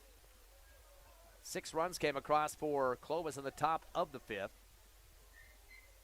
Still on the mound, his starter, Mendoza. Curveball inside. It's going to be a wicked one down the third baseline. Good backhand by Lopez. Fires it across the field and connects to McIntosh for the first out. And boy, some loud Clovis fans here in the attendance tonight.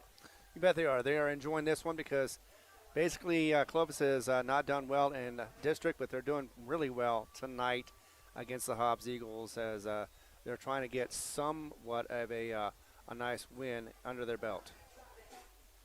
So ground out to third base on a good shot there by Saul Armendariz. Just didn't get through. A curveball inside now to Taylor out to short. Picked up and a throw across committed by Jimenez over to McIntosh for the second out. So quick work for the defense of the Clovis Wildcats, that time off a 6-3 for out number 2. Yeah, they're just making quick work of the bats so far to Hobbs. They need to hit smarter, keep the bats alive because they need plenty of runs to keep in this game if they want to at least try to make it somewhat close of a game. Top of the order now is Gonzalez. Curveball to him. He's 0 for 2. Fouls it towards the Clovis dugout, but way too high over the fence. Although chasing it down was McIntosh, and he was not going to even have a chance to get that one. But start of the order, we mentioned Gonzalez. He struck out in the first. Also had a fly out to second for his first 2 at-bats. Now facing an 0-1 count now against Mendoza. Curveball comes down, top of the strike zone. Going to say a little outside for ball 1. Evens up the count at 1-1. Third time through the order for the Eagles. Curveball high in the air, in foul territory to the right. This is going to be a little bit more shallow, and a catch is made. Good adjustment by the baseman, McIntosh, to get over there near the dugout for out number 3. So the Hobbs Eagles not showing much in the bats that time. 2 ground outs and a fly out. Nobody on the bases, no runs scored. We will go to the top of the 6th. As Clovis is going to try to extend their 9-run lead, 11-2 over the Eagles. We'll take that 60-second break and come back live on HobbsAmerica.com, YouTube, also on the Cool 95.7 Facebook page, and on the radio in Clovis at KCLV, 1240 AM.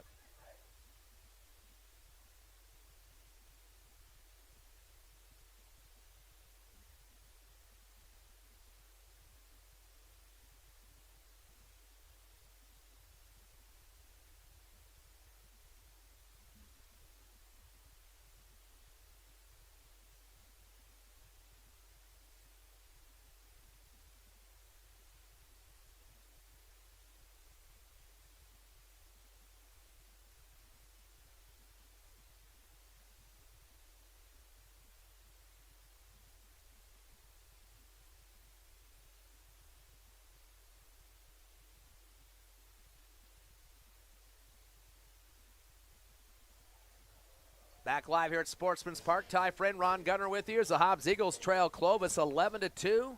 Wildcats with 11 hits, 4 for the Eagles. And Hobbs up at the plate. Or correction, Clovis at the plate, top of the 6th, trying to add on to their 9-run lead.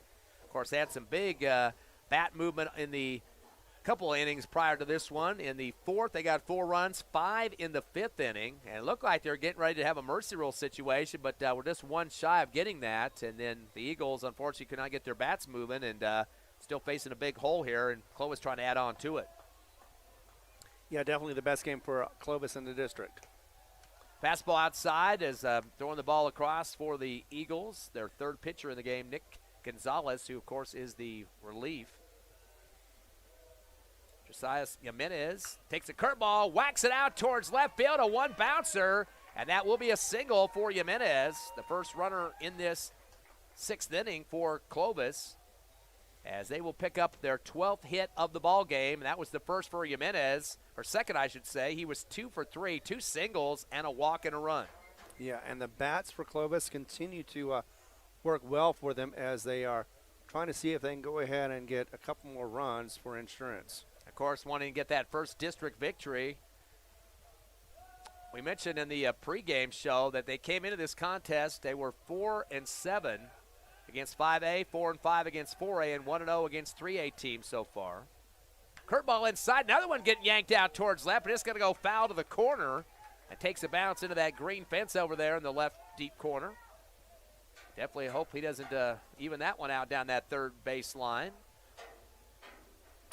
Nate McIntosh, the guy we're talking about, 1 for 3 with a single, strikeout, and a ground to pitcher. Curve again, this time a knuckler to the middle of the backstop as he jumps across home plate and bounces on one leg.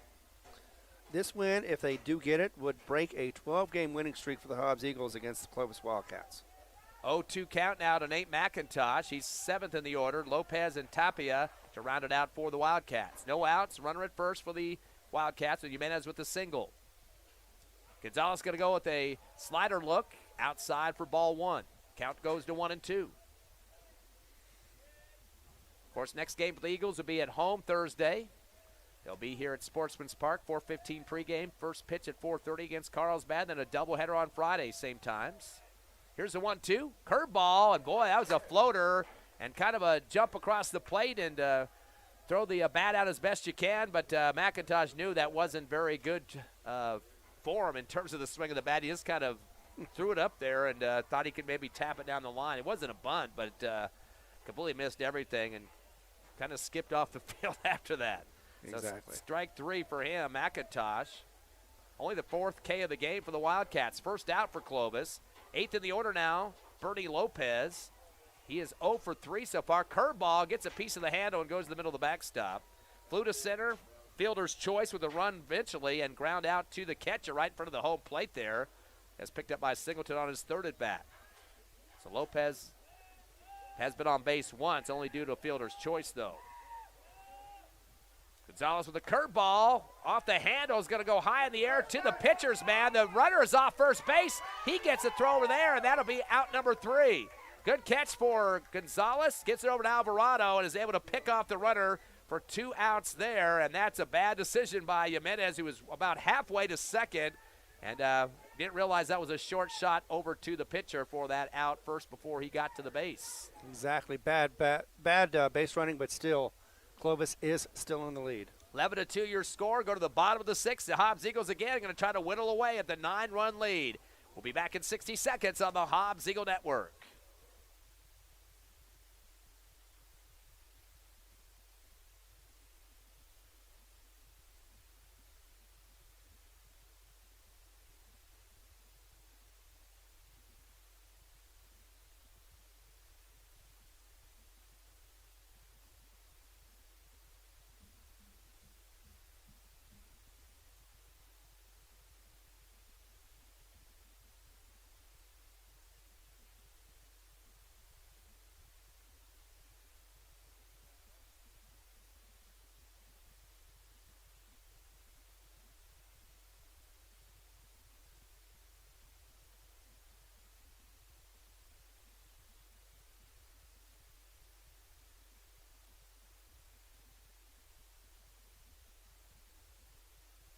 Bottom of the 6th inning here at Sportsman's Park. The Clovis Wildcats lead the Hobbs Eagles 11-2. Game 3 of the series between the two teams. Hobbs 2-0 with 2 wins so far, 16-3 and 8-1. But right now, the Wildcats up by 9. But the Eagles at the plate.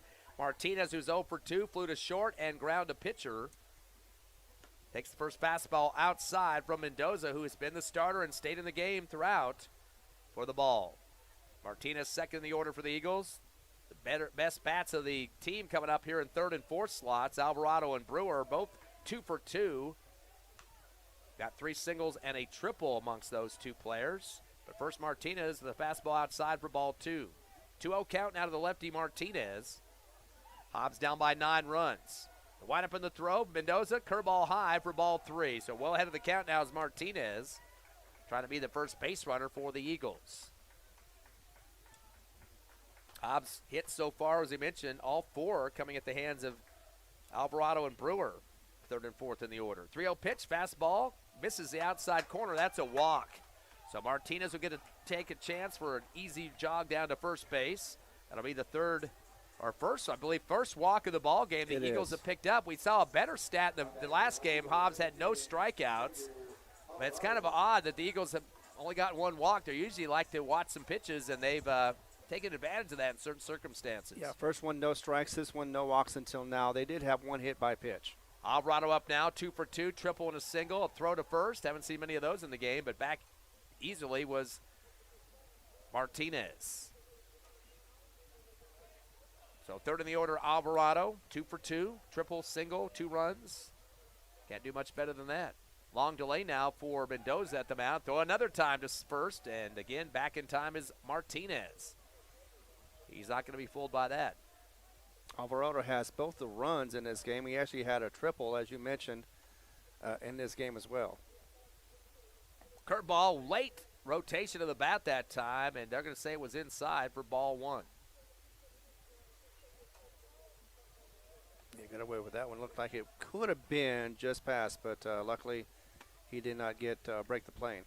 A lot of action going on in Sportsman's Park. Couple Little League games. Softball behind us. Of course, the Hobbs Eagles and Clovis going at it, too. Another throw, high one, almost over the head of McIntosh. He's a tall, lanky kid, though, and got up high for it. Got it in the webbing of his glove. That was a dangerous throw, and maybe a few too many throws to that first base. And now clapping his hands and fired up is Martinez. He wants a chance to steal. Fastball down the middle, swing and a miss for Alvarado. And they don't throw it back to first. They throw it out to the pitcher's mound instead. It kind of bounced off the glove there, Mendoza. I don't know if he did that on purpose to kind of fool Martinez there at first. I would hope not, but you never know with these guys. You never know. 1-1 count. Mendoza stares down to first to look at Martinez. Turns and fires a fastball at the end of the bat. This is going to be a blooper out to left field. It'll take a bounce to the wall now. That's going to be at least a double. Are they going to send Martinez home or not? Nope, they're going to put the brakes on there. Coach Boyle going to hold it up, but a double for Alvarado. His third hit of the ball game, 3 for 3. Boy, he needs a homer to get the cycle. Single, double, and a triple for him. Exactly, and that would be great to see, especially in this game. You could definitely see that happening with all the bats that they need and all the runs they need. But one thing at a time, he got 3 out of 4 so far.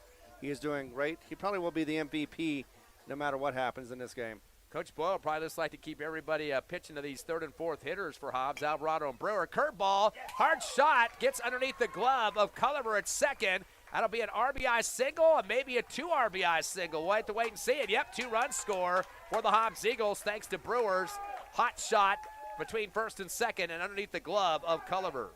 And apparently he was listening because, he said, you know what? You think he's the MVP? Watch this.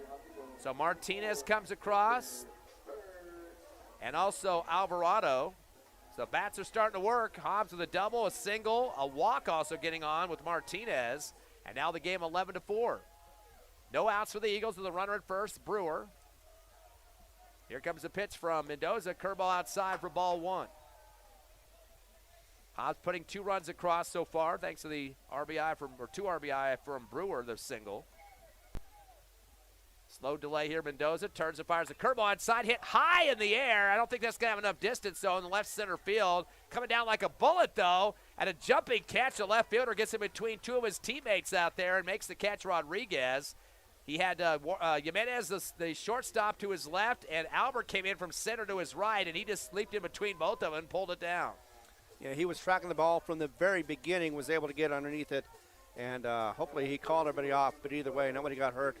Except for the Bird, he got his next out. Yeah, that was Bird. He's flown out twice before, right and left fields, and then now one to first as well. So have a little bit of problem here, and now the pitch going to hit the butt of Kenyon Singleton. His left cheek was nailed hard, and he's going to walk, or the HP actually hit by a pitch. So now the Eagles with runners at first and second. Coach Cruz doesn't want to see loss of control out here. He's going to go out to the mound and talk to his pitcher, who's been the starter of the whole game, and that's Josiah Mendoza. Brings in the catcher as well, Jimenez, as they kick some dirt on the mound here. Coach Cruz has got his arms on his hips, and he's not looking too happy right now with kind of screaming at his pitcher on the mound. Yeah, the only thing worse than having a nice little lead than this is blowing it all on your first district possible win. You don't want to lose that. With just 1.5 innings to go. So he's definitely making sure that his pitcher is okay. Probably just buying some time if there's anybody warming up in the bullpen to give him more time to get ready for the next pitch. Again, 11-4. Eagles with just 1 out. Runners at first and second currently. Up next is Kenyon Johnson. He's 0 for 2 with a couple of groundouts to third base. So that kind of puts Lopez on alert there at third for the Wildcats. Fastball down the middle, holding on is Johnson. Drops low of the strike zone for the ball. He's 7th in the order. Saul Armendariz and Taylor in next at 8th and 9th. Johnson hasn't had a hit yet, but he has been getting him into the outfield. Waggling the bat behind his right ear. Takes another fastball and barely misses out. No, late fist coming up from the umpire. And evens up the count of 1-1 on the strike call. 1 ball, 1 strike. Runners at first and second with 1 down. Eagles down by 7, though, here in the bottom of the 6th. Curveball outside for ball 2. Game 3 of the triple-header. Last time these two teams will meet in the regular season. Hobbs taking on Carlsbad next week, and, of course, Roswell and Clovis going at it. 2-1 count. Mendoza says yes to the pitch call. Looks back at second, turns and fires a fastball. Swing and a miss for Johnson. And the count goes to 2-2 on the strike. Force out at third for the Eagles, or for the Clovis Wildcats defense. As they still have Taylor to step up to, the 8th grader. Fastball, late swing, and that's going to be strike 3 for Johnson. So Hobbs has only struck out 2 times in this ball game, so you got to give him credit on that. I see some softball players down watching this game now, so that means that the softball game against Hobbs and Roswell is over. Find out that score in just a moment. I think it was 5-1 earlier, though, right? It was in the 5th. 2 outs now. Fastball coming down the middle for Saul Armendariz, and he holds on it for the strike. He was hit by a pitch, his first at bat, and ground out to third in his second. 2 down for the Eagles, runners at first and second. An 0-1 count now to Armendariz. Curveball gets past the catcher, has to chase it back, Jimenez. That's going to extend runners on the wild pitch. And now second and third. Good opportunity for the Eagles to bring a run home. Unfortunately, 2 outs, though, they got to deal with. But they've done well with that before and made a couple more runs after having 2 outs. So Armendariz back in the box now, trying to keep the Eagles' bats alive. Down by 7, 11-4 in the bottom of the 6th. We'll have one more inning after this. Hopefully, the Eagles will continue to get back in the ball game. Fastball down the middle, swing and a miss for Armendariz.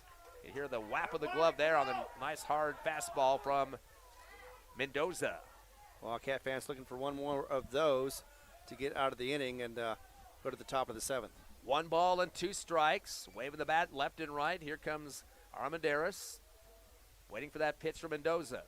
Big leadoffs at second and third. Fastball. High and outside for ball 2. Count goes to 2-2 now. Eagle fans on the edge of their bleacher seats right now at Sportsman's Park. And Wildcats hoping for a blooper in the infield.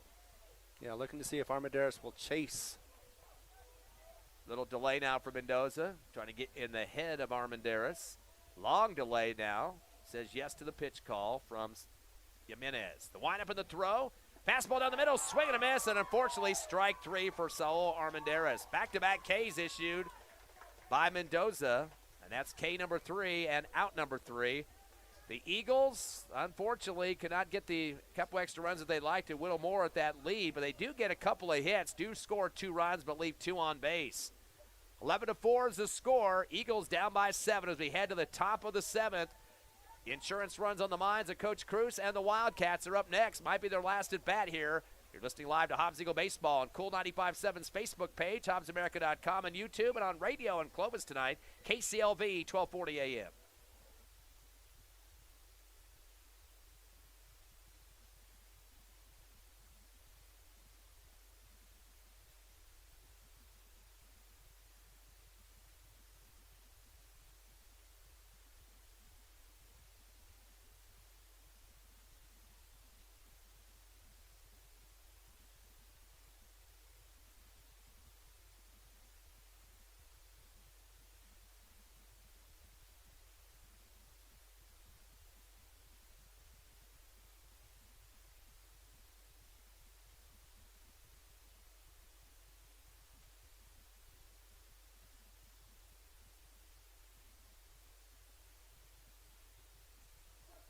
Eleven to 4, Clovis with a 7-run lead, top of the 7th.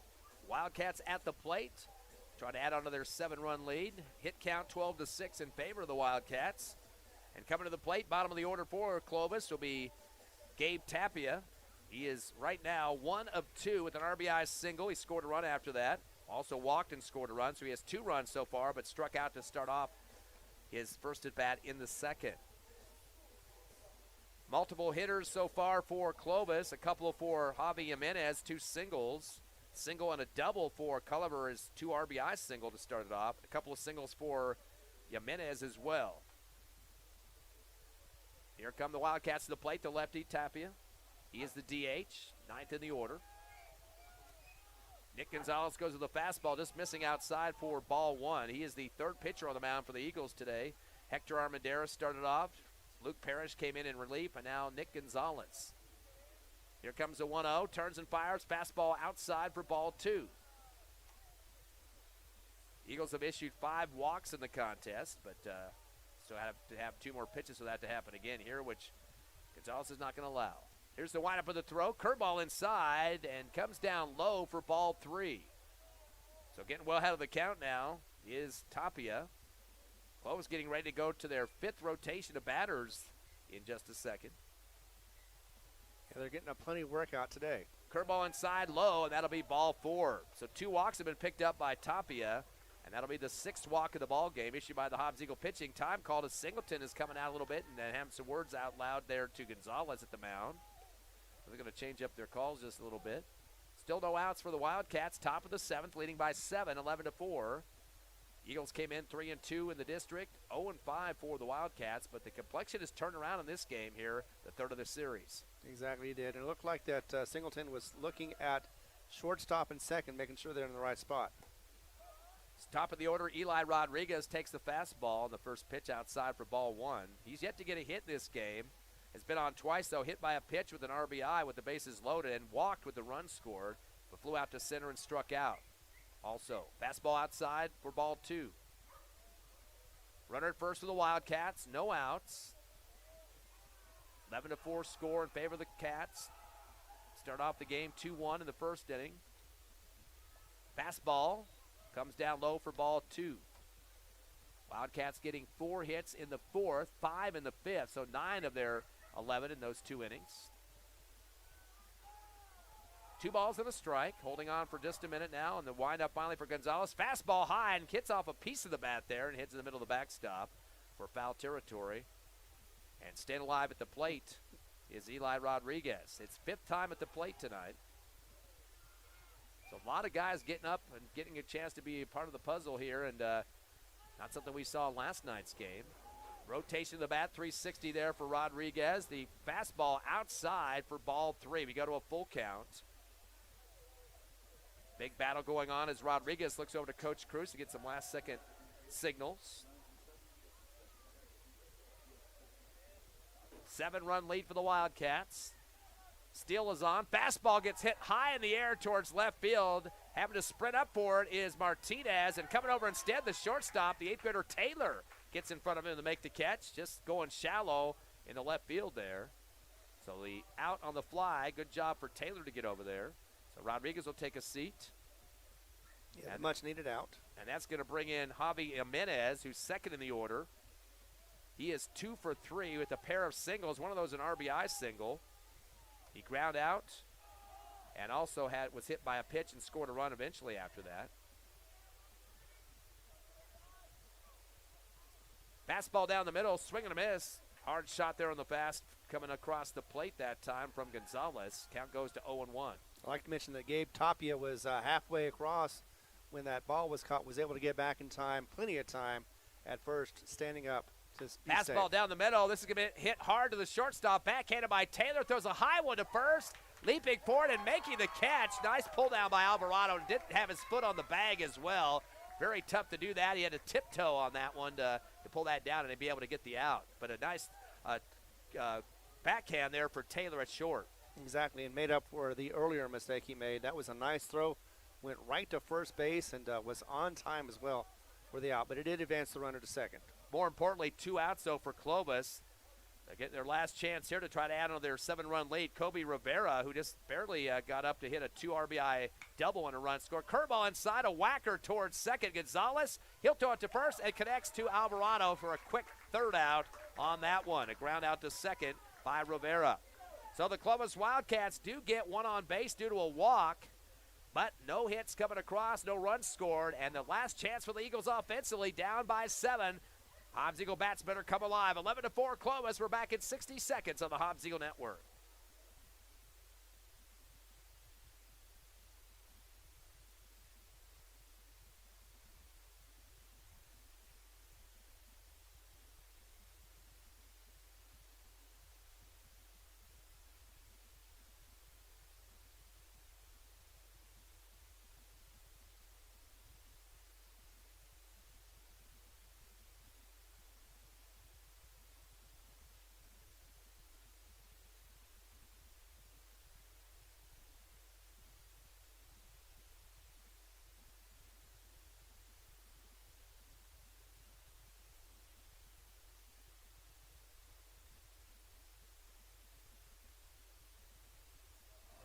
Eleven to 4 game here at Sportsman's Park. Ty Friend, Ron Gunner with you. The Eagles trail the Wildcats 11-4 with a 7-run purple and white squad, or wearing black tonight. Their lead, their chance for a first win in district. Hobbs with the loss would go to 500. They right now at 3-2, so a pretty critical game for the Eagles.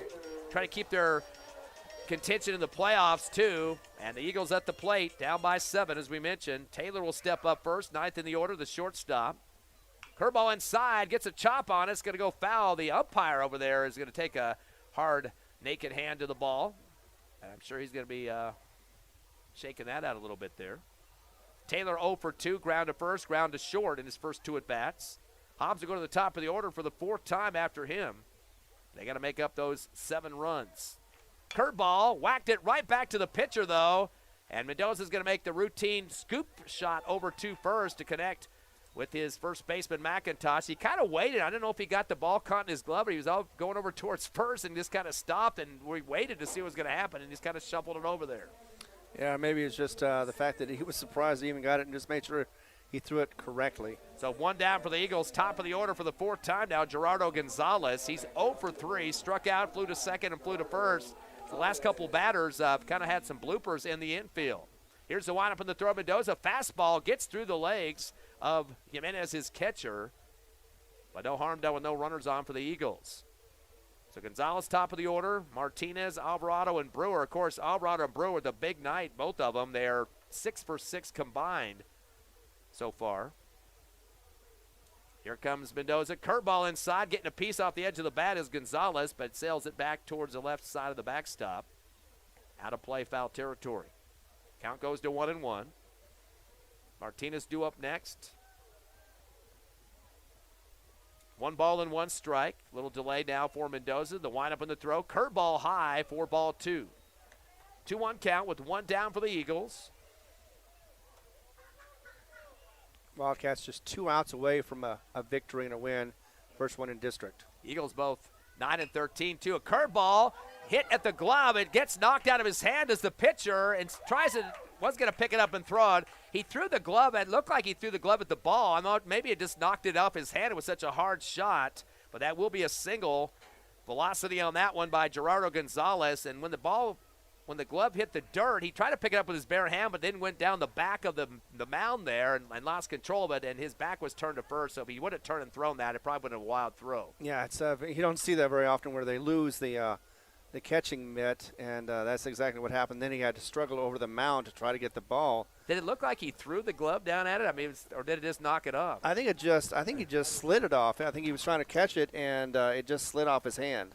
And then he kind of tripped, it looked like, on the back of the rubber there and went down the back. He didn't fall down, but he almost went head first into the dirt there and kind of spun for a second, and then his back was still to first. I don't think he would have had a shot. Smartly just held on to the ball. Exactly, and I think it's just the fact that he thought he was just so used to flat ground that he forgot the mound was there, and it's just a little hill he had to get over and just wasn't quite ready for it. Coach Cruz is going to go to his bench and bring in one of his relief pitchers here, as he doesn't want this game to go any further than it does have to. Exactly. He would like to get another victory. He's already had his 100th of his career for Clovis. He got that back in March. He would love to get at least 1 victory in this district. Let's take a quick break. We'll get to all the numbers set up here as we'll see who our pitcher is. 2-1 count.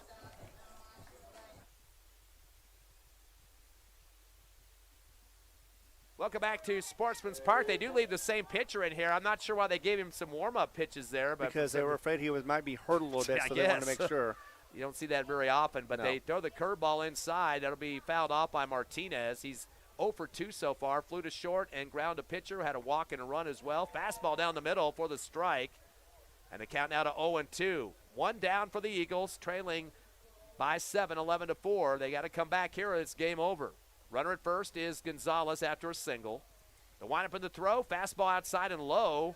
Good slide over there from right to left for Jimenez, the catcher, to save that from going wild. And no ill effects from that kerfuffle on the mound for the pitcher. So good news on that end for the Wildcats. 1 ball and 2 strikes to Martinez. Alvarado on deck. He's 3 for 3, and so is Brewer right after him in cleanup. Pitch coming, fastball way outside that time, and Jimenez just kind of reached out the glove and extended out to make the catch. Almost thought he should have jumped up there because I thought that ball was outside his wing expansion there, but he got lucky and kind of corralled that through. 2 balls and 2 strikes down to Martinez. Long stare down for Mendoza at first. Turns and fires a curveball inside. Whacked out to the first baseman. Throws to second. A chance for a double play. The throw in time. No. Gets through 2 players at first, but the runner's going to stay there for the Eagles. Right. No need to try to make it stretch and then end up getting the out. Nobody there, though, at first, though. That was the only problem. There was 2 players there, but nobody near to catch the ball, so it went between both of them. And could have been called an error on the fielding. That was McIntosh who made the throw over to second for the out to Culliver. That was a fielder's choice by Martinez. So now 2 down for the Eagles with just that runner Martinez at first. Alvarado, the guy you'd like to see at this point, and then, of course, Brewer next. Alvarado 3 for 3 for the Eagles. He's got a triple, a single, and a double in that order, and 3 runs after all those hits. So he's definitely the go-to guy along with Brewer. Big breath here for Mendoza. Throws the fastball and clips the inside corner for the strike. He is one of the lefties, of course, giving a little bit of a different look to Mendoza. But 2 outs. Got to do some fabulous base running there for Martinez. Mendoza on his 93rd pitch now. Curveball, and getting a piece of it, but it's going to foul it off left to the backstop over the top. Good contact there for Alvarado, but got to get it out in the field somewhere. Hopefully not the last pitch of the game for the Eagles, but Clovis fans, I'm sure, like to get the W wrapped up here, up 11-4 here in the bottom of the 7th. Mendoza gone the distance in this game for Clovis. Fastball down the pike, and he watched it, and that's strike 3 and game over. Deer in the headlights, unfortunately, for Alvarado, and that will be the 4th K of the game and the ball game. So, unfortunately, the Hobbs Eagles lose to Clovis in the last game of the triple threat as it goes 11-4. Eagles will drop to 3-3, 500 in the district, and Clovis improves with their first win at 1-5. We'll take a 3-minute break, or make it 2-minute break, come back with a Hobbs Eagle postgame show live on Cool 95.7's Facebook page, HobbsAmerica.com, YouTube, and in Clovis on the radio at KCLV, 1240 a.m.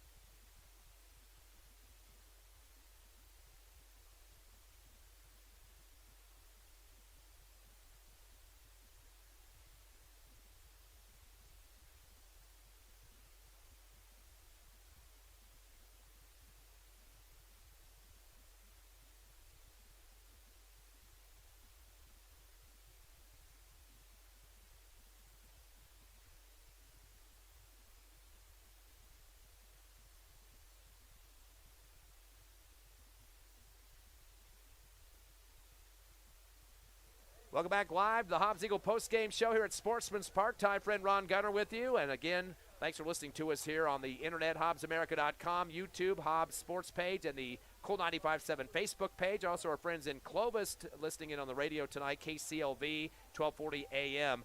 Hobbs losing the last game of the series, 11-4 to Clovis after winning 8-1 in the first game of the doubleheader. Hobbs now 3-3 in district, and Clovis getting their first win at 1-5. Let's look at the numbers in the contest. First of all, for the visitors, the Clovis Wildcats and Victorious. They had a couple of multi-hits from Javi Jimenez. He went 2 for 4, had a couple of singles, one of those an RBI single. He finished up with a 1 run in the ball game as well. Kobe Rivera went 2 for 4. He had a 2 RBI single, a 2 RBI double, also scored 2 runs, a stolen base, and 4 RBIs total, so a big game for Kobe Rivera. Quinn Culliver went 2 for 4 with a 2 RBI single and a double. Also, Josiah Jimenez was 2 for 3 with a pair of singles, a walk, and a run scored. So those are your multiple hitters. There's 4 of those for Clovis. Nate McIntosh went 1 for 4. He had a single. Gabe Tapia went 1 for 2. He had an RBI single and scored 2 runs and had 2 walks as well. Joe Albert went 1 for 3 with an RBI single. And I believe that's about it for Clovis. In fact, 7 of their 9 batters in this game did get at least 1 hit or more. We mentioned 4 of them getting multiple hits, so definitely had some guys swinging the bat in that one. They had 11 hits in the game for the Wildcats, 6 walks, and were only struck out 4 times, so kind of a reversal of what we saw with the Hobbs Eagles in Game 2. Clovis doing the job in Game 3. Their winning pitcher will be Josiah Mendoza as he picks up the win in this game. For your Hobbs Eagles, they finish up with just 7 hits in the contest, but some big numbers coming from 2 guys. Alvarado went 3 for 4 in the game. He was definitely doing the job there. Triple to start it off with the run, single with the run, and a double with the run, so scored all 3 times. He did strike out in his last at-bat, so he went 3 for 4 in the ball game. Mackay Brewer was perfect, 3 for 3, didn't get his last chance for a 4th at bat, but he had all 3 singles in the game. One was a 2 RBIer and another a single RBI for his action tonight, so 3 for 3 at the plate. Those guys combined, Alvarado and Brewer, 6 of 7 from the plate tonight. Only one other guy getting a hit, that was Gerardo Gonzalez, went 1 for 4 with a single. The Hobbs Eagles, again, finished up with 7 hits compared to 11 for Clovis. They only had 1 walk in the ball game. That was Martinez, and finished up with 4 strikeouts. So Bats just not getting the job done in this one, except for 2 guys mostly. That was Alvarado and Brewer. Bunch of pitchers making the mound tonight for the Eagles. Hector Armendariz, the starter. Parrish came in relief, and Nick Gonzalez as well. Unfortunately, in that loss, 11-4. So once again, Hobbs gets to 500, 3-3 with the loss, and Clovis getting their first win at 1-5. And again, it's kind of a crapshoot which teams are going to move into the playoffs. Hopefully, there's 16 teams right now. Nobody except Carlsbad has a shot with the number 5 slot. They are 18-4 on the season. They were at number 4 last week, but they got the win, of course, over Roswell in the first game of their triple set. And again, they won Game 2, did they not? Yes, they did, and it was a huge win. In fact, it only went to 6 innings. I believe it was 17-2 or something like that. I'll find out in a second. But I was looking over, trying to find if I could find the second game for Carlsbad. Did not. However, I did find out that Hobbs, the Lady Eagles, they did win big over Roswell. Of course, we already know they had an 8-0 game in the first. The second one ended in 6 innings, where Hobbs won 12-1. So good job for Coach Crossland and the Hobbs Lady Eagles. So, looking at the Max Preps poll right now, currently, and this got updated just yesterday, this morning, I should say, a day late. But right now, in terms of the district teams in the top 27, Carlsbad at number 5, and they're 18-4, and probably going to be a couple more wins added to that with the Roswell series wrapping up tonight. But the other teams that we're talking about, of course, Clovis have just lost 2 of the 3 of the series with the Eagles, although this last one was important. They are 18th in the poll, and they're going to be kind of hovering around those numbers right now. Hobbs at number 20, and then, of course, Roswell at number 22. Of course, Roswell has an upper edge, though, with a 2-1 win-loss record against the Hobbs Eagles. So kind of a question mark why they dropped to 2 beneath the Eagles, but we'll see how that all washes out. Coming up this week, of course, Ron Hobbs has got the 3 set against Carlsbad, 1 on Thursday here at Sportsman's Park, and then 2 on Friday on the road in Carlsbad, and then Clovis and Roswell go head-to-head as well. So every game is critical at this point in time. You never know who they're going to slip into those last slots. Carlsbad's going to have a good seed, of course, but who's going to slip in on those last slots of the 16? Right now, Mayfield has a 16 slot, 12-11 record. Rio Grande at 14-7, and Santa Fe at 13-7. And then you got Farmington at number 13, just barely above 500 at 11-10, and Cibola at 10-12, so they're under 500. So there could be some movement in some of those games, especially when you start to look at strength of schedule. Yeah, and you're looking at Santa Fe, Rio Grande. They've got really low strength of schedules, and they have great records, but again, strength of schedule is not going to help them any at all. Mayfield also with a 7.7 right now, so they could be knocked out as well. Hobbs, of course, does need some help. Clovis would definitely need some help if they even wanted to get into the playoffs. And Roswell is on the bubble as well. So the only one that's really going to make it from our district is definitely going to be Carlsbad. They're pretty much in the driver's seat right now with a 17-4 or 18-4 record now, not knowing exactly if they beat Roswell, although it's, for some people you would say it's just an automatic win, but can't really say that because you can't say that against Hobbs. Clovis came in, won the second game. They did really well, and you never know who's going to win until the end of the game. Actually, third game, which was this final game here, not the second. Right. Well, second of the two today. Yeah, 16-3 was the game yesterday. Of course, the Eagles winning by 13. Hobbs winning game 2, 8-1. So they were up 24-4 heading into the third game, but Clovis came back, of course, and got their victory here in this last one, 11-4. So that wraps it up here from Sportsman's Park. Again, next week, Hobbs will be at home at Thursday. They will host Carlsbad, 4:15 pregame, 4:30 on the first pitch. That will be a single game. Then Hobbs on the road Friday at 4:15 pregame, the doubleheader in Carlsbad. Of course, Clovis and Roswell will go at it too for their final regular season matchup as well. Hope you enjoyed the game. Here's the games here tonight at Sportsman's Park. Ty Friend and Ron Gunner, thank you for joining in here with us. We had a lot of different people tuning in all over the state, especially on the internet, HobbsAmerica.com, YouTube, on the Hobbs Sports page and the Cool 95.7 Facebook page. And for those of you in Clovis and the surrounding areas there, thanks for tuning in on KCLB Radio, 1240 a.m. Again, for Ron Gunner, myself, Ty Friend, and Max back in the studio, hope you have a great rest of a weekend out there, and we'll see you next Thursday for more Hobbs Eagle Baseball.